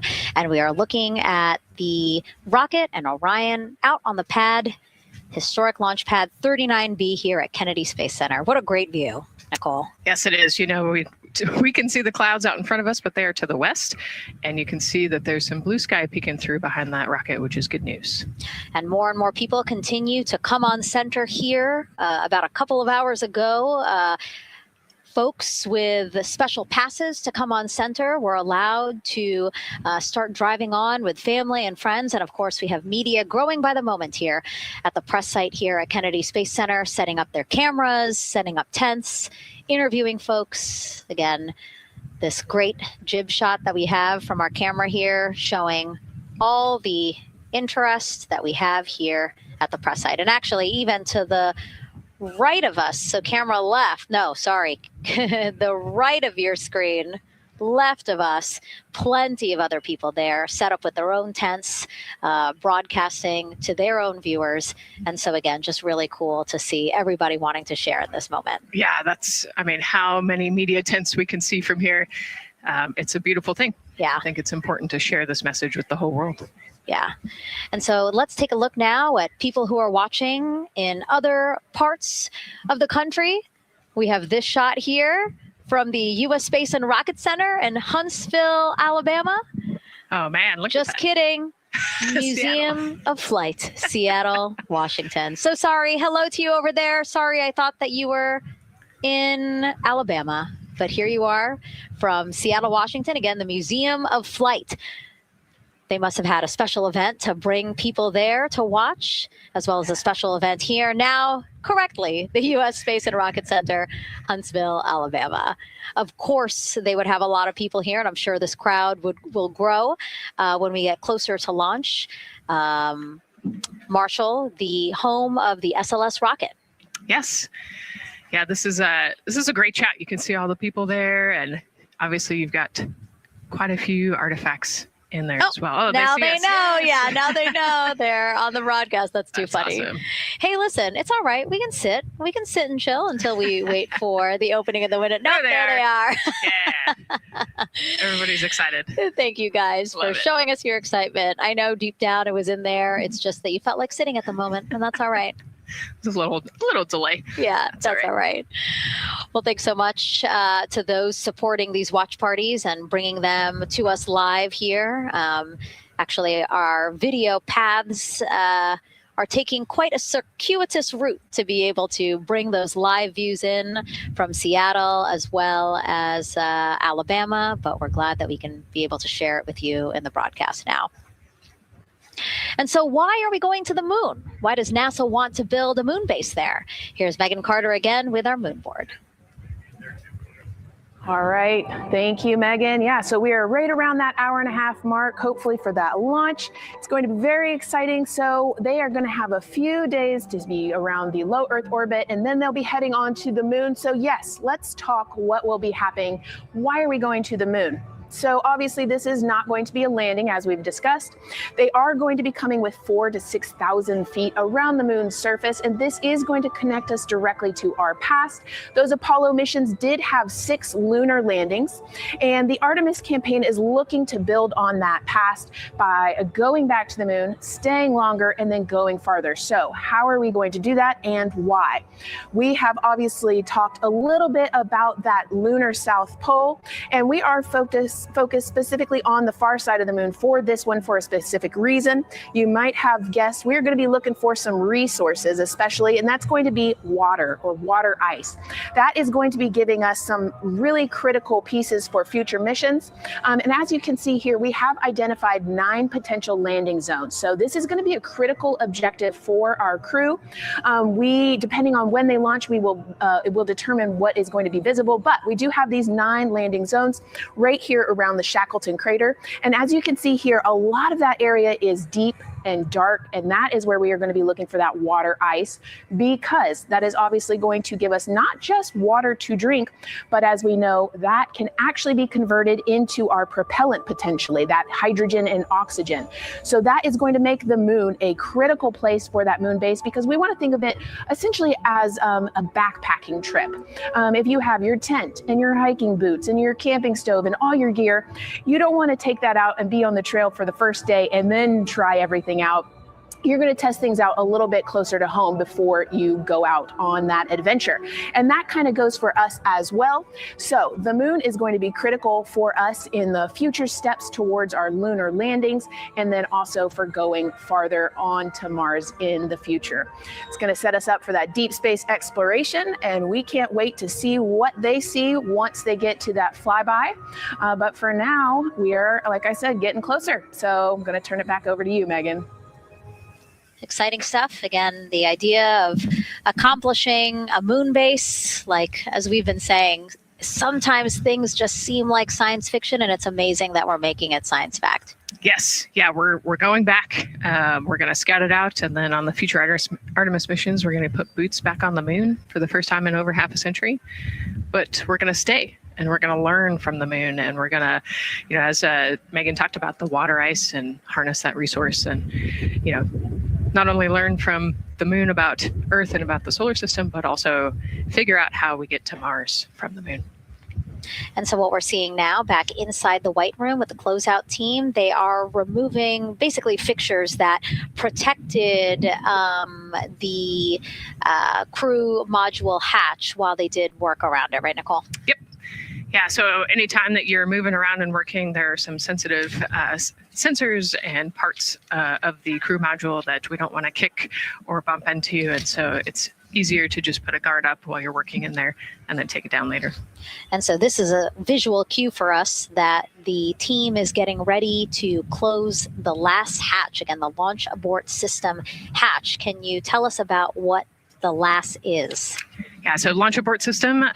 This is, we have the crew module, and then what sits out basically on top of the crew module is the launch abort system, and it has its own motors, so that we'll arm it about 5 minutes prior to launch, and then it stays with the crew module until about the Kármán line, so that 100-kilometer point in space.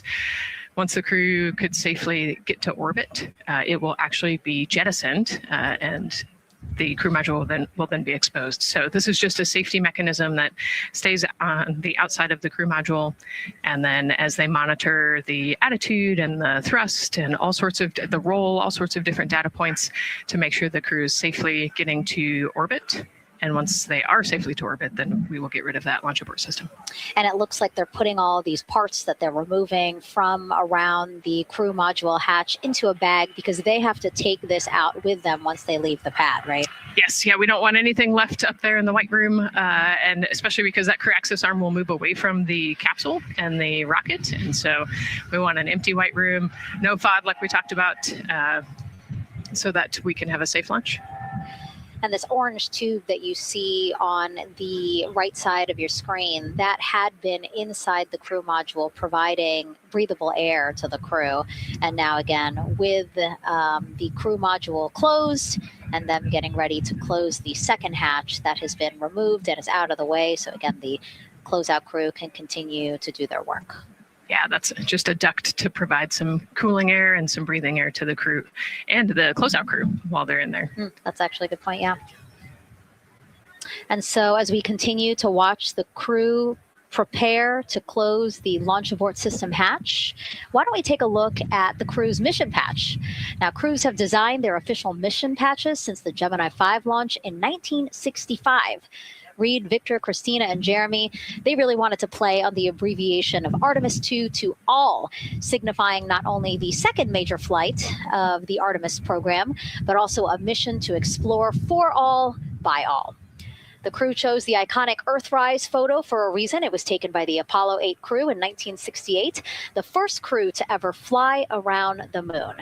The mission was to prove teams then were ready to land on the moon the same way Artemis II hopes to fly around the moon ahead of a lunar landing with Artemis IV. This time, as we've been saying throughout the broadcast, to stay on the moon and pave the way to Mars. Yeah, we talk about incremental steps, right? And so Artemis II is very similar to Apollo 8 in terms of that increment. They're going to fly around the moon and set up the rest of the Artemis program for landing on the moon, but also with a nod towards the fact that we do this for all humanity. And I love the thoughtfulness and how much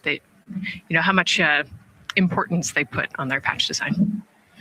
Another camera angle of inside the Orion spacecraft. I was going to say we might be able to see Rise, but I think it's right behind Reid's foot there. And so to orient people again, so basically we have Christina in your upper right hand, Christina in your upper left hand corner. Then you have Jeremy below her. And then the feet you're seeing, those are Reid's feet.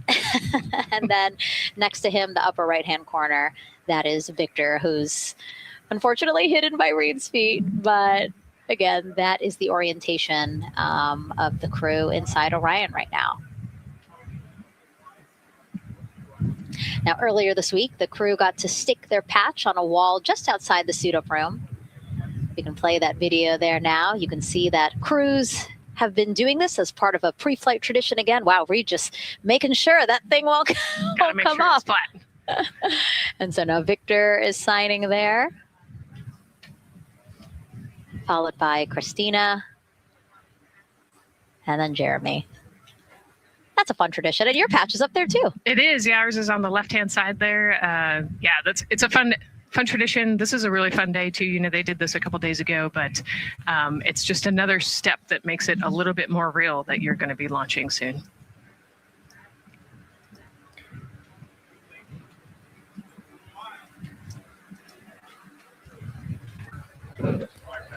Again, we talked a little bit about this before. The basically like a computer there on Jeremy's leg, a way for him to just check out the data, see some of the data that also Reid and Victor are getting to see, but in those much bigger displays for Orion. Right, yeah, it's basically a tablet on his leg, and it's actually plugged into a cord nearby that allows him to have a screen repeater so he can see what they're looking at. And it looks like he's taking notes. Can you talk a little bit about what that is? It's part of, all of them have like a little procedural book, right? Right, yeah, so they have what we call a knee board, and they'll have blank pages to take notes on. They might have a cue card or procedures, or they can be kind of custom built to what each crew member wants for their knee board. This mission, of course, built by people and companies in all 50 states, as we've been saying throughout the broadcast, and with our international partners as well. Let's take a look at some of the people playing such a big role in today's test flight. What we're doing here is a collaborative effort of hundreds of thousands of people. This is about the parts, the hardware, the software, the services, all coming together to make that mission possible. My dream for this space program is that we would not just push the boundaries, but that we push them together.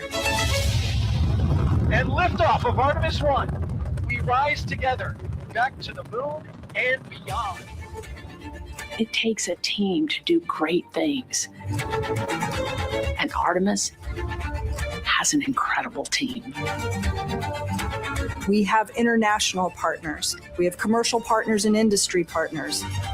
It takes unity to accomplish great things. And that's what this mission's all about.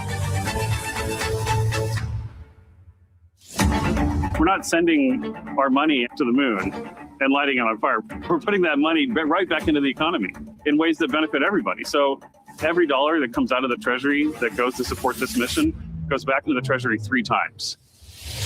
What is very important to me is that we do it the right way, and that we do it with our values, that our industries grow, that our communities grow, that our families are healthy and safe and have amazing things to work on. Then we're going to build machines to go even further onto Mars. That is our generation, the Artemis generation, that defines the starting point of our exploration future. I just want to say thank you to all of the hands that have touched a part of this program and the hearts that have moved everyone to this goal, because we're going to the moon and we're going beyond. One team. One team. One team. One dream. What I really like about that package is, again, just reminding people that this is spurring so many jobs across the country. Yeah, across the country and across the world, right? The whole world has a part of this. The Artemis Accords are signed by over 40, 50 different countries. And so, yeah, we're taking all of the taxpayers' money and we're putting it right back into the jobs here in the U.S. And the money, too. You know, when we have more disposable income because we have good paying jobs, that's money that goes back into our economy as disposable income. So really, it is just an ecosystem that NASA is proud to be a part of. Right. Not only is it about the money and the economy, right, but it's also about the science and what we're going to learn and exploration. You know, on top of all of those things, we benefit the economy as well. Mm-hmm. Obviously, Nicole is a wealth of knowledge. We're very lucky to have her. We're going to be tapping into that knowledge throughout the broadcast, and we have been for now close to 4 hours. So thank you, Nicole. I hope you're holding up okay. Yeah, I'm loving it out here. It's been great.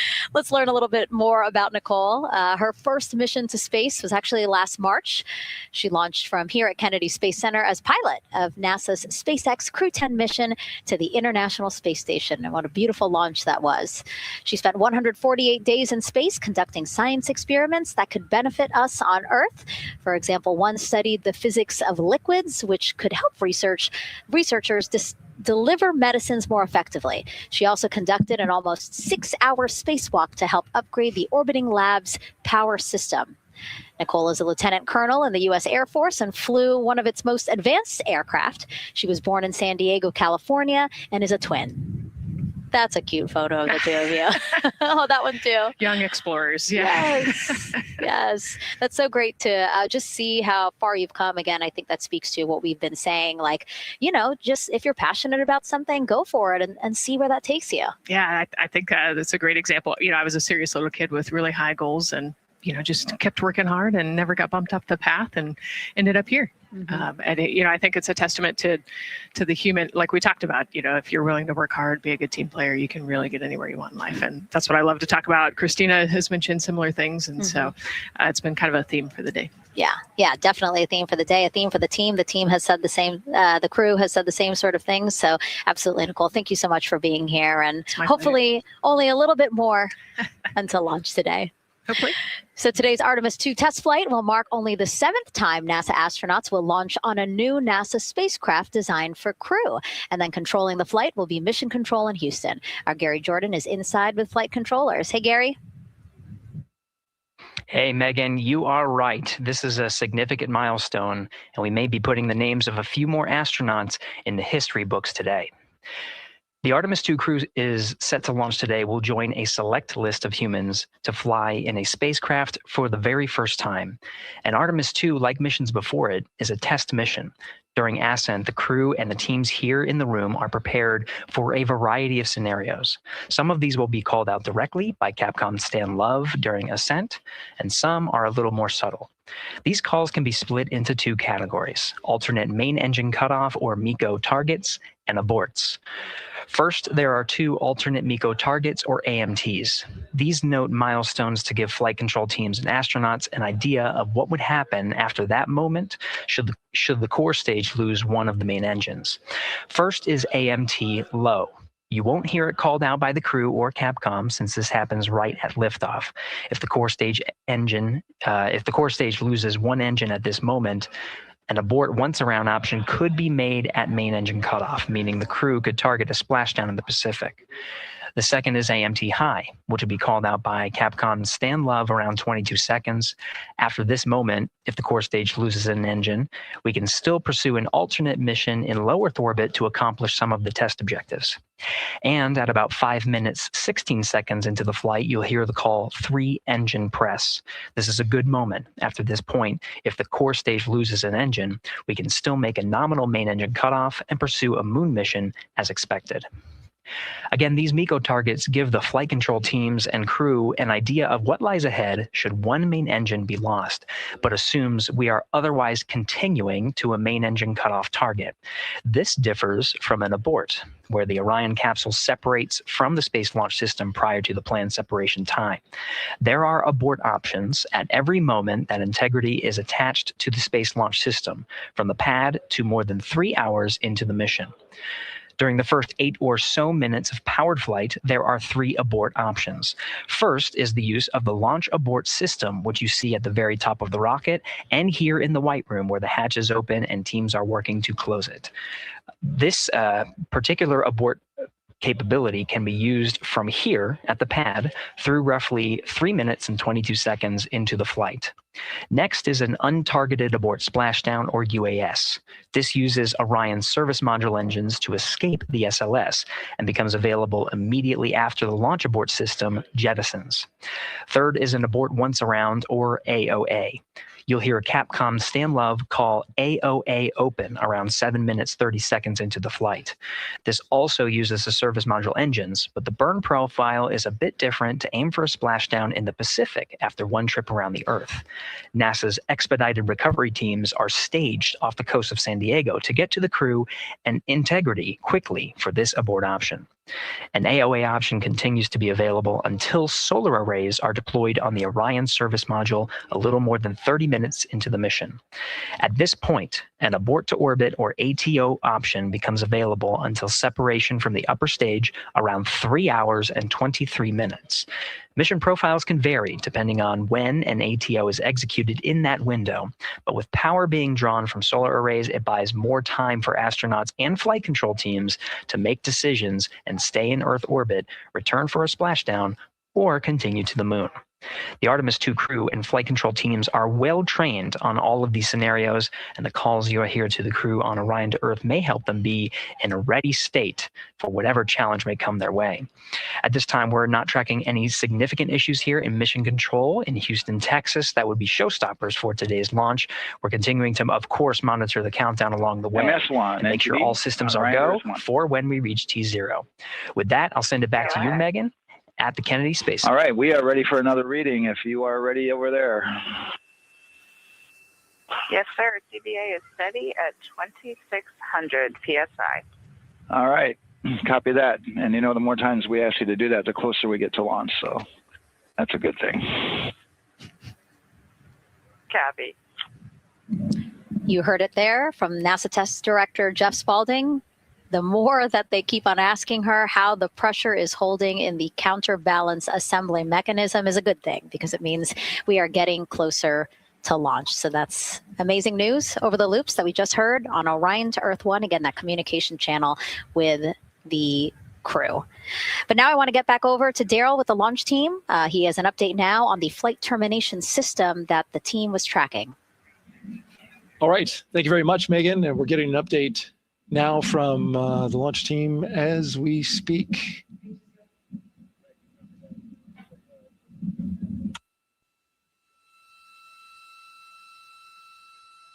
I stand by 1 second.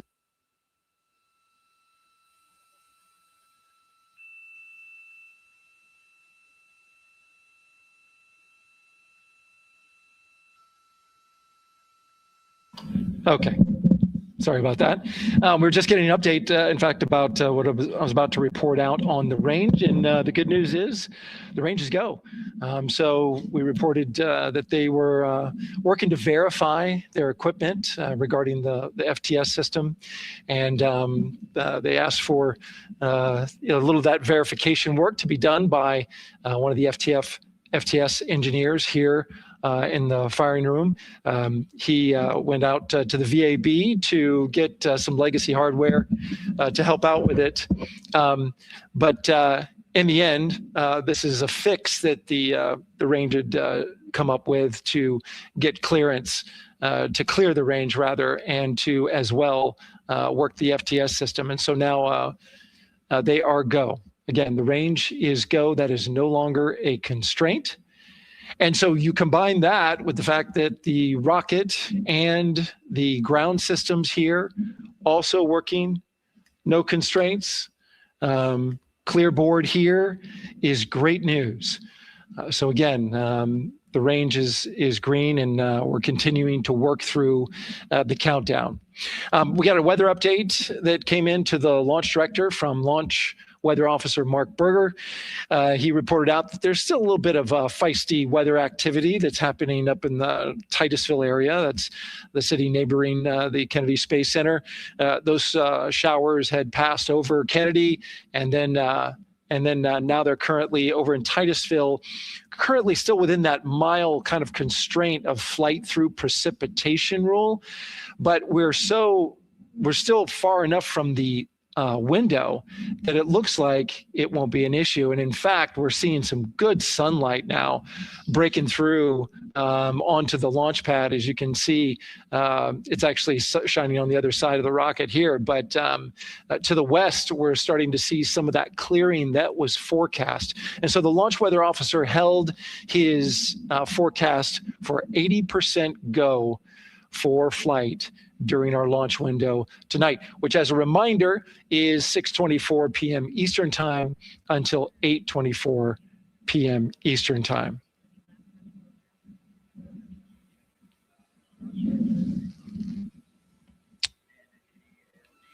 And we're also hearing that the last hatch closure, as you can see in the bottom corner of your screen, they're starting to work on that. That's the launch abort system hatch. There are two hatches, the crew hatch and the launch abort system hatch, and the closeout crew that you see right there, right on time with their work as they go to shut. And you can see it in motion right now, that launch abort system hatch. That's the latest from the firing room. We'll send it back to the host desk. Thank you so much, Daryl. Great news all around. And yes, we did just see them close the last hatch. And now we are looking at a live view of Banana Creek.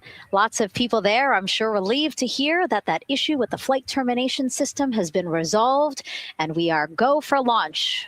Go for launch from the range, go for weather, and go from all of them, I would imagine.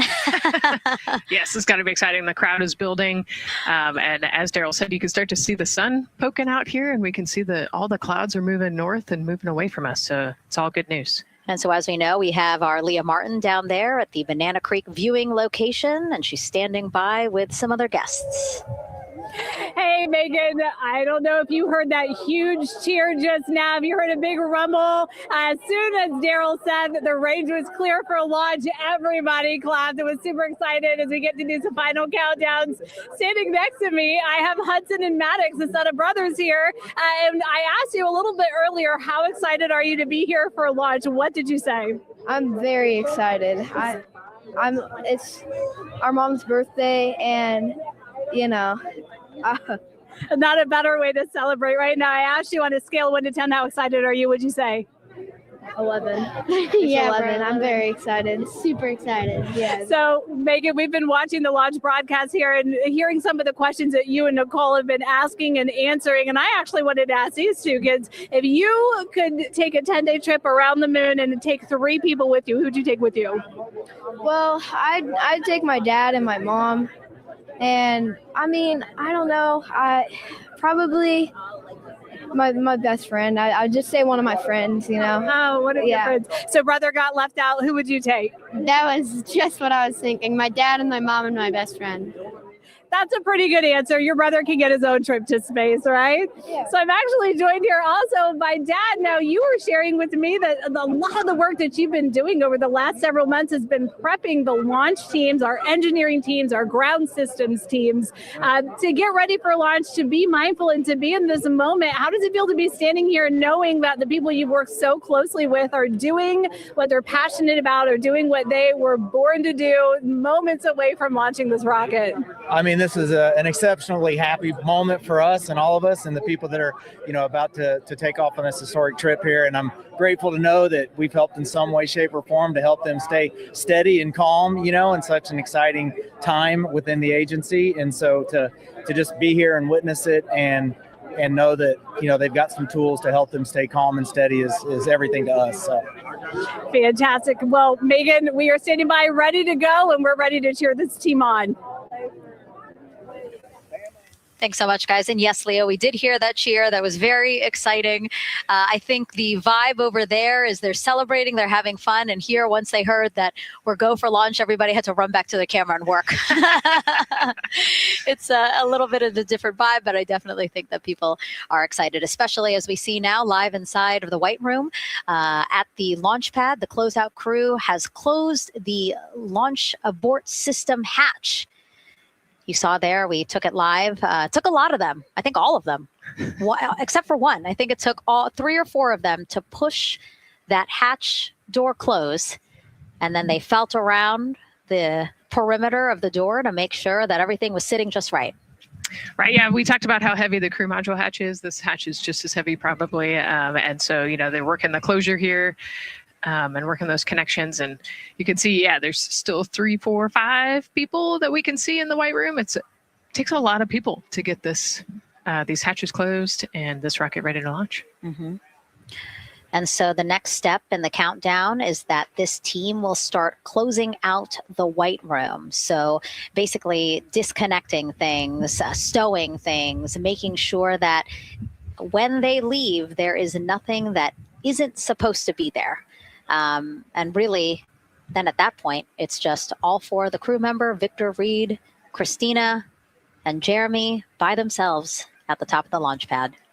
Yeah. And then eventually that crew access arm will move away, and then it'll really just be them up on top of that rocket. Mm-hmm. Yeah, your eyes lit up when I said that. That's exciting. It is. It is. Yeah, we had a moment, we talked a little bit about my fear of heights, but most of our crew is afraid of heights. And so there was a moment where I realized that it was just us, 100 and some odd feet up and no crew access arm, and may or may not have said something that made everybody go, ah. Were you wondering to yourself, how did I get here? We're pretty far up. That crew again, bringing that drag-on camera.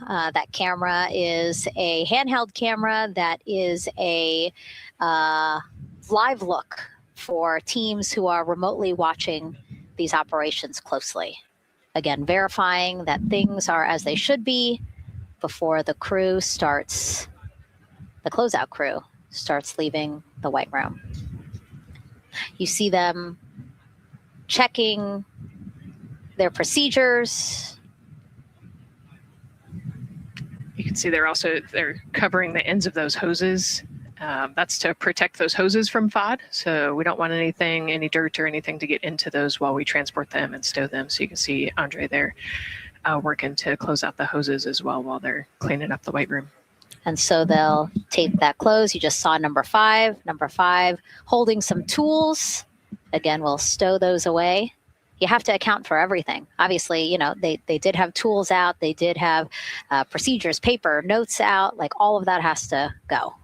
Yes, and you can even see on number 3's hat, he's got a string that's connected to his suit there. Mm-hmm. That's, again, just to make sure that we don't lose anything. If, gust of wind or you get knocked or something, you don't want to lose a single thing in the White Room. So everything is tethered, everything is accounted for, and everything is protected.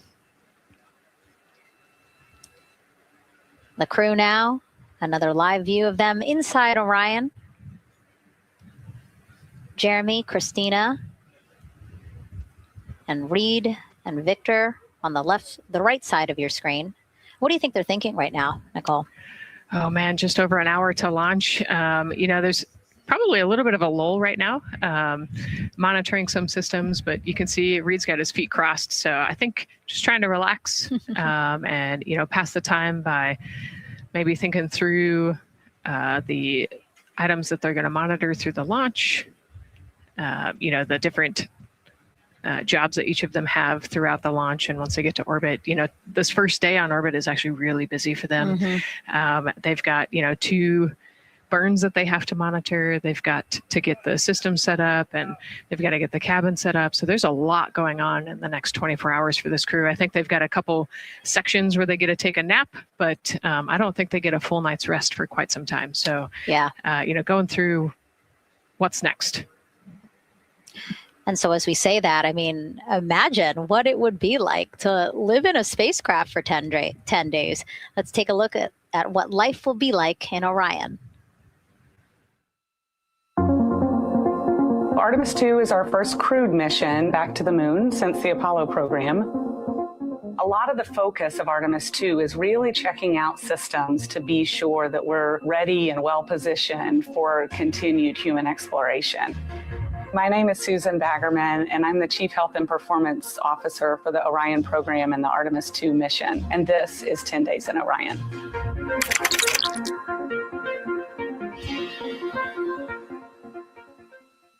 For this mission, the crew will launch in the Orion spacecraft on top of the Space Launch System rocket, or the SLS rocket. Once they've launched and achieved orbit, they'll continue on checking out many of the different critical Orion systems, check out some of the critical medical systems, and be sure that we understand how the crew would do that successfully within the volume of Orion. We also have, of course, systems to feed the crew. They have a potable water dispenser that they'll check out. And then we also have a food warmer, kind of looks like a suitcase that the crew can use to heat their food. They're also going to check out the flywheel system. We'll have the crew perform some initial exercises. Part of that is to ensure that the flywheel is actually working, but part of it is actually to be sure that our environmental control systems are actually working. For sleeping, the crew will sleep in sleeping bags. Some crew members like to be very tightly bound up, and some like to float very free. They'll use the toilet for the first time and be sure that it's able to flush. While they're on their journey, they'll do some testing that they quickly don their suit just to be sure that we would be ready in the future for an emergency.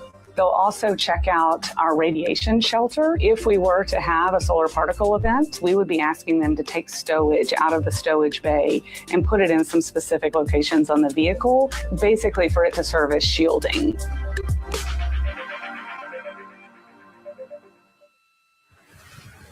And so I want to talk a little bit more about what we just heard in that package. I am interested in the space food. So Reid, Victor, Christina, and Jeremy have a pretty big menu to choose from. So that's really cool. We're actually going to pull up a graphic now that kind of shows you some of the food that they're going to have with them on their 10-day journey around the moon. We know of more than 10 types of beverages.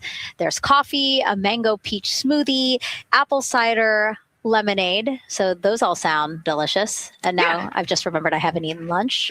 They're actually not too bad. I actually have a mango peach smoothie with me today. No way. Yeah. So you can see they come in these little packets here, but it's just kind of a dried powder that you add water to. So this would actually, you'd add 175 milliliters of water and let it sit for 2 to 5 minutes. And then you can stick a straw in it. You saw in that package, they put a straw on the top septum portion there.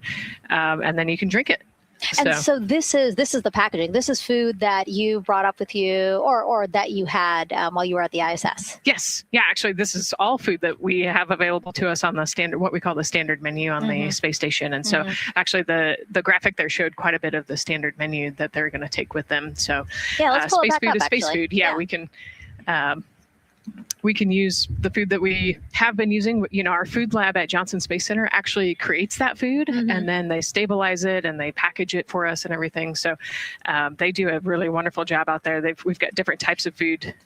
You know, you can see I've got this is a soup, tomato basil soup. So thermal stabilized, it's already hydrated. So you just throw it in that food warmer that we talked about and then you can eat it. But then we also I have some shrimp cocktail here that's, irradiated. So it's in a package that protects it. I'll show you. I've got a brownie too. That's probably my favorite one. But are we eating it? We might, if you're.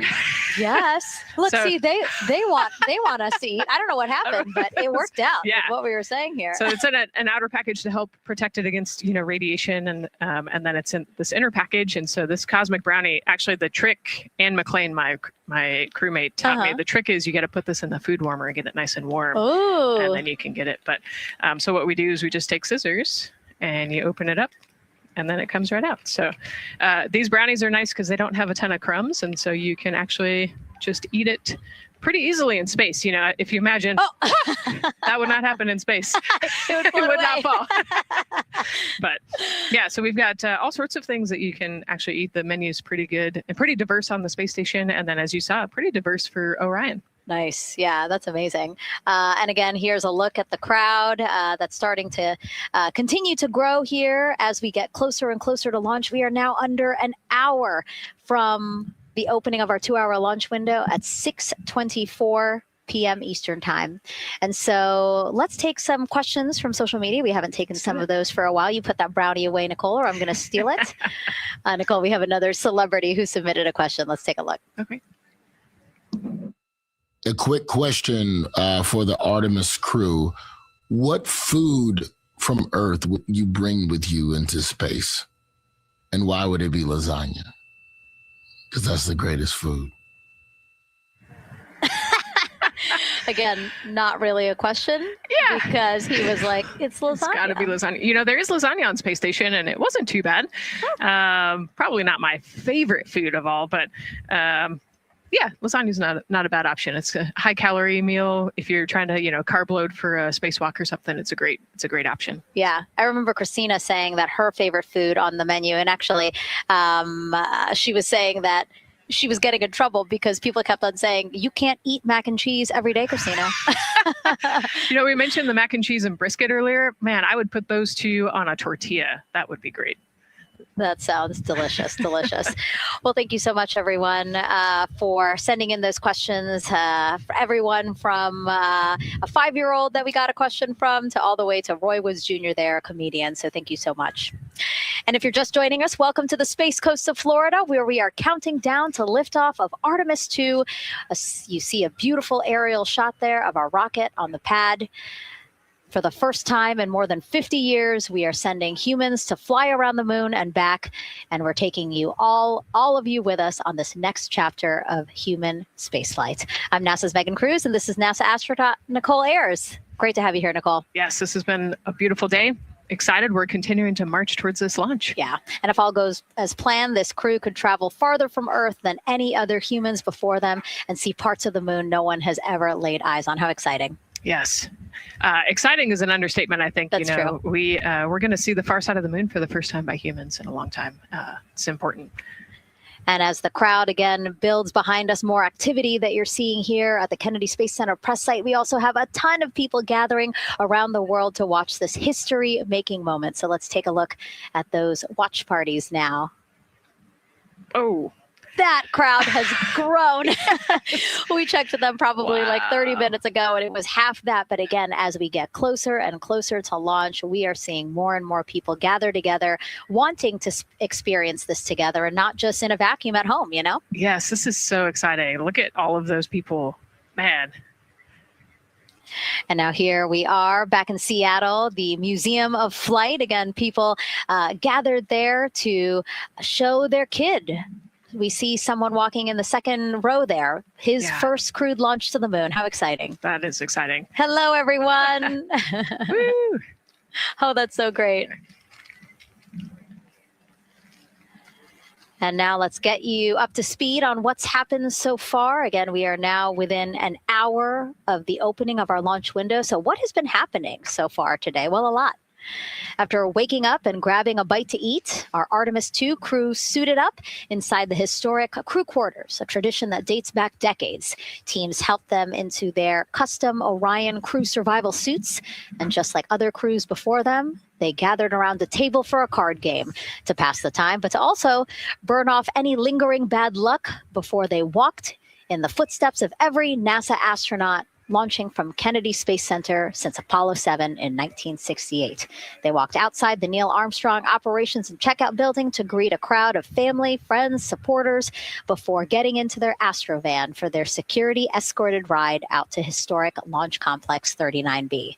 They got a close-up look at the SLS rocket, then walked across the crew access arm and climbed one by one inside their Orion spacecraft. After that, teams conducted final checks with the crew before closing both hatches, the crew module hatch, as well as what you're seeing there, the launch abort system hatch. And now we are back live at the pad where the closeout crew is getting ready to leave the White Room. they are now tethered, Nicole, because they are about to move some pieces that connect the Orion spacecraft to the White Room, correct? Yes, there's kind of what I would call a shroud. You can see them working that there. So it is actually connected, so that way the gap between the crew access arm and the crew module, and well, I guess that's the LAS there, is covered. But they're about to remove that so that the crew access arm is not connected to the rocket in any way, so that it can retract here in the next few minutes. And for how we're looking with the launch countdown milestones, let's go to Daryl Nail in the Launch Control Center. All right, thank you very much, Megan. And as you can see there, the finishing touches, as you've been talking about, to the LAS, which brings me to that subject, because we currently are hearing the launch team is working an issue that was reported out with the LAS. At least there's an issue apparently with a battery on the LAS. The engineer who is in charge of the launch abort system sits on console here, reported that a temperature for one of the two LAS batteries is out of range. And although it's not a constraint for launch right now, it would be when that temperature is checked inside of T-minus 6 minutes, which is inside of terminal count. So right now, the team is working some troubleshooting on this issue. Going to follow, of course, along closely with what they learn. But again, a battery temp for one of the two batteries on the LAS is out of spec, and the team is working to understand, first of all, whether or not this may be a sensor issue, or is there an issue with the battery itself. So again, looking into it, troubleshooting and researching as we speak. With regards to the weather, we did get some good news there. Launch Weather Officer Mark Berger reporting to the launch director that the weather chances have now improved for the window. We are up to 90% go, which is great news. Again, 90% go. That is up from the 80% that we started when we had the first weather forecast come out officially 3 days ago. And so that is great. And for anybody who's here in the launch area knows that is certainly viewable. They can see that by just looking up. So we're getting some good clearing as forecast. And then just a reminder for those people who are watching the launch from the nearby area that if you're watching on an internet-enabled device, just remember that there may be a little bit of a delay. Can't tell you how much of a delay, but since it's on an internet device, sometimes this broadcast might be a little behind what you're actually seeing. So just keep that in mind as you are watching. Don't wait to the last second to run outside if you're inside your RV or your camper or your house.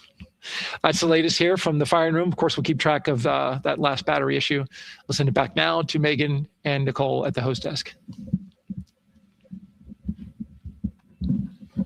Two of them there had to be tethered to the inside of the White Room, because obviously now we have detached the White Room from the Orion spacecraft.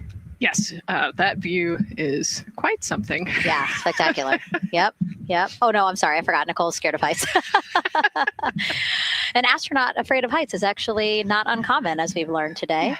But yes, so obviously, again, things proceeding as we march closer to the opening of our 2-hour launch window at 6:24 p.m. Eastern Time. Again, the closeout crew just finishing up those last couple of things they have to do before leaving the White Room and then leaving the pad, leaving only the 4 Artemis II crew members inside the spacecraft by themselves at the pad. Yeah, and then we'll be curious to follow the battery issue on the LAS as well. I think sometimes it's just a sensor issue, sometimes it's a battery issue. So hopefully they figure that out quickly. Mm-hmm. And so if we can take a shot of the crew inside the capsule, if one's available, why don't we talk a little bit more about each of them? So we have Artemis II Commander Reid Wiseman, Baltimore native, and he's actually, you see his feet in that shot there from inside Orion. He's been in space once before as flight engineer for Expedition 41 aboard the International Space Station from May through November 2014. During the 165-day mission, Reid and his crewmates completed more than 300 science experiments in areas like human physiology, medicine, physical science, earth science, as well as astrophysics. They actually set a milestone for station science by completing a record 82 research hours in a single week. He also served as chief of NASA's astronaut office from December 2020 to December 2022. His two daughters were out to wave goodbye to him as he made his way to the launch pad. And again, there's Reid's feet. Reid is the one sitting in the seat to the right, closest to our camera there. So looks like he's relaxed by the body language of his feet. Yeah, I think they're kind of in a holding pattern, if you will, or a waiting period. So it makes sense that he's a little bit relaxed. He's also kind of just a relaxed person in general. He's wicked smart, but has a demeanor that keeps everybody calm. And so I think we're seeing that here today. And so in this shot, Reid is the one sitting on the left, and to his right, Artemis II pilot Victor Glover. NASA selected the California native as an astronaut in 2013, and at the time he was actually serving as a legislative fellow in the United States Senate. His first trip to space, November 2020, pilot of NASA's SpaceX Crew 1 mission. That was the first operational mission of NASA's Commercial Crew program, which resumed launching American rockets from American soil to the International Space Station since the end of the shuttle program. Victor is a U.S. Navy captain and naval aviator who served as a test pilot, racking up more than 3,500 flight hours in more than 40 different aircraft. So again, he probably feels pretty at home in the pilot seat of Artemis II. Yeah, I think he does. He got to say goodbye to his wife and 4 kids. Again, those were the family that he had here at Kennedy Space Center before the 4 of them drove out to the pad. Yeah, and you can see there, we talked about Victor's energy earlier, and you can see him working through, pushing some buttons on the displays. Looked like he was pulling up a procedure, so he's following along and ready to go, looks like. And then mission specialist Christina Koch, sitting on the upper left-hand corner of the screen there, native of Grand Rapids, Michigan, was selected to the Astronaut Corps in 2013, same class as Victor. Served as flight engineer on the International Space Station from March 2019 to February 2020. During that time, she set a record for the longest single spaceflight by a woman with a total of 328 consecutive days in space. How cool. She also participated in the first ever all-female spacewalk. And before becoming an astronaut, Christina helped to build space science instruments and led scientific fieldwork in some of the most remote environments on the planet. Her hobbies include surfing, rock climbing, and community CDR, service, yoga, and photography. Go ahead, NTD. Those couple of suppressed overvolt messages, we're going to go ahead and clear those off your screen. We see them and we copy. All right. NASA test director. We're still working here, trying to get through everything. So we're getting close, and then trying to talk that other issue that we just picked up a little bit ago. But I think work-wise, we're doing really well. Sounds good, NTD. We're doing great on board. Glad to hear it. NASA test director giving an update to the crew. Some messages flashed on their displays. Just wanted to say that they didn't have to worry about that. We're going to clear that. And that also just reassuring the crew, again, that they are tracking and working the issue with the launch abort system battery. Yeah. All right. And then first-time flyer, Canadian Space Agency astronaut Jeremy Hansen will fly to the moon as a mission specialist on the Artemis II mission. The London, Ontario native selected as an astronaut in 2009. After that, he worked as Capcom at NASA's Mission Control Center in Houston. Capcom stands for Capsule Communicator and is the sole direct voice communicating with astronauts while in space. Jeremy also participated in training exercises, really cool ones like living on the ocean floor off the coast of Florida to simulate deep space exploration for a week. In 2017, he became the first Canadian to lead a NASA astronaut class. He also enjoys getting out on a sailboat, rock climbing, and mountain biking. He has a wife and 3 children. And he's the one that you see bottom left-hand corner of your screen. I know, I'm trying to see what he's doing there. Christina's looking too. And so there is your Artemis II crew inside the Orion spacecraft. And this is actually the 7th time NASA astronauts will launch on a new NASA spacecraft designed for crew. And if you're wondering about the first 6 crewed test flights, here they are. All systems are go.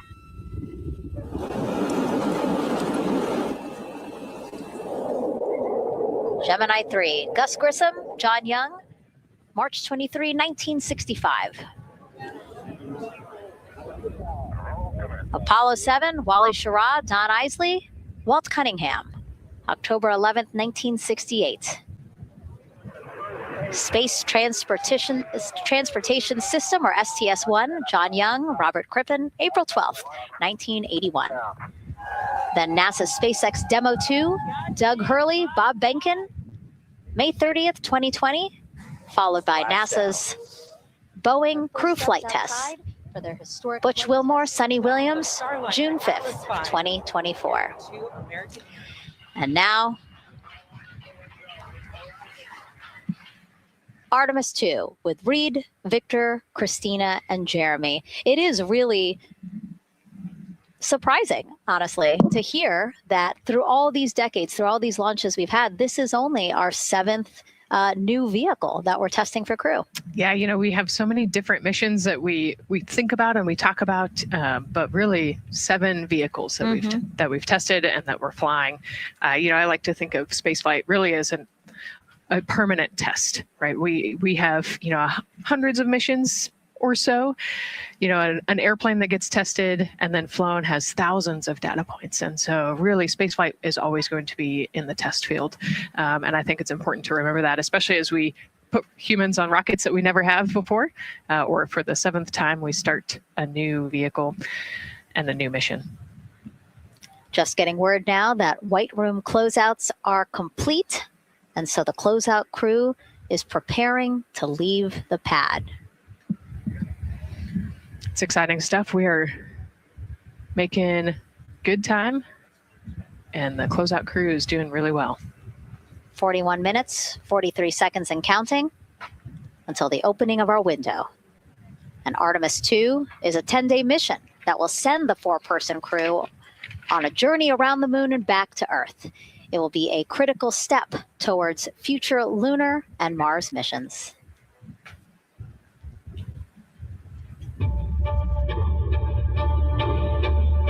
We're going back to the moon because it's the next step in our journey to Mars.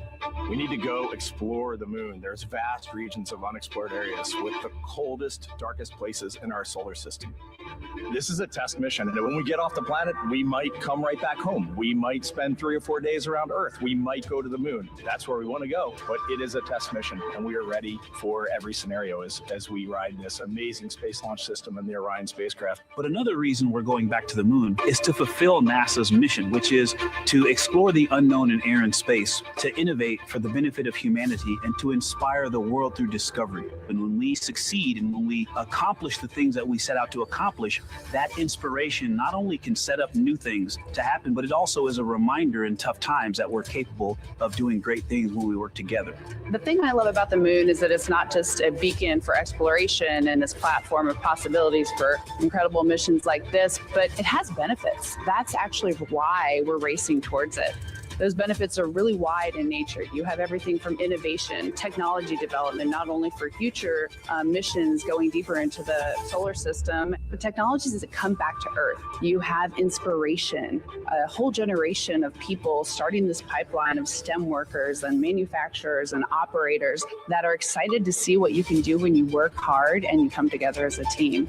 When I think about the 4 of us flying around the far side of the moon, seeing that Earth rise, taking images and video and sending them back to you, the feeling that I have inside is hope. We know that Artemis II is not the solution for humanity on planet Earth, but it is a contribution in the positive column. We hope that just for a moment that people will pause and say, wow, it's extraordinary when you look back upon the Earth with over 8 billion people. And you see this concrete example of what humanity can do, this extraordinary thing when we set big goals And CDR entity to achieve.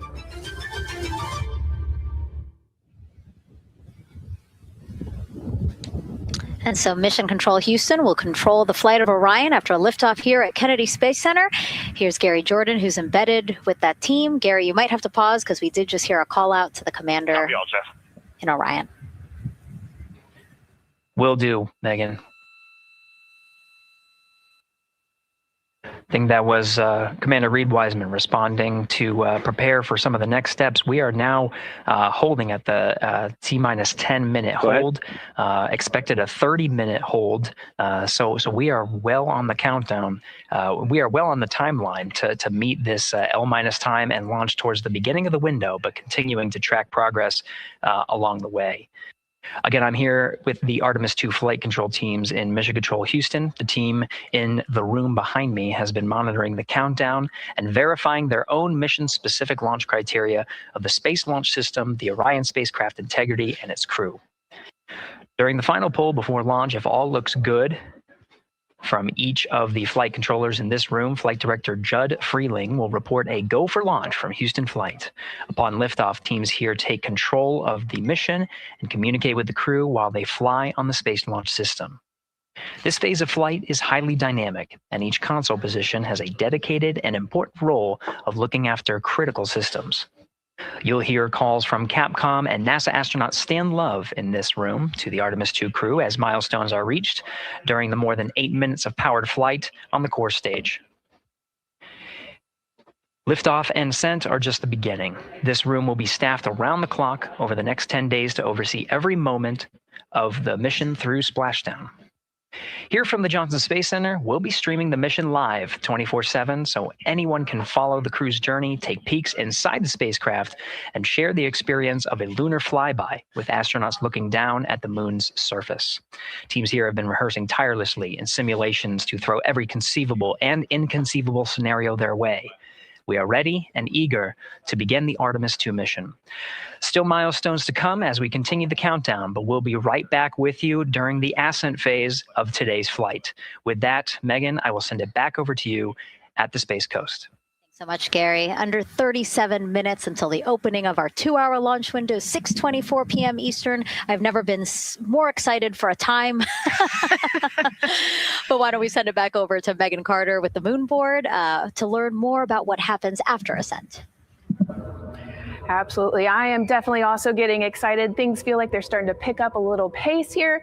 A lot is about to happen within the first 10 minutes of launch, but what happens after those first 10 minutes? Let me take you over here to my mission map so we can kind of jump ahead and let me explain a few things. So our main engine cutoff is going to stand for MECO, and that is essentially where the rocket's job is done, and it is then going to turn the propulsion duties over to our ICPS. That stands for Interim Cryogenic Propulsion Stage. Don't try and say that too many times fast, but the ICPS is going to be right here, and that's our in-space propulsion. About 50 minutes into, after about 50 minutes into launch, it is going to conduct that first burn, and that's going to be the perigee raise maneuver. Essentially what that is going to do is going to raise the spacecraft from a lowest point of Earth just a little bit higher into space, and then they are going to conduct that nice path that's going to set them on that nice circular path around the Earth. That's when they're going to start to be able to really check out the spacecraft. The Orion spacecraft is going to be able to, like we've talked about, be maneuvered by the crew. They're going to check out those life support systems, and communication checkout's going to be vital at that point as well, obviously. Then they will be conducting that another burn, and that's going to raise them just a little bit higher again. And then they will, it'll be about time for the ICPS to separate, and they will start another lap around the Earth as well. Now, the ICPS, but even after it separates, its job will not be done because they will have the opportunity to conduct something called the Proximity Operations Demonstration. And this is going to be really important for our future lunar missions is because the ICPS actually has a target on it, and the crew is going to have the opportunity to manually maneuver these spacecraft like we've mentioned and practice those docking maneuvers.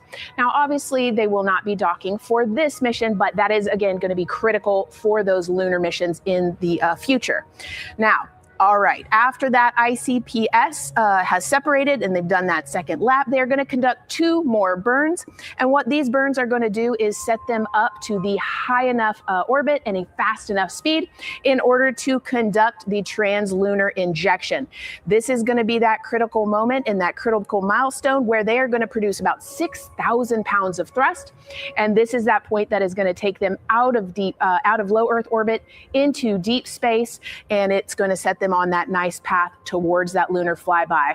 And I know we have talked a little bit about why this could be a record-breaking flyby and journey to the moon. And with that, I'm going to turn it back over to Megan so she can tell us just why. Yeah, she's talking about the distance record set by the Apollo 13 astronauts in 1970.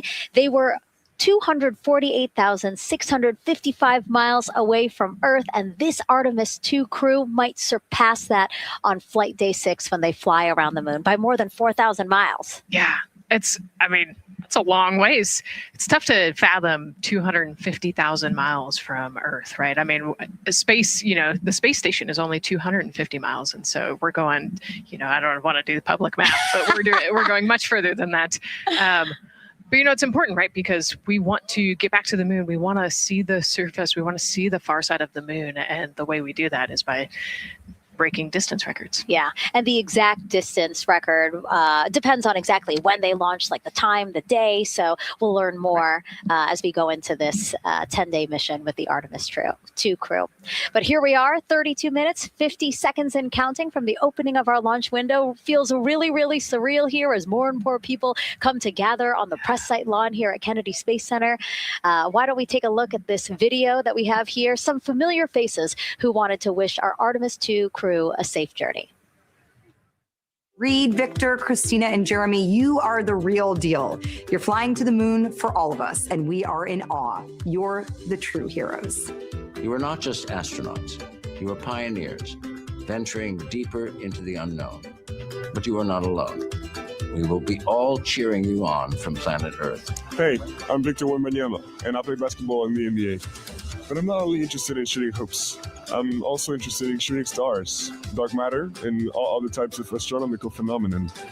And to the Artemis II astronauts who are shooting for the moon, I wish them good luck and Godspeed. Hi, everybody. I'm Ryan Gosling, and I play a biologist who goes to space to save the planet in the film Project Hail Mary. But the Artemis II astronauts are going to space for real, and they will travel farther from Earth than any humans in history. Sending all our best wishes to the Artemis II crew. I just want to say how proud I am of each of you and how inspired you make me. But it's not just about me. Your mission is going to inspire future generations of scientists, engineers, athletes, and dreamers to do something that they never thought possible. Hey, it's Roy Wood Jr., and I want to wish the Artemis II crew a happy and safe journey to the moon, well, around the moon.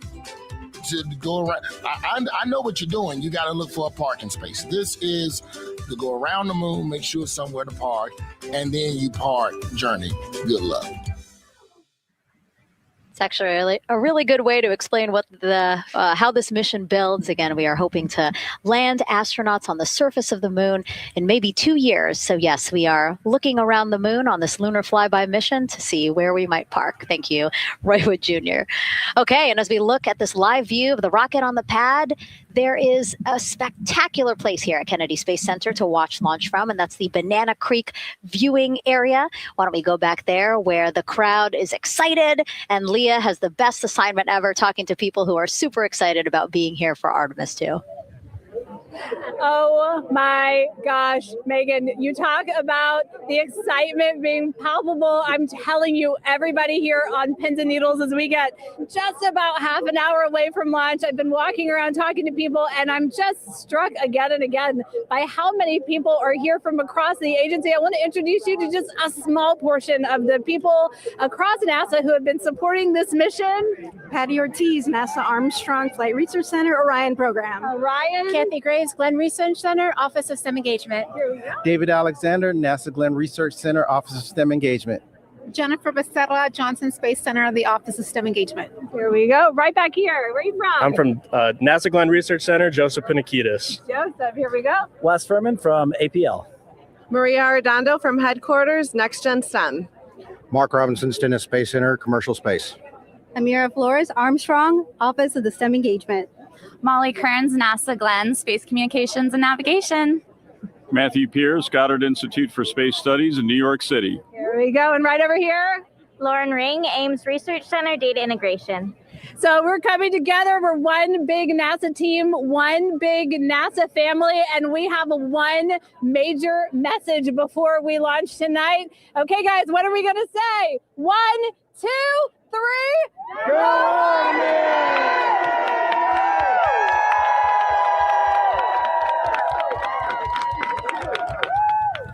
Oh my gosh. Oh my gosh. That made me so emotional. That was so inspiring to see. I mean, wow. Yeah, that was great.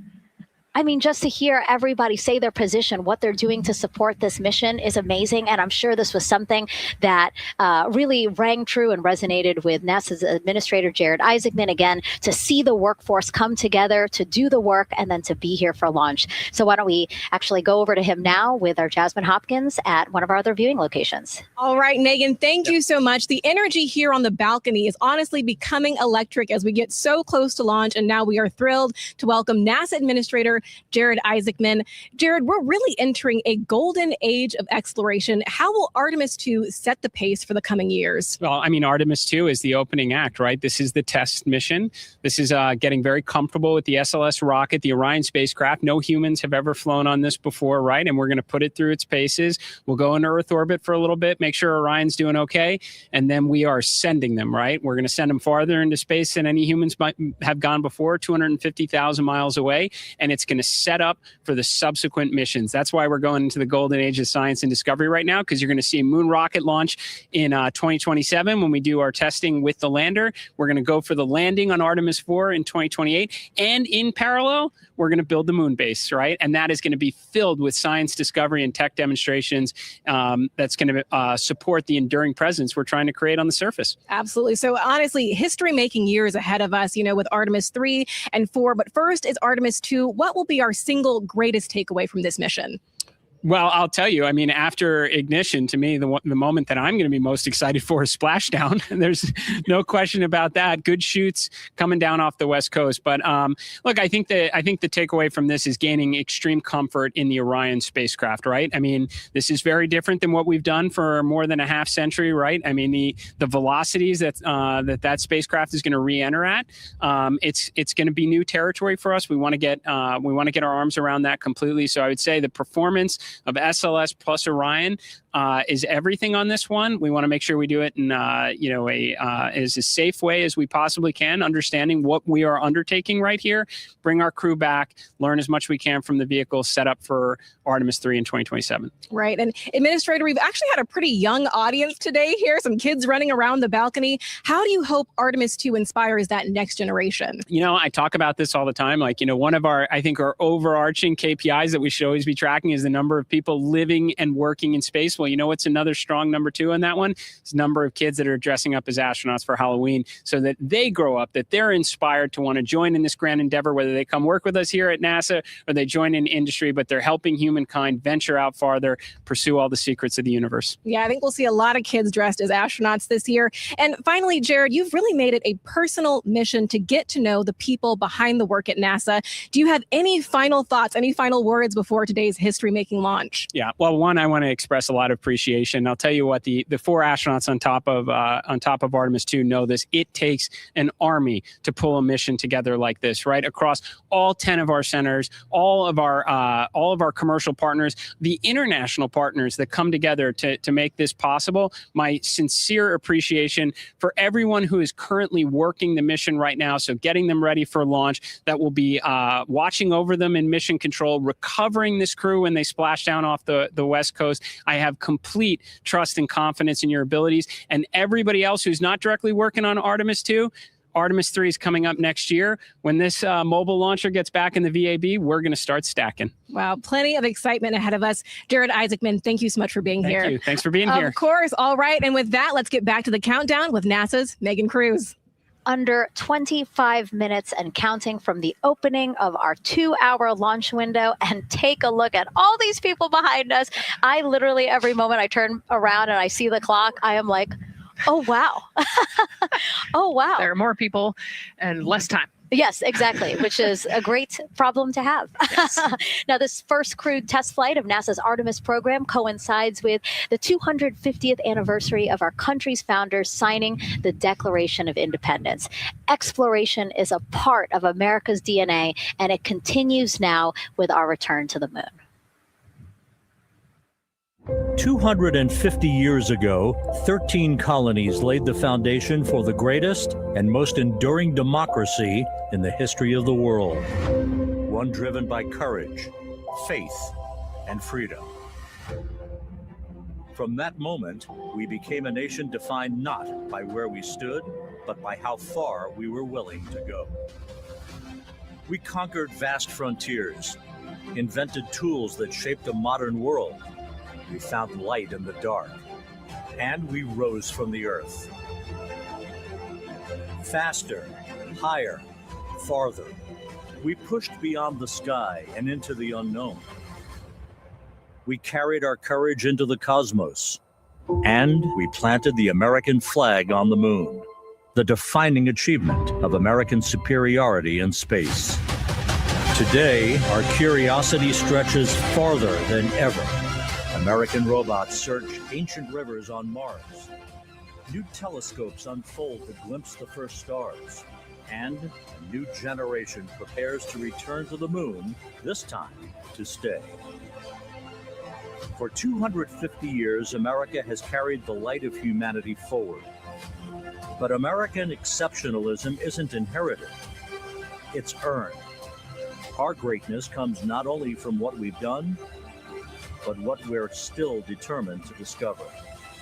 Because in every era, across every horizon, America is at its best when it's reaching for something greater. America celebrates 250 years, and we are leading the world into the future. 22 minutes, 15 seconds and counting from Artemis II, NASA's boldest test flight in a generation. The crew has said this often, that they hope it inspires children around the world. And recently, a group of kids here at Kennedy Space Center got a surprise of a lifetime while watching that rocket roll to the launch pad. So tell me what color it is. And you're going to be on that rocket. We're going to be on that rocket. I could make it a little bit longer. Did you see it? Okay, so everybody's looking at the rocket because it is kind of cool and impressive. One of the coolest things happening over there right now, though, is it's on top of a giant tractor. Doesn't all food come in like tubes? It's in these like little plastic bags. You have to like rehydrate it. Sushi. There's not. I haven't seen sushi in space. It's probably hard to keep that. Sushi mashed together. My favorite part was this one little girl, she had a question. She patiently held her hand for a long time, and Christina turns to her and says, okay, what's your question? She just goes, I forgot. It was like, that's a perfect little kid moment. Wait, are you my mother's cats too, astronauts? What? Say that again? Never mind. It's really hard to say. Go Artemis! You too? Yeah. Yeah. There you go. I like your dabbing astronaut back there. It's just so fun to see the enthusiasm, the energy, and a little bit of chaos. 3, 2, 1. Wasn't that so cute? I love kids and their excitement and, you know, even just being real. Like, I don't remember what I was know. gonna He goes, ask. but I'm glad you're here. Now, here we are, Space Center Houston. The crowd has exponentially grown throughout the day. We started showing you live shots from in there probably an hour ago. And now take a look at all the people there getting ready to witness history together. It's something really special to be able to witness something like this together. Yeah, you know, we've heard from celebrities and officials and kids, and, you know, it's amazing. People from all around the world came here today to Florida to watch. So it's something, it's hard to put into words, just how much support for this mission we're seeing today. And great news too, remember the team was tracking an issue with the launch abort system battery.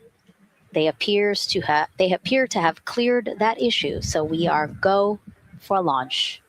Yes, it's exciting.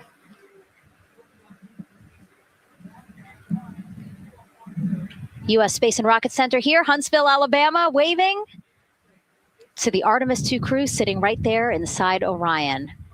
Inside of 20 minutes from the opening of our launch window. And right now we are targeting the top of that launch window. So we could be launching here in about 19 minutes, Nicole. Wow. I don't know if I expected this today. I'm excited, and, you know, I'm glad they were able to clear the problem with the battery on the LAS, and everything has gone really smoothly today. It's been great. The weather cleared up. It's a beautiful day for a launch. And so now, as we are so close to possibly launch now, just what are your final thoughts as we are about to embark on a mission back to the moon, the first time in more than 50 years? Yeah, you know, just so proud of the crew and all of the teams here on the ground that made this happen. You know, they are carrying the torch from the Apollo era into the Artemis era. And, you know, as the crew likes to say, they want to be the shoulders that the next generation. And let's see, GLS, can you help us with that, please?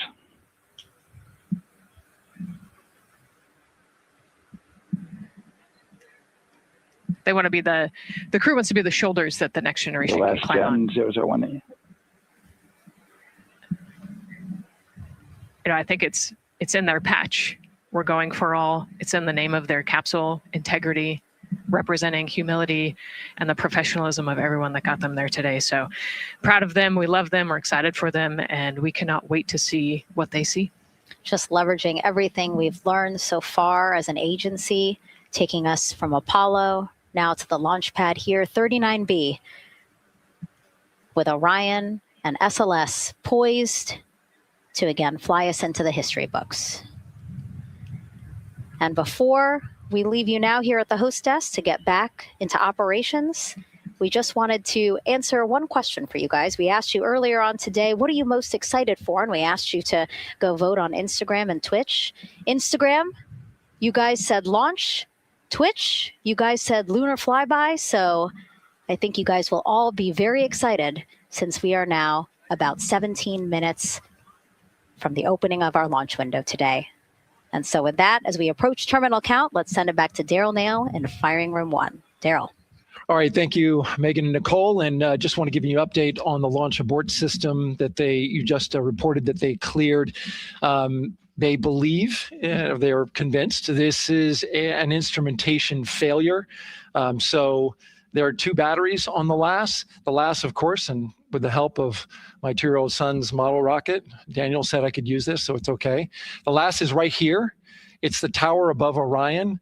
Orion capsule is inside of here. It's used to pull Orion off the rocket in case the rocket something's going on with the rocket, either on the pad or in flight. 2 batteries are bad. Well, I'm sorry, one of the 2 batteries reported an out-of-family temperature, and it was very much out of family.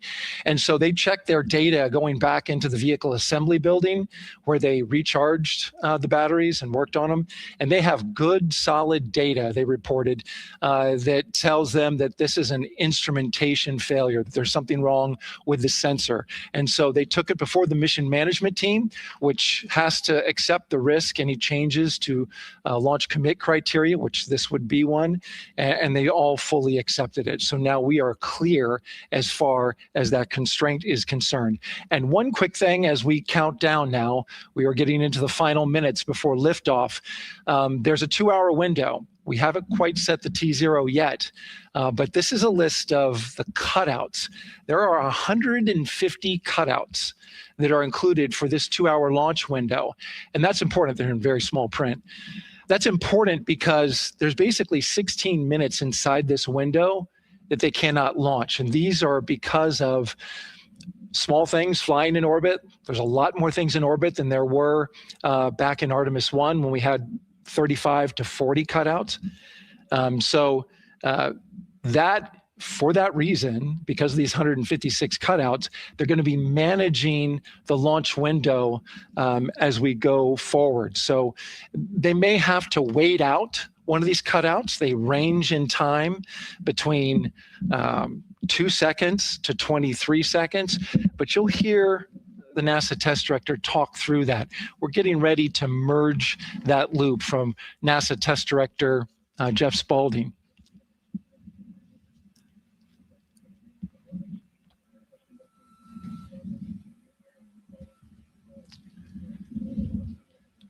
And so now I'm listening to the launch team get ready to merge their operational channel.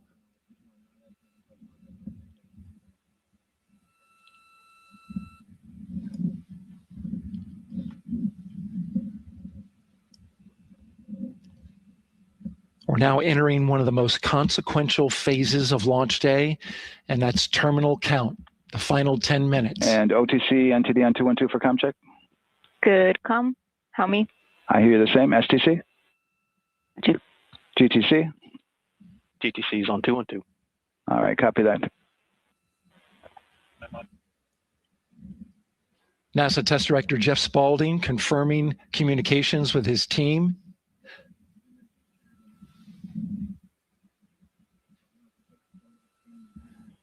There will be 2 polls that we'll hear. One from Spaulding, the NASA test director, confirming the ground systems and the launch team are ready to proceed. At this point, we have a clear board, no constraints, but we need confirmation from each individual on the NASA test director team. So we'll hear him poll his team.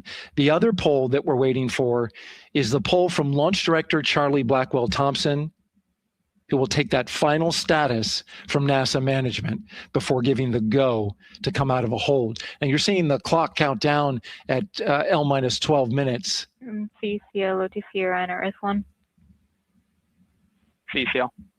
Yes, sir. Reconfigure ARS primary loop ISO valves. Copy, that's in work. And CDR, OTC, Orion, or Earth 1. Go. ARS loop ISO valves are being closed at this time. Integrity copies. NGDLP. Go. Yes, I had a discussion with sea ice and with MER manager regarding the observation the sea ice had a few minutes ago. They were able to confirm with BCI photos that the condition that they observed has been there since 2025. MER manager has had a chance to review the findings, and they do not have any constraints from either a sea ice or MER manager perspective. Okay. Copy all. And Launch Director NTD, you copy?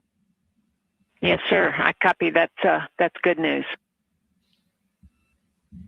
OTC, CCL 212. OTC. ARS primary loop isolation valve configurations complete. Copy.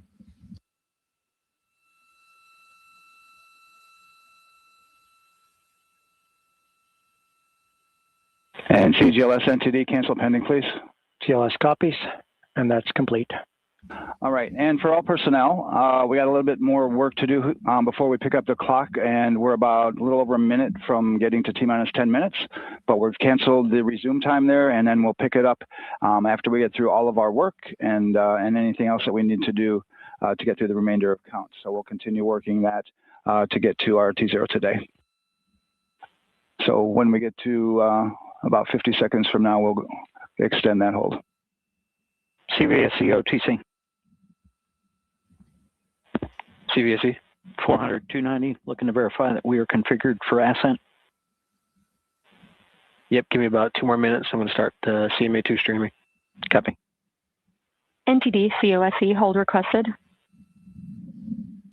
Copy that. I have an LCC violation of O-CT-004. S-band transponder anomaly. This was a transient LCC violation, so transponder 1 had a demodulated SNR estimate that went down to 2 dBm when it should have been between 10 and 13, it is now back up to 12, but we did lose that for just a moment. It does not appear that we lost our bit sync or carrier lock, which would be indicative that we lost our lock with the vehicle. So at this point, recommendation would still be go. However, we do have a pre-planned contingency procedure if we want to look at that. But again, this is transient, so we're back in a nominal range. All right, let's see, LPE NTD. Yeah, we're not seeing that hit. So I guess the question for COSE, was that less than 3 samples? Was that below our persistence? Stand by, let me look. It did look like it did persist for several seconds on mine, but let me take a look at the number of samples. Could I get a repeat on the affected LCC, please? Yes, ma'am, that's going to be O-CT-004. Thank you.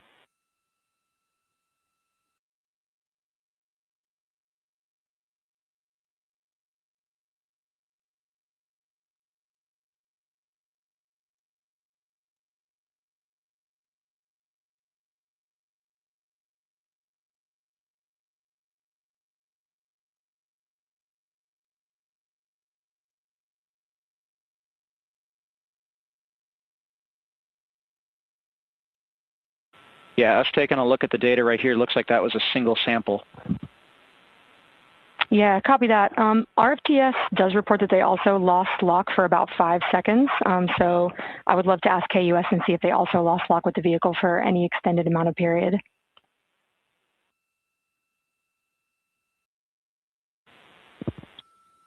And COSE, while we're doing that, these are 1/10 hertz measurements, correct? So we would have had to lose it for over 10 seconds to get a second sample?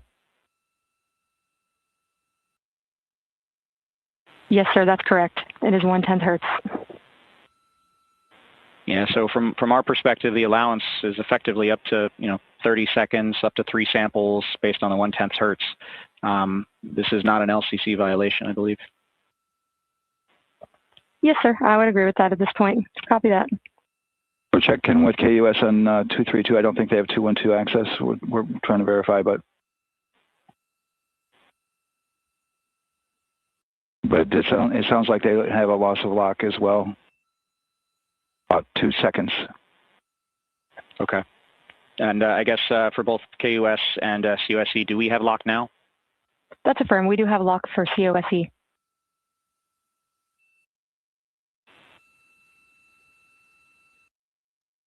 Yeah, so from the integration console perspective, we did have a temporary loss there within the allowable, and per the requirement, let's go.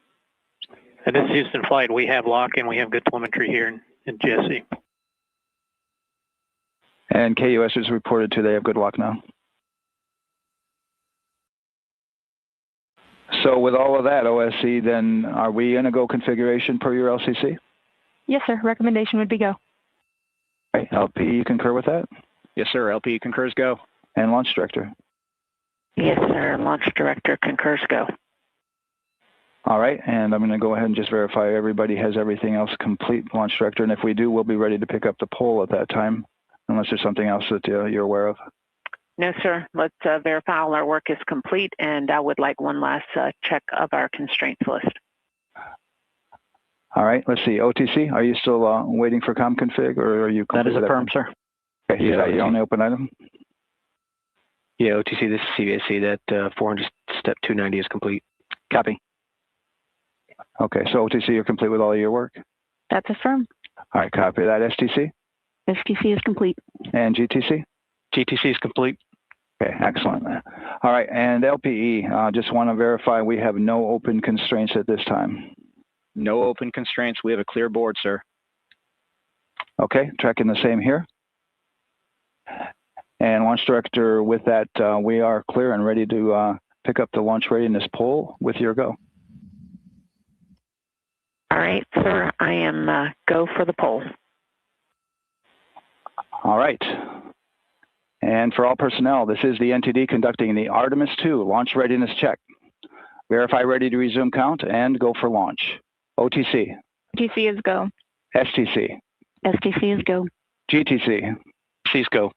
MCO. CO's go. Safety console. The safety console is go. LPE. LPE's go. RTD. RTD's go. Houston flight. Houston flight is go. Rock. Rock is go. And CDR. Crew is go.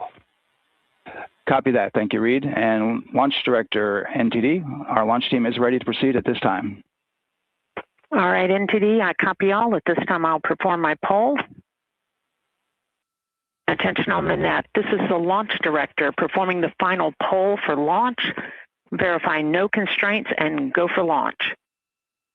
EGS, Program Chief Engineer. Artemis Chief Engineers are go. Copy, thank you. EGS, Chief Safety Officer. The Artemis CSOs are go. Copy, thank you. Range Weather. Launch weather is go. Thank you, LWO. And Artemis MMT Chair. MMTs go. Thank you, John. And Integrity Launch Director. Good to hear your voice, Charlie. PLT. Thank you, Charlie. This is Victor. We are going for our families. MS1. This is Christina. We are going for our teammates. MS2. This is Jeremy. We are going for all humanity. All right, Charlie, your Artemis II crew is go for launch. Full send. I copy that. Reid, Victor, Christina, and Jeremy. On this historic mission, you take with you the heart of this Artemis team, the daring spirit of the American people and our partners across the globe, and the hopes and dreams of a new generation. Good luck. Godspeed, Artemis II. Let's go.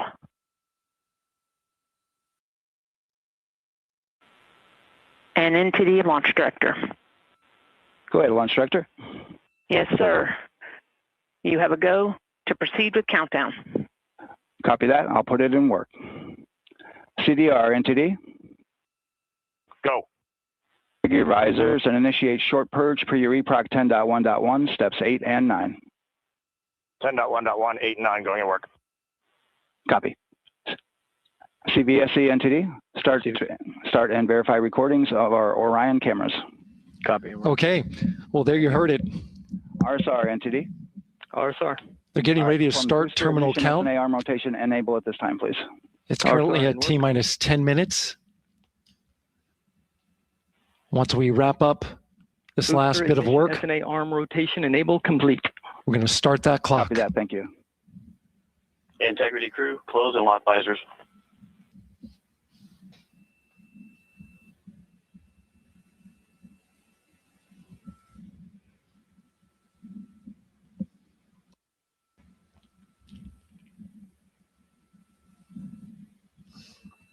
You heard an issue, worked in real time with telemetry lock on the Orion.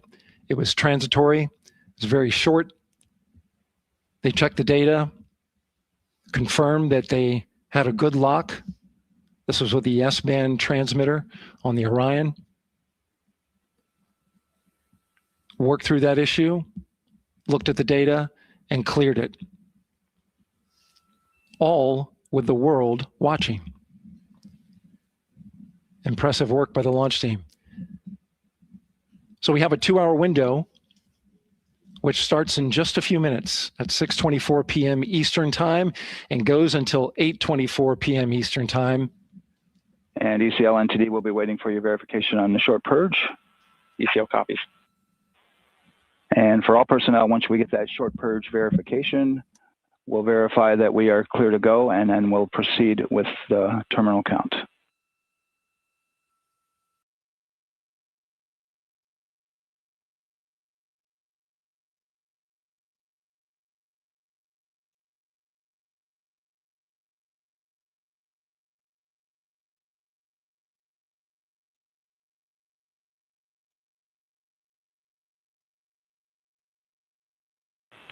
ECL time estimate? About a minute. Copy.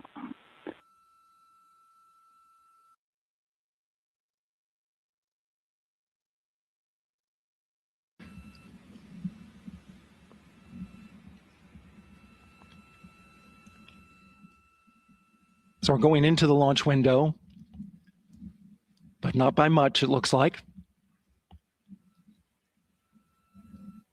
Just wrapping up some final work. And once that's completed, you'll hear NASA Test Director Jeff Spaulding ask for the ground launch sequencer operator to go ahead and start the clock. The ground launch sequencer is an application software.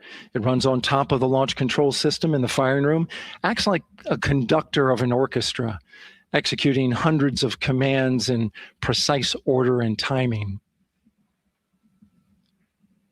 It's all autonomous. Entity CCL 212, short purge initiations verified. All right, copy that. And we're verifying our constraints.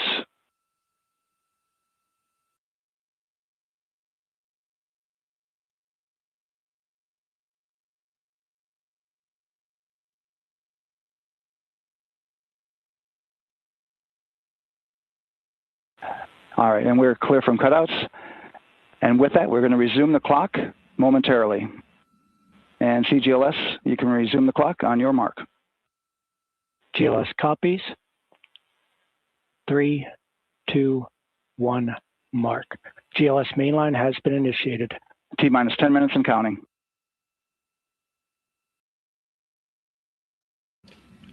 And that begins terminal count. Our new T0 is 6:35 p.m. Eastern Time. 6:35 p.m. Eastern Time. We are now counting down to liftoff of Artemis II.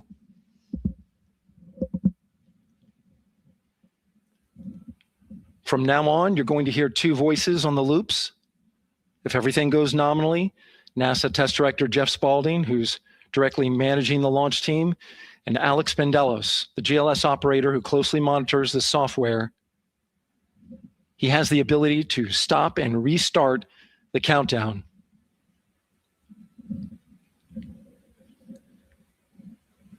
A lot of people ask about whether there's a launch button. There certainly is not. Flight and Rock, our new T0 is 22:35:12. Houston flight copies. Rock copies. 22:35:12. Affirm. There you heard confirmation of the exact T0, 6:35 and 12 seconds p.m. Eastern Time. Again, our T0 is 6:35 and 12 seconds p.m. Eastern Time. But as I was saying, there's no launch button. This is autonomous.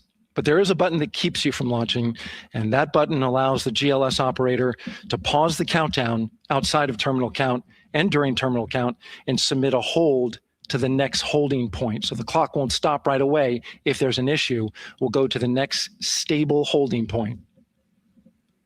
This is how GLS configures the rocket and ground systems to a stable point where they can stop the countdown if that's needed. But right now, we are counting down.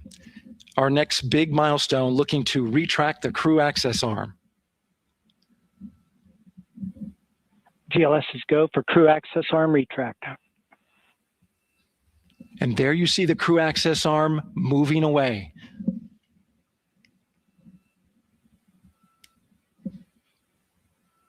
That's the path that the astronauts took to ingress into the rocket.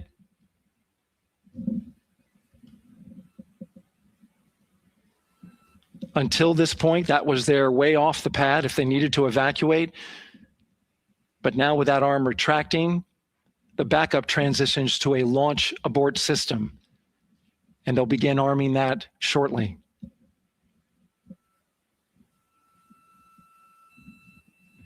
Of course, the launch abort system, great shot there of the crew access arm retracting away. The launch abort system is the tower at the top, and that's what would pull Orion and its crew off the top of the rocket in case of an emergency, whether it's on the ground or in flight. This is critical safety hardware that protects the lives of the astronauts.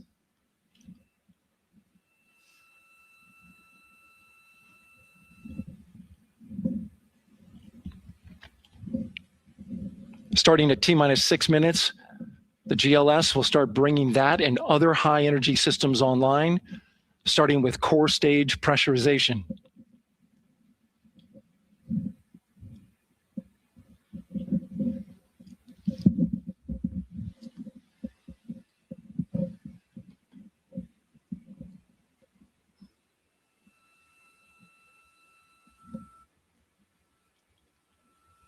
Weather is 90% go. The range is go. All systems are go.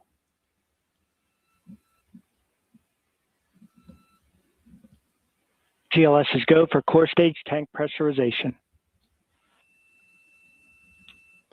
That means the replenish valve for the liquid hydrogen tank has now closed, and that tank is beginning to pressurize to flight levels because that hydrogen is naturally boiling inside the tank.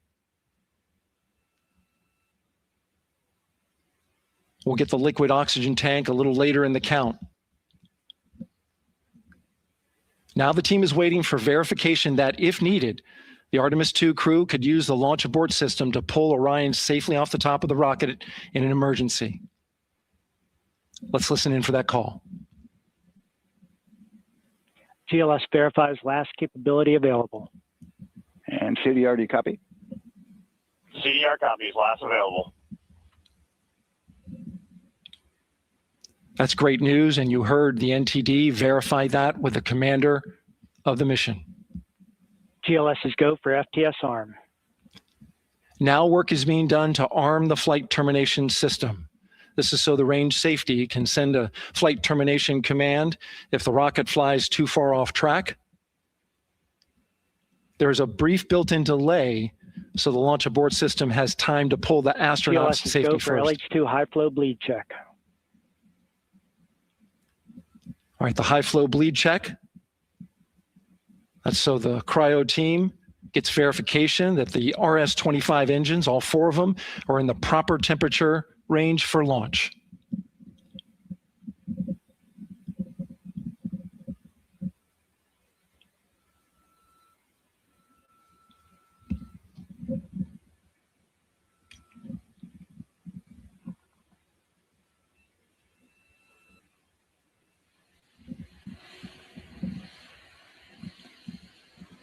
GLS is go for core stage APU start. Core stage APUs start. Those are auxiliary power units, high-speed turbines, which provide pressure to hydraulic pumps that steer the RS-25 engines. We're going to see a gimbal test a little later at T-minus 2 minutes and 30 seconds. This is what allows that to happen.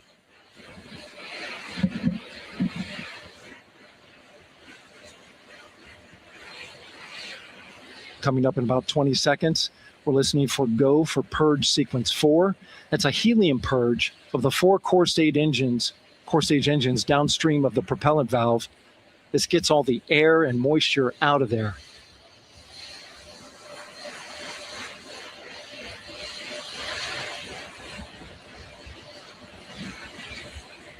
GLS is go for purge sequence 4.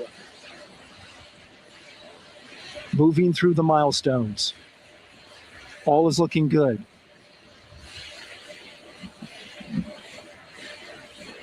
Coming up in just a few seconds, we're going to get that thrust vector control actuator test. This is a gimbaling of the engines.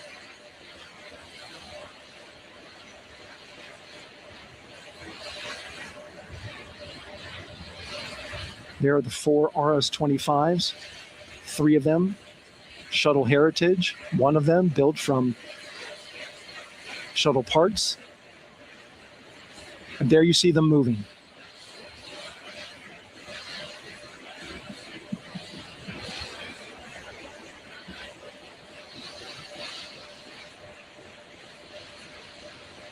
Now we're going to start moving the power from both the upper stage and the lower stage of the rocket to internal, taking ground power away and now going to battery power.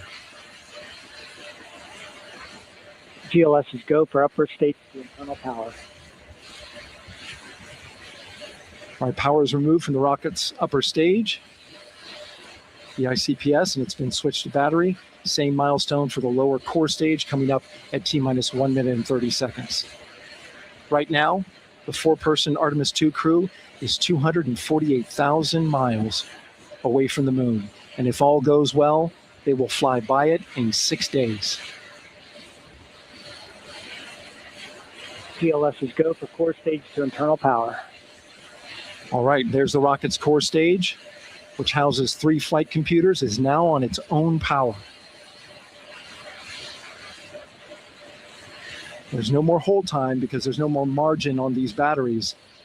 So we would have to recycle back to T-minus 10 to recharge if we had a hold.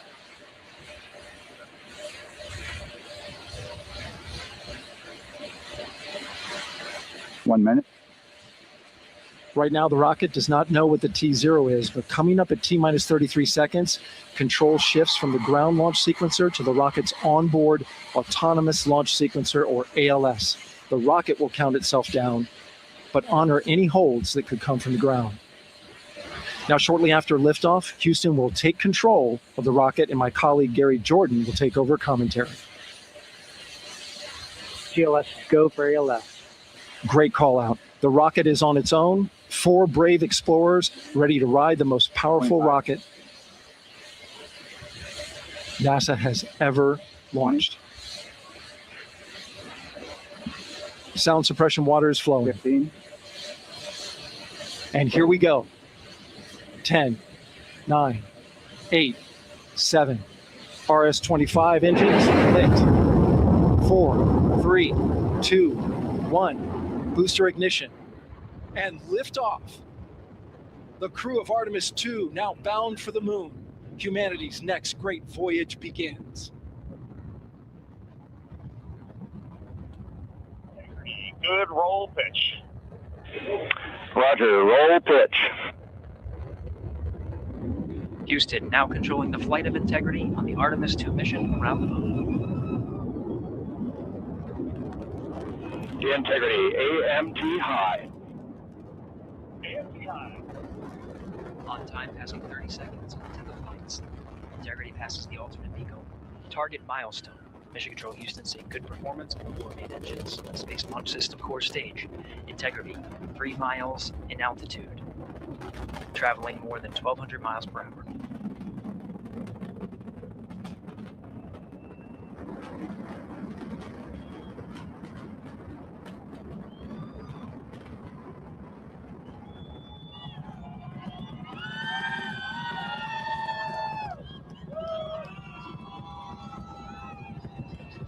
Mission elapsed time, passing 1 minute, approaching max Q. On, Ponce de Leon. Stan, we have you loud and clear on Ponce de Leon. Have you the same? Communication signal transfer confirmed as Integrity and its crew go supersonic. Approaching 90 seconds into the Artemis II mission. Integrity is 14 miles in altitude, 8 miles downrange, traveling more than 2,600 miles per hour.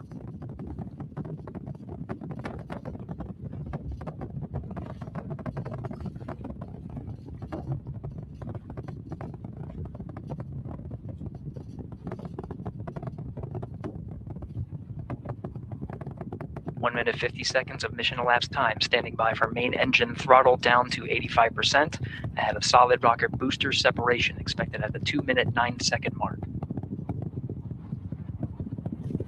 We see throttle down.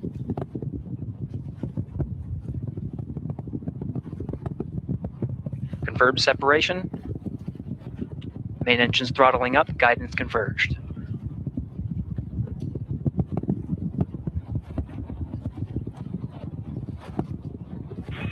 Integrity, guidance converged, performance nominal, upper stage RCS ready.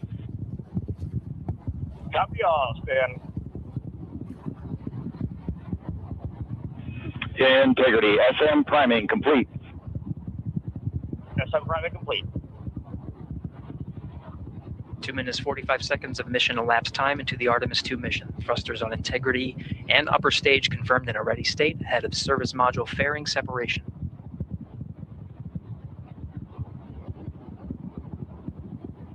Three minutes into the flight, Integrity 49 miles in altitude, 78 miles downrange, now passing 5,000 miles per hour.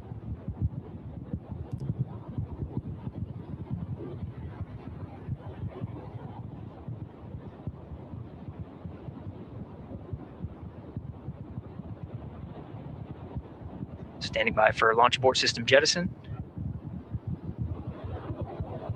Houston Integrity, good last jettison, great view. Copy jettison, Team Eco 8+02. We see the sail on board, Stan. And Houston has you loud and clear on Tidris at the Carmen line. Outstanding, Stan. We have you the same. 3 minutes, 50 seconds into the flight of Artemis II, Wiseman, Glover, Cook, and Hansen crossed the boundary to space with good comm checks. GPS signals acquired after last jettison now working on internal checks to verify accuracy. Flight Dynamics Officer analyzed the time of main engine cutoff, confirmed at 8 minutes, 2 seconds, time of MECO.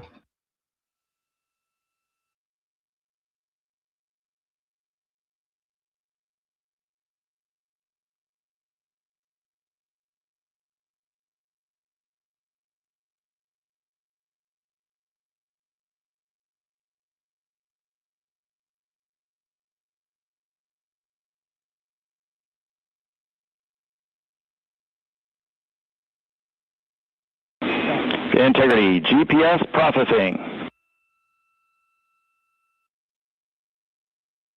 Outstanding, Stan. We see the same, and we have a beautiful moonrise. We're headed right at it.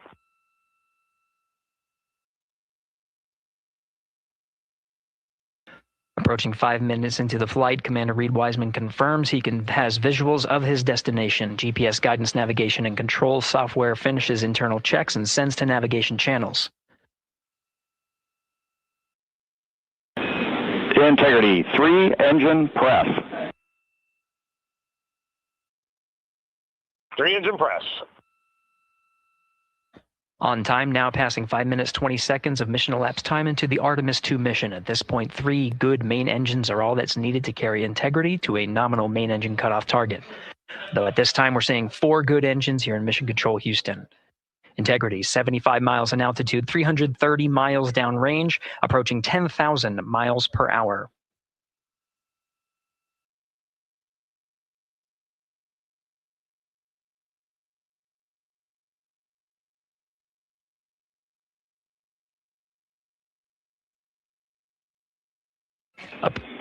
Integrity, looking good at 6 minutes. Same on board, Stan. Good trajectory and engine performance. Booster officer will soon report the shutdown plan to Flight Director Judd Friedling, expected at the 7-minute mark. Integrity, 78 miles in altitude, 460 miles downrange. Integrity, expect nominal shutdown. Integrity copies nominal shutdown.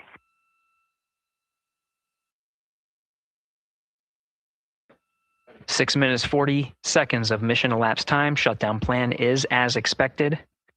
Again, the time of MECO was confirmed at 8 minutes, 2 seconds into the flight.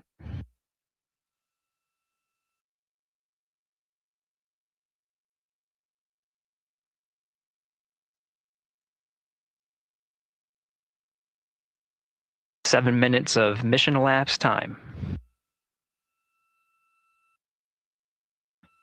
Throttling down as we approach the abort once around option. Milestone at the 7-minute, 30-second mark. Now 84 miles in altitude, 650 miles downrange, traveling more than 15,000 miles per hour. Integrity, AOA open. AOA open.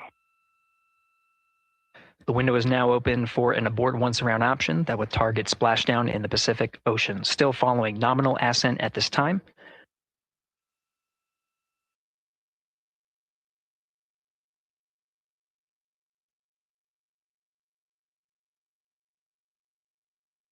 About 10 seconds remaining until the main engine cutoff of the Space Launch System core stage. Standing by for confirmation of MECO and core stage separation.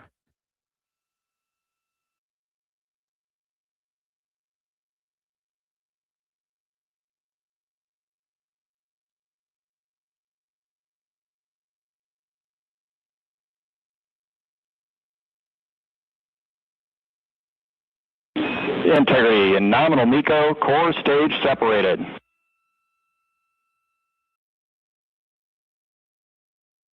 We see the same on board, Stan.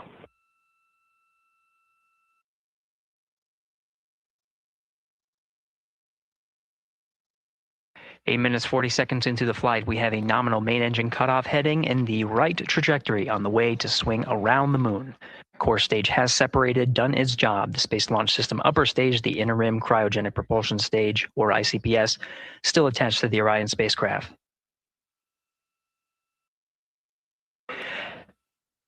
Nine minutes of mission elapsed time. Integrity crew of Reid Wiseman, Victor Glover, Christina Koch, and Jeremy Hansen now in orbit around the Earth at the beginning of their journey to the moon.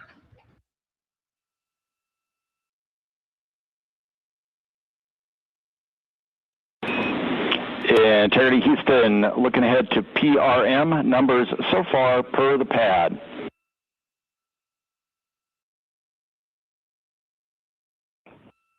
Copy that, Stan. Numbers for the pad.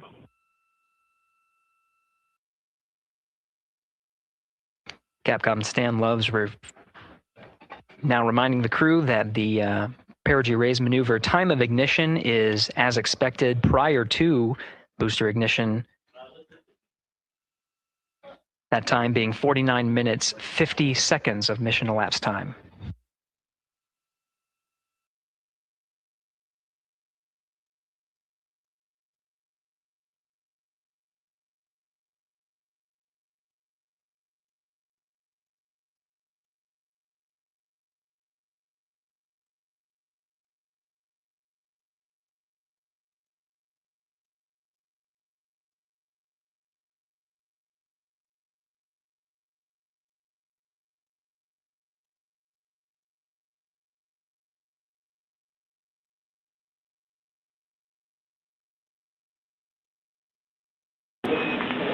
Integrity, good. NEDs deploy.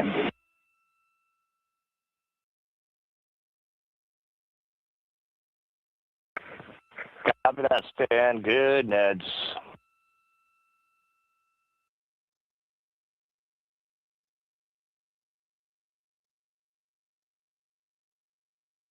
And Integrity Houston for PWD setup. Just a reminder, halfway open on the secondary. We copy that, Stan. Halfway open.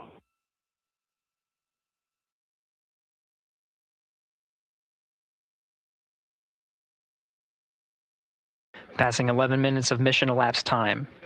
Here, overhearing the conversation between Capcom Stan Love and Commander Reid Wiseman, already passing some milestones. We have a good nozzle extension deployment system. That is confirmed. Complete. We also have the visors are confirmed up, now past the dynamic phase of flight, that is ascent. Their launch and entry suits that provided them an extra layer of protection, now not as needed. They're going to raise those visors. And later in today's mission, they will begin to egress or get out of the suits to begin some of their initial tasks of activating some of the systems aboard in the Integrity spacecraft. It's passing 12 minutes of mission elapsed time. Again, the perigee raise maneuver that's targeted near 50 minutes of mission elapsed time, 49 minutes, 50 seconds. That's what the crew is going to be working towards. The Commander Reid Wiseman, pilot Victor Glover will focus on preparing for that milestone. In the meantime, mission specialist Christina Koch and Jeremy Hansen will start some of the activation of environmental control life support systems. You may hear confirmation of their activation over the Orion to Earth communication network.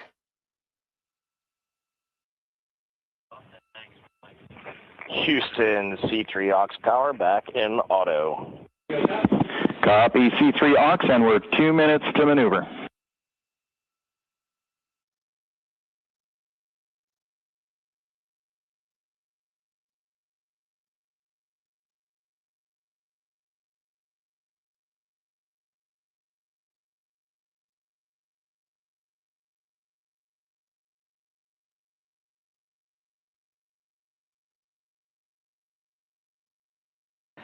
"13 minutes and 30 seconds of mission elapsed time. We're going to continue to follow the crew of the Artemis II mission They are beginning their journey around the moon to verify the systems that will take us to its surface. An incredible ascent.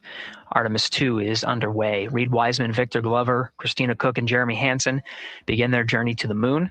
Still milestones to come up as we await solar array deploy and the critical burns that will get Integrity into high Earth orbit around the Earth before engines are fired to get us around the moon. We'll keep tabs on Integrity and its crew from here in Mission Control Houston. But for now, we're going to send it back to you, Megan and Nicole at the Kennedy Space Center. Very jealous to hear how the launch experience was over on the Space Coast. Yeah, Gary, if people are just joining us, welcome back to the Space Coast, where we just saw Artemis II lift off 14 minutes ago. And wow, what an amazing launch, and an emotional one, too. As soon as the rocket lifted off, Nicole, you had tears in your eyes. I had tears in my eyes. And we had all these people around us cheering. It was amazing. Yeah, the energy was wonderful. I mean, it was a beautiful launch. We've got 4 friends and family members headed to the moon. It's pretty amazing. Yeah. How does that make you feel as someone who, is an astronaut as well, but also, as you said, friends? Yeah, so proud of them. Man, we don't have the words in the English language to describe this kind of an event, and pride, love, so many emotions. They are truly breaking some barriers, and hopefully, as Gary just said, they've got a long day ahead of them. So wishing them well on everything. But so far, what a beautiful launch to watch. Yeah, to be returning to the lunar orbit in more than 50 years. Maybe they go farther from Earth than any other humans before them. Maybe they see parts of the moon that we've never seen before. I mean, what a great start to what could be all of these milestones that we break in just a 10-day mission. Yes, what a way to welcome in the Artemis generation. Yeah, how do you feel? I mean, we saw some beautiful shots we were covering of course, the rocket, of course, the Earth falling away as we continued up into our ascents, but also some of those crowd shots where we saw young and old, just emotional, overcome by this history-making moment. Man, we are going back to the moon for all, and we saw that today. We saw that in all the crowds. And yeah, you guys just saw that view, the sunrise or sunset, I guess. They just made it over the crest of the Earth, and you could see the sun peeking over. One of my favorite views from space, and I can't imagine what they're looking at now, and I can't wait to see what they're looking at in about 5 or 6 days. Yeah, and I know a lot of people are like, you know what, I'm surprised this launched on the first try, because we know, like any little thing, we have to be keeping safety in mind, and we want to make sure we're ready to go. But we were ready to go, and I think it surprised a lot of people.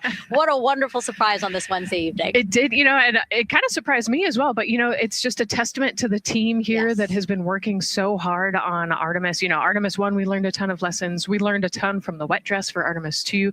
We were able to go in, fix those things. We even had a couple mishaps today, not mishaps, but a couple, anomalies today that the team creatively came up with solutions for. It's just a testament to the teamwork that gets us to the moon. And so we can continue to watch Christina, Reid, Victor, and Jeremy on their way now to the moon in Earth's orbit, and awaiting the next in-flight milestones, deploying Orion's solar arrays. So why don't we get back in with Mission Control and Gary. Hey, thank you, Megan. Again, we're following along in the action. It is a long day. They have a number of procedures they need to get to immediately in their timeline. And Integrity Houston, cross-tie is on board per the ETSI-DEM. We copy, Houston. Thank you.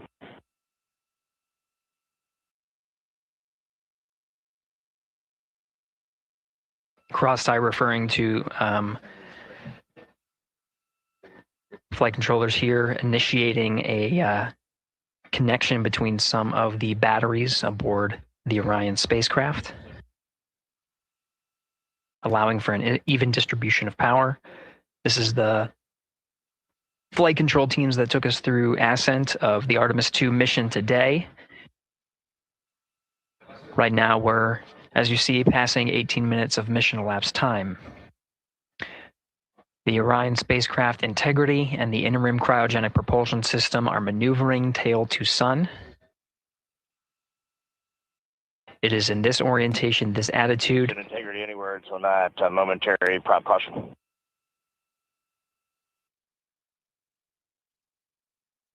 And Reid, no action. We're looking at it.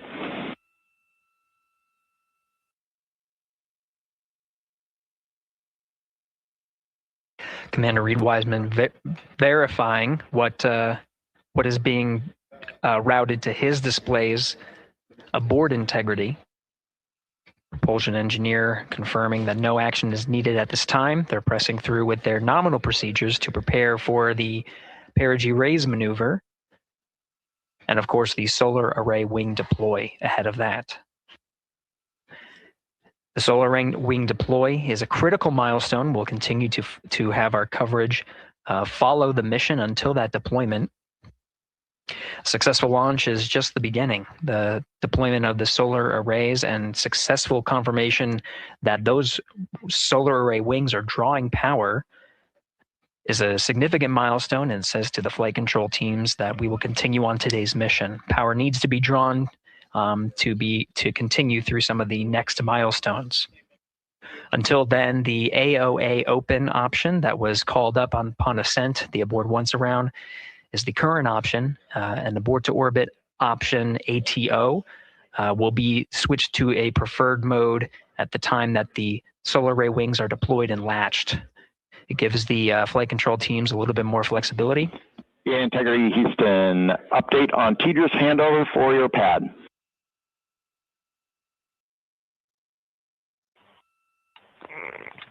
Give us just 1 minute.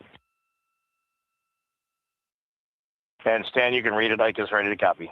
Roger. TDRS handover east to west expected 1 second earlier at 5:1 minutes 26 seconds.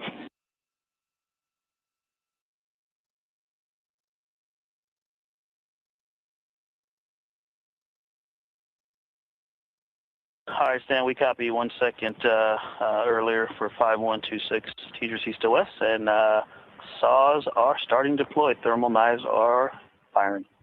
We concur. Thanks for the report.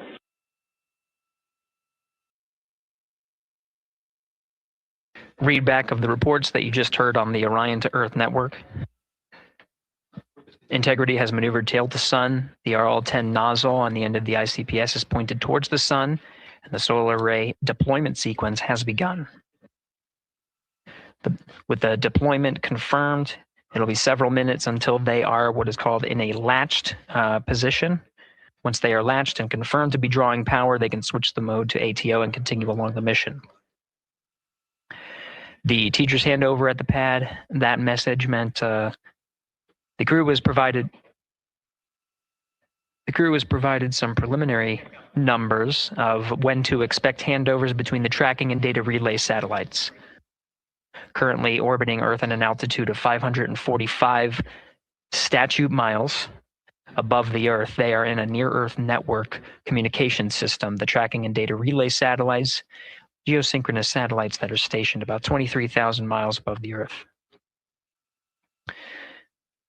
After the apogee raise burn that occurs later today, the burn itself will put them in an altitude that surpasses the range of the tracking and data relay satellites, and they will transition to the deep space network today. And Integrity, for prop messages, we see 2 temperature measurements right near the line. It's that momentary message you saw earlier. We're going to suppress those. It's CM helium heater. This is Mission Control Houston, passing 23 minutes of mission elapsed time into the Artemis II mission.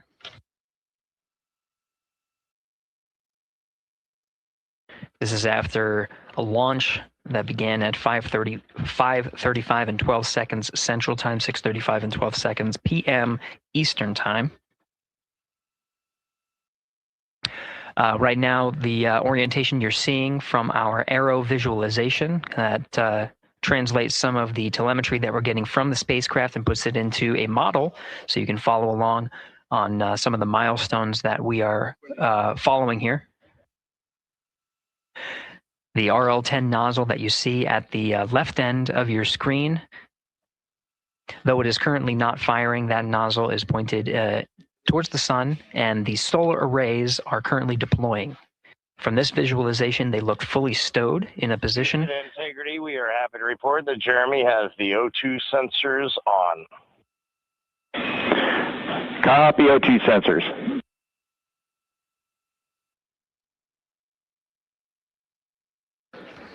Again, Commander Reid Wiseman and pilot Victor Glover overseeing the deployment of the solar arrays.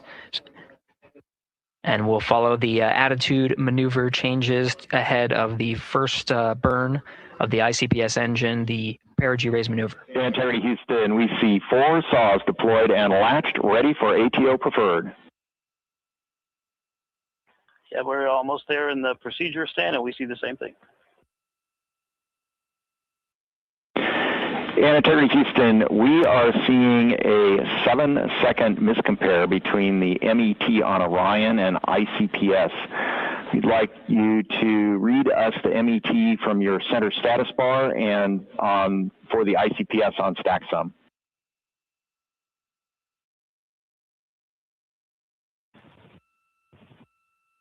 And Stan, we see a absolutely precise alignment. MET 25, 14, 15, 16, precisely aligned with ICPS MET. Copy, thank you for that. We'll investigate a ground issue. And Houston Integrity, ATO preferred set. Copy, ATO preferred.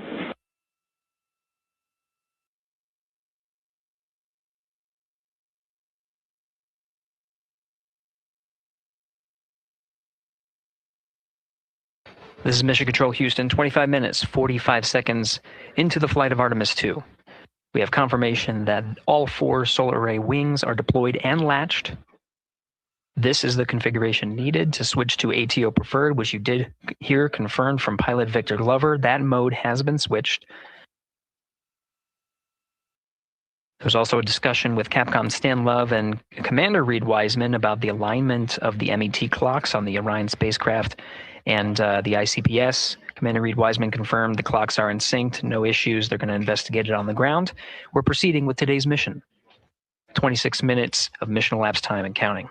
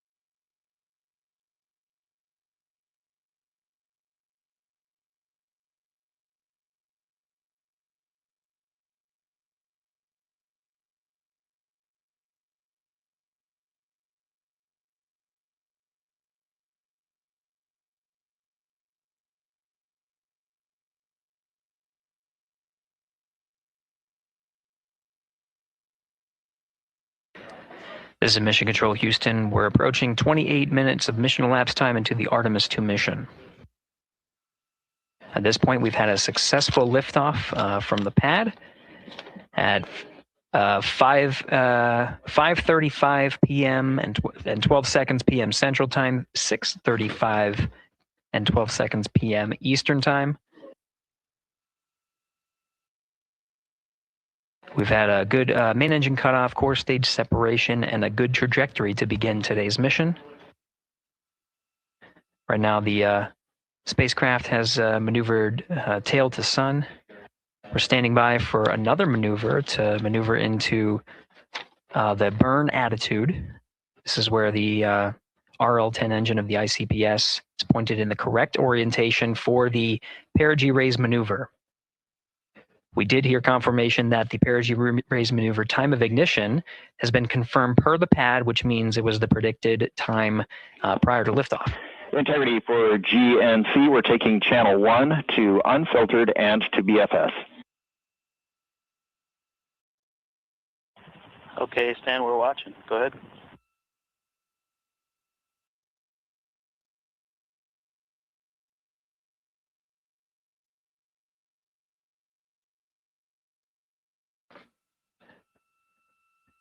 Capcom Stan Love reading up to the crew of Integrity. They will switch the navigation source from channel 1, standing by for confirmation that that switch has occurred. Pilot Victor Glover will receive confirmation when, and as at least watching to confirm that that switch has occurred. Again, the perigee raise maneuver that we're heading towards, not too long from now, we're actually inside 20 minutes at this time from the time of ignition of the perigee raise maneuver. We did have a successful deployment and launched of all 4 solar array wings. This is the configuration needed to commit to the perigee raise maneuver. Of course, flight controllers here in Mission Control Houston will continue to evaluate that everything is good before committing to that burn. The perigee raise maneuver does raise the perigee, the lowest point in the orbit, from 15 to 100 nautical miles. The 100 nautical mile mark is needed to continue in low Earth orbit and hit the target for the apogee raise burn. That will put them in a high Earth orbit for the remainder of the day and set them up for the right position to execute the translunar injection and head to the moon tomorrow. The burn duration of the perigee raise maneuver is 26 seconds. A relatively short burn, but it does raise the perigee and do the job to get into the correct position before firing that main engine on the ICPS. The pad had a TDRS handover. This is the tracking and data relay satellites. East to west, they are geosynchronous satellites that are positioned around the globe. And as Orion makes its way around the Earth right now, above the west coast of Africa, at an altitude of about 923 statute miles and counting.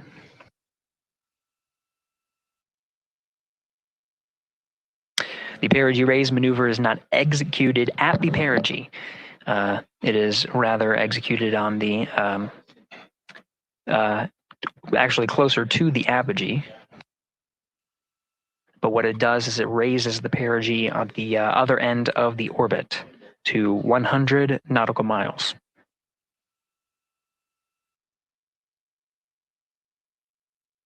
The 26-second duration burn does not conflict with the time that they've reported of the tracking and data relay satellite handover from TDRS east to west. Again, geosynchronous satellites that are used not only by Integrity today, but the International Space Station as well.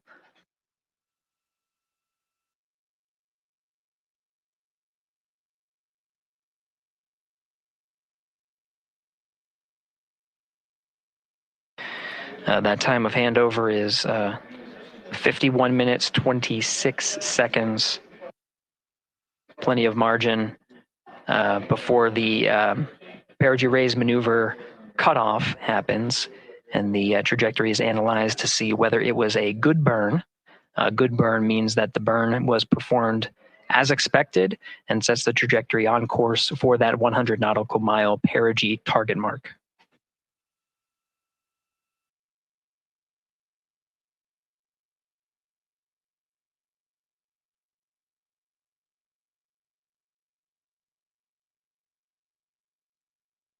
Again, for those sticking with us on NASA Plus and following along on our coverage, we will continue to follow and to cover the mission until,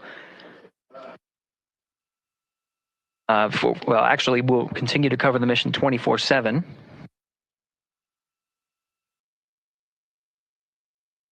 But we'll wrap up our coverage here shortly. And now that solar array wing deployment has occurred on NASA Plus and Amazon Prime. Again, we will continue coverage 24/7 at the NASA YouTube channel. For those that want to see all of the upcoming milestones, there are select times where we will be coming back to NASA Plus and other streaming platforms. You can go to nasa.gov to find the latest on when to find those activities. Given that this is an operational mission, we do want to make sure that we are maintaining transparency in the mission and providing you all the information on what's happening in space as Reid Wiseman, Victor Glover, Christina Koch, and Jeremy Hansen head on their mission around the moon.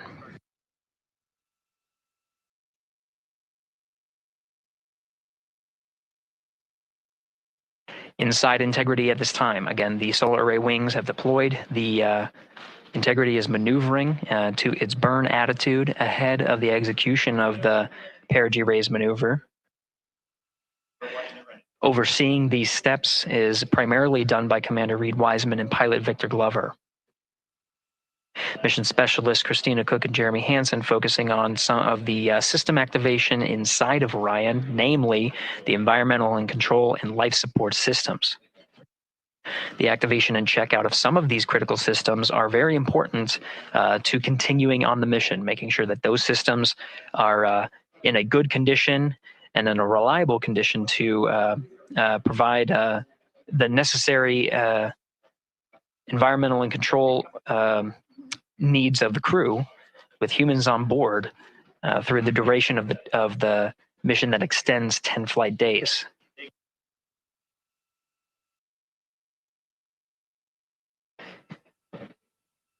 Standing by for an update to the perigee raise maneuver time of ignition. Should be right up to the crew very shortly. Integrity Houston, updated PRM numbers when you're ready to copy. All right, Houston, we are ready to copy. TIG is 2 seconds earlier at 4 minutes, 48 seconds. TIGO unchanged at 26 seconds. 49, 48, TIGO 26.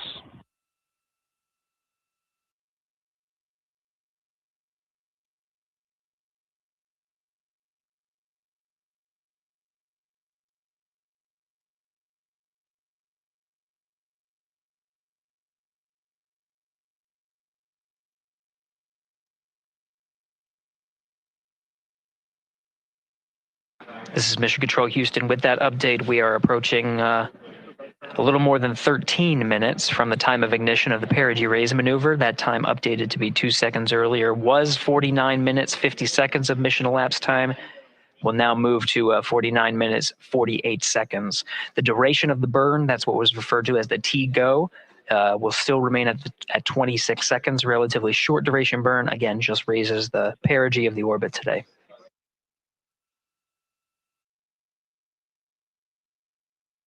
Making sure they hit the mark on that time of ignition is the primary concern of Commander Reid Wiseman and pilot Victor Glover. Mission specialist Christina Koch and Jeremy Hansen inside activating those environmental control and life support systems.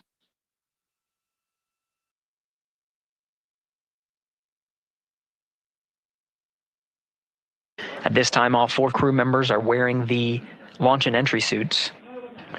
Integrity Houston, for Optimus on the PCD, we have time update instructions when you're ready.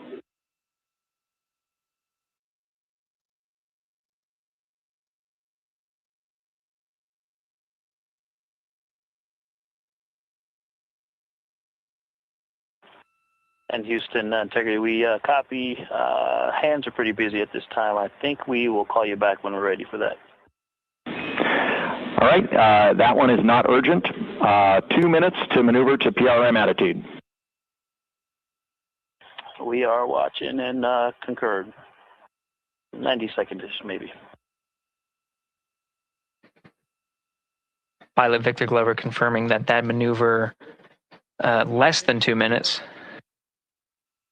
Again, that the point of that maneuver is to point the main engine of the ICPS, the RL-10 engine, in the proper orientation to execute that 26-second burn. It needs to point in the correct position to achieve the goal of raising the perigee to 100 nautical miles.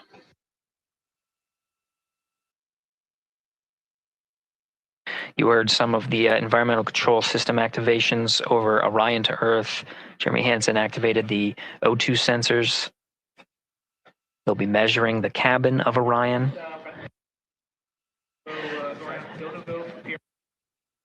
During all of the activations here on the ground in Mission Control Houston, Flight Director Judd Freeling is doing a poll with all flight controllers in the room to see if we are in a go position to go ahead and execute the perigee raise maneuver. Once concluded, Stan Love will report it back up to the crew, and we'll stand by for that.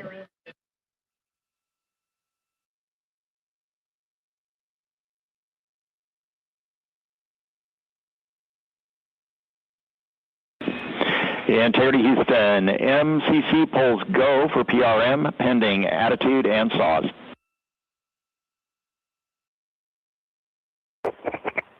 Okay, we copy. MCC is go. Maneuver starting.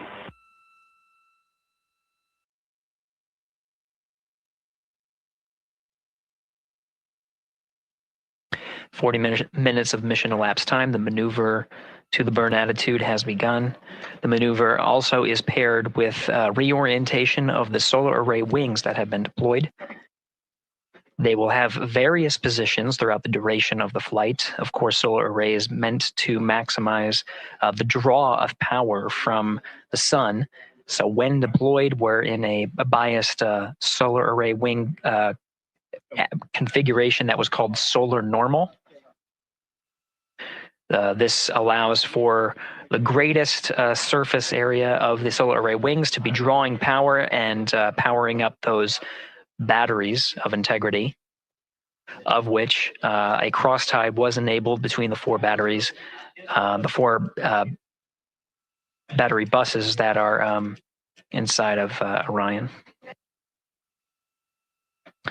However, for the perigee raise maneuver, the solar array wings will be put into a position to take on the loads imparted by the ICPS main engine when they execute the 26-second burn. You can see in the animation here, the solar array wings are in motion, and the attitude is being reconfigured to point the engine in the correct direction, those solar array wings being pointed forward.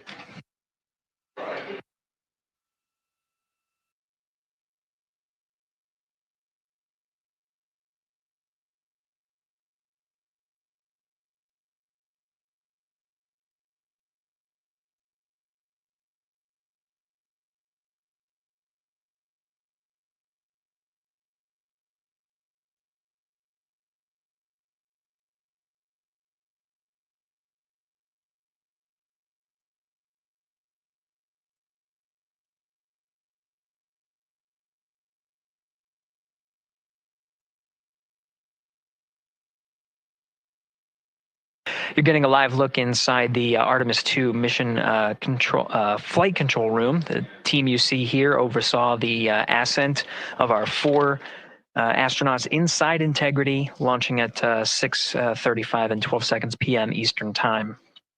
Now, again, this room will be occupied 24 hours a day, 7 days a week, with flight controllers shifting on 3 shifts to oversee 24/7 operations of Artemis II while in flight.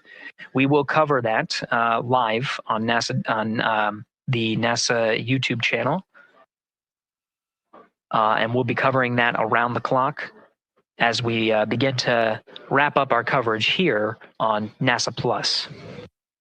Before I do want to send it over to our colleagues at the Kennedy Space Center.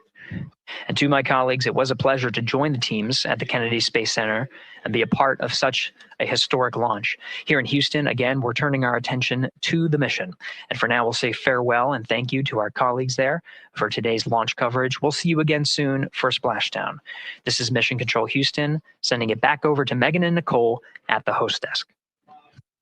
Thank you, Gary. And yes, it was such a pleasure to be a part of this historic mission that started right here at Kennedy Space Center. It was such an amazing sight to be a part of. And now, as Reid Wiseman, Victor Glover, Christina Koch, and Jeremy Hansen begin their journey, we here at the Kennedy Space Center are about to wrap our broadcasts. We'll, of course, though, have 24/7 coverage with our colleagues at Johnson Space Center starting as soon as we sign off, so don't worry. You can follow along our 4 astronauts every minute of their nearly 10-day journey to the moon and back. Nicole, I'll definitely be watching it, and I'm sure you will too. Yes, of course. You know, they just started, right?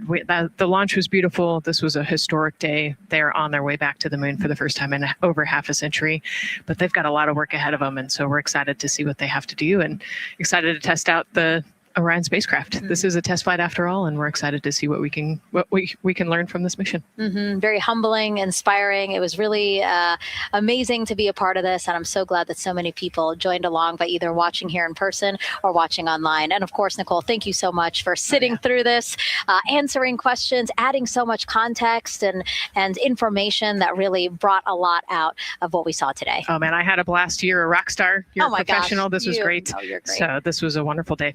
Well, again, thank you so much. And thank you to you for watching at home. You know, tonight we didn't just launch a rocket. We launched the next chapter of human exploration. Our Artemis II crew now on their way back to the moon, and we're taking you with us. So thank you again for watching, and go Artemis II.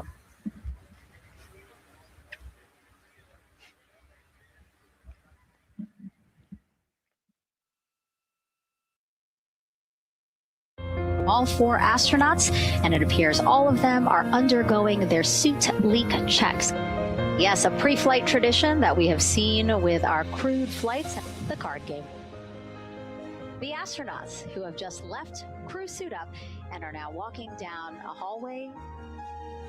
And here they are, NASA's Artemis II crew, taking their first steps outside for their historic test flight.